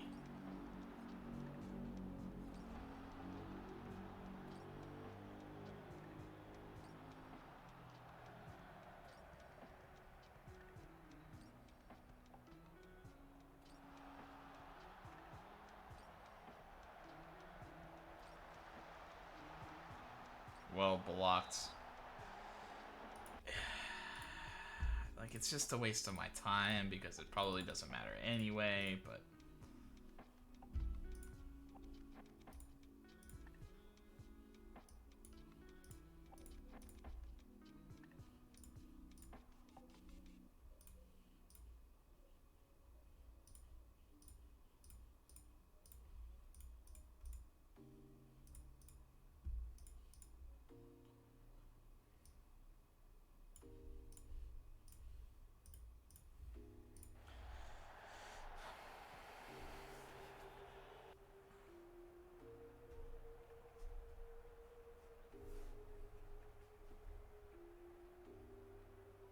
Why wouldn't they be in a hurry? If you get one here...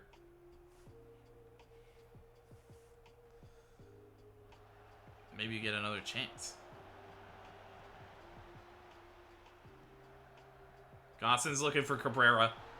And it is Maximiliano. We'll put a stamp on this one. With... after the extra time.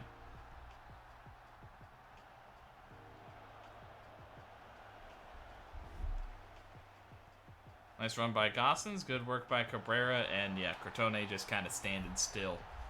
Maybe just hoping, like, just blow the whistle anyway. I know they have possession, just blow it anyway. Help a brother out.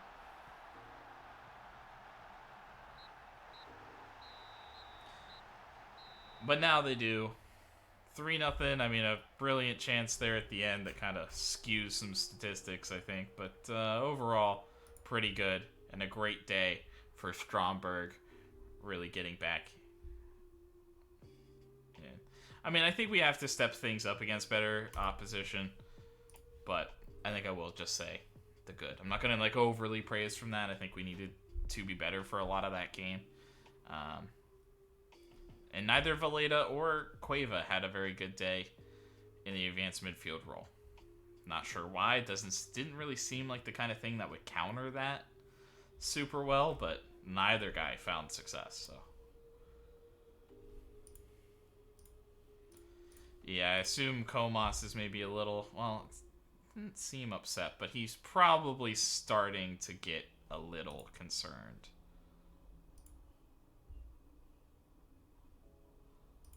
About his playing time.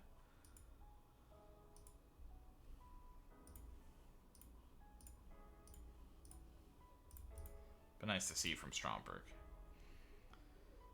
Petros continues to do well when he plays.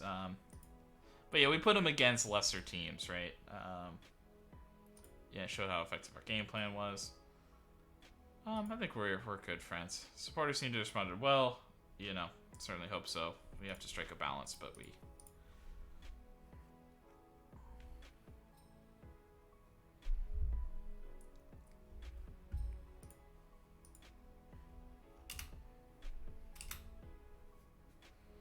But yeah, the emergence of Abdulev definitely lessens Comas.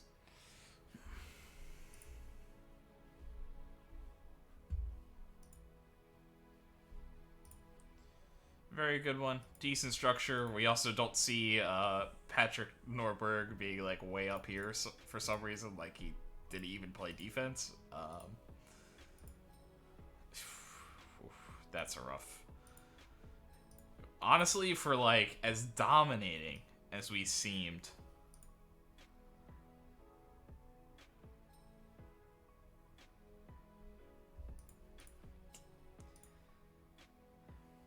I mean, yeah, I mean Billy, he's not really gonna become anything. Like, sure, I would rather him be happy on his loan, but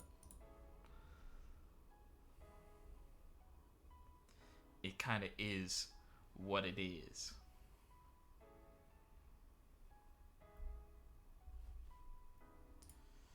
I guess we'll get through the match week. We'll see what match week 32 has with 6 games remaining following that. I think we should be able to finish all of that out on Monday. I guess there are some extra games to consider with the Cup. And but I kind of have the feeling Milan are just so good. You saw it today. That it's very likely we aren't playing another game.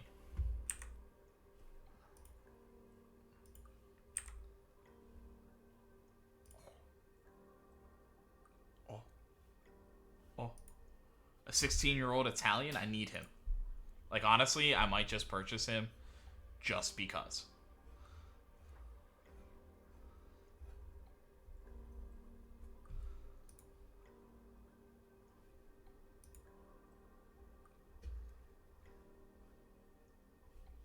Consistent. The big problem is interesting media handling style, but also balanced. Good work rate. Good in decisions, dribbling first touch inherently. Decent passing baseline. He does look like a good player too.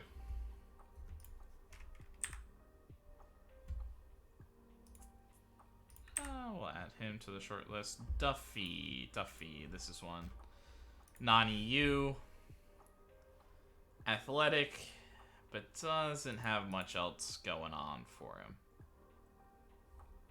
Consistent, just fairly professional.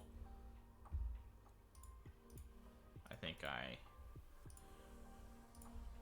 add Josh Duffy to the discard list. And Pepe, I mean, he does seem good, like, but he does hate big matches.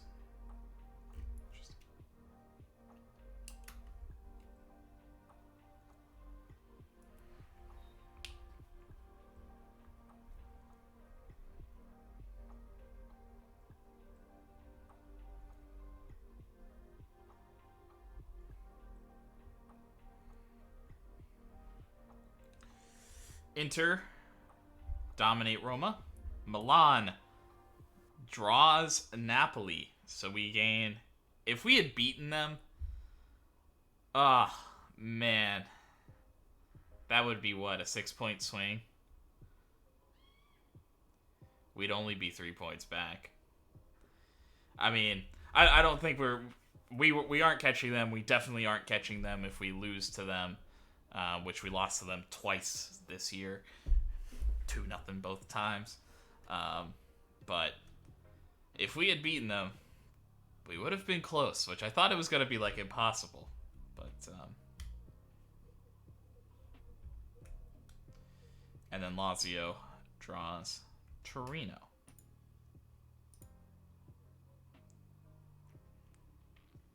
It's a shame. And Inter will at least be in the Europa Conference League, though. I think they are also primed to be one of the Champions League teams next year.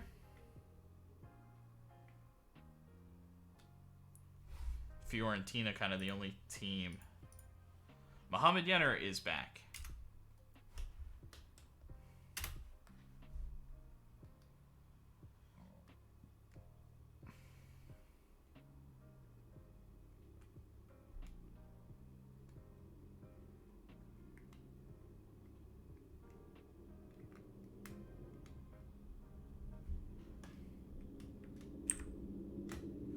And we will be in the Champions League. I think we kind of knew that we were set in Champions League status going into next season.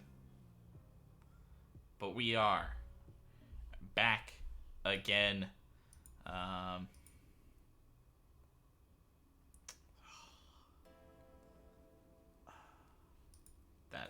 That kind of sucks. Look, I get we're only in an okay financial situation. We're not, like, overly destroying anything. We're about to finish our new stadium. But, man, do we need some more investment from the club. But just like when Milan can spend 100 mil every year in the summer, and you can spend 20, or if you sell guys, and it's like Milan doesn't have to sell anybody, and they can buy somebody for 100 mil. You know, and I know we're not there yet, but we're just falling short. You know. Oh, that was the only thing that changed. So what was it? It was like physical outfield. I think I'm just gonna go like overall attacking.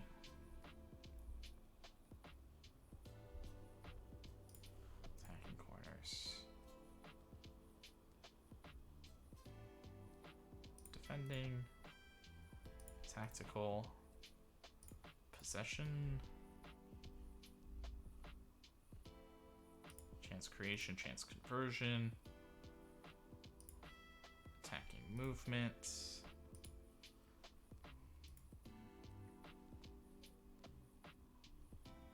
Attacking patient.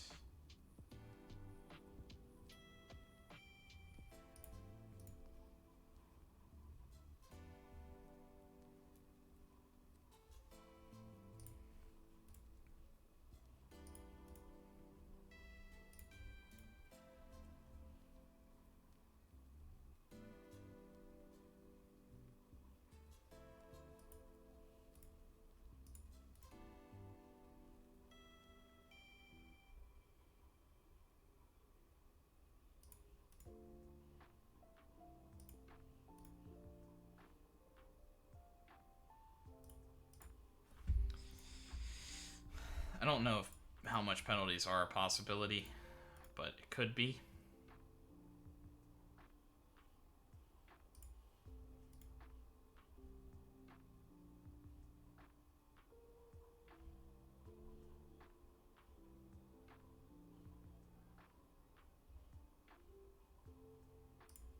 Okay. Set up something like that. Fiorentina lose. Tough for them, but a big weekend now for Juventus. And what can they do? They do have Udinese. It's solid upper half team. Atalanta draw. They're right on the edge. They just can't seem to get any momentum right now. Parma draws. Hellas Verona draw.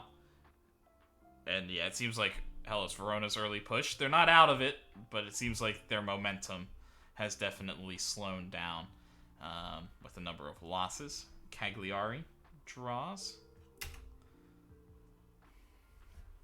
And the final game of the match week should be Juventus Udinese here on Monday. Speaking of Juventus, getting a youth player poached that I don't care about.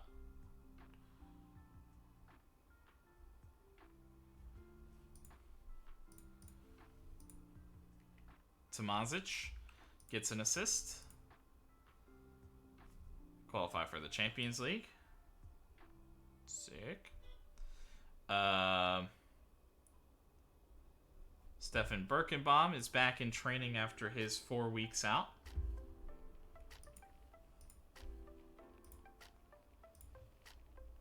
I still think those things are fine.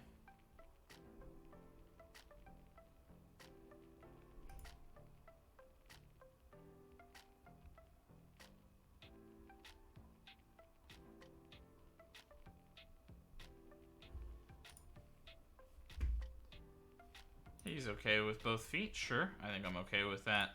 Yeah, I'm okay. I'll try one more time. Now we'll keep him in wing backs. We'll set up our weaker foot trainings for some of the youth, and we'll have to kind of constantly do that. Danilo Pekovic, world class.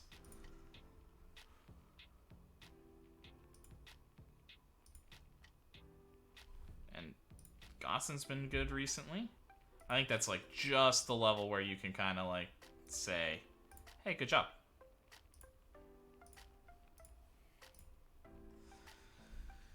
And actually, I guess before, well, maybe I'll do that.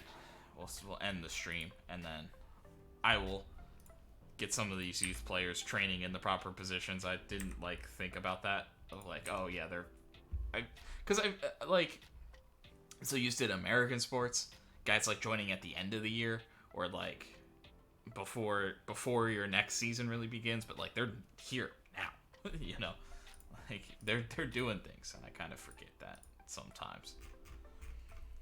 I mean, he's fine. Actually, he can pass dual-footed. Sure, if he's like free, which he pretty much is, you know, we could consider that. I probably wouldn't. And just for my dumb brain, I'm gonna put Karnaseki back in there before we join next time. And Udinese do beat Juventus, and they put themselves up and into European places. So this is how it looks. I think we're set up to finish on Monday. We'll do a little quick recap before we end it here. But I think we are looking to end season 9.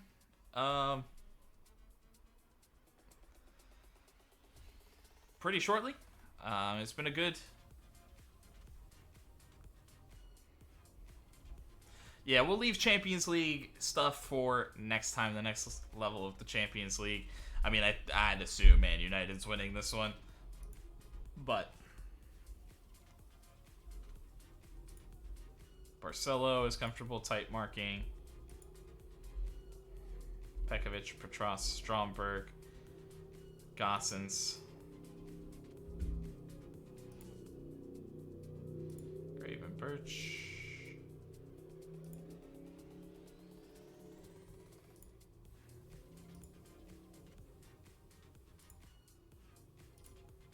A lot of scouting started for these youth prospects.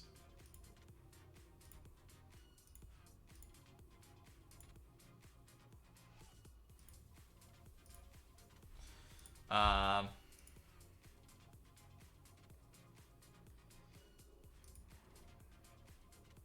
not happy with the board on that one though. I mean, I get it. It's not like we're in a very, very good financial situation. So it's kind of tough, but it's going to be tough to compete.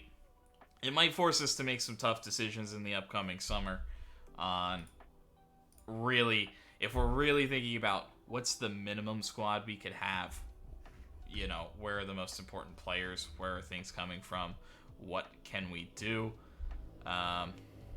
So next time, we also have the semifinal second leg against Milan, and we are continuing to push. Although we have guaranteed ourselves Champions League places, we do want to finish as high as we can in the league. It's not like we're playing for nothing, but we do already have a pretty good advantage over third place. I'm not saying we can't collapse or anything like that. I do think we're out of shooting distance, kind of how, unless Milan collapses, but I just don't see it. You know, we can do as much as we can do. I don't know who we have on the schedule. But we got, you know, we're ending the year Juventus, Roma, and I know they're having a bad season, but then also Inter with Roma and Inter away. So our final 3 games are not easy. I'd have to assume Milan's are a lot easier than that. But we'll see what we can do. I think we've been playing...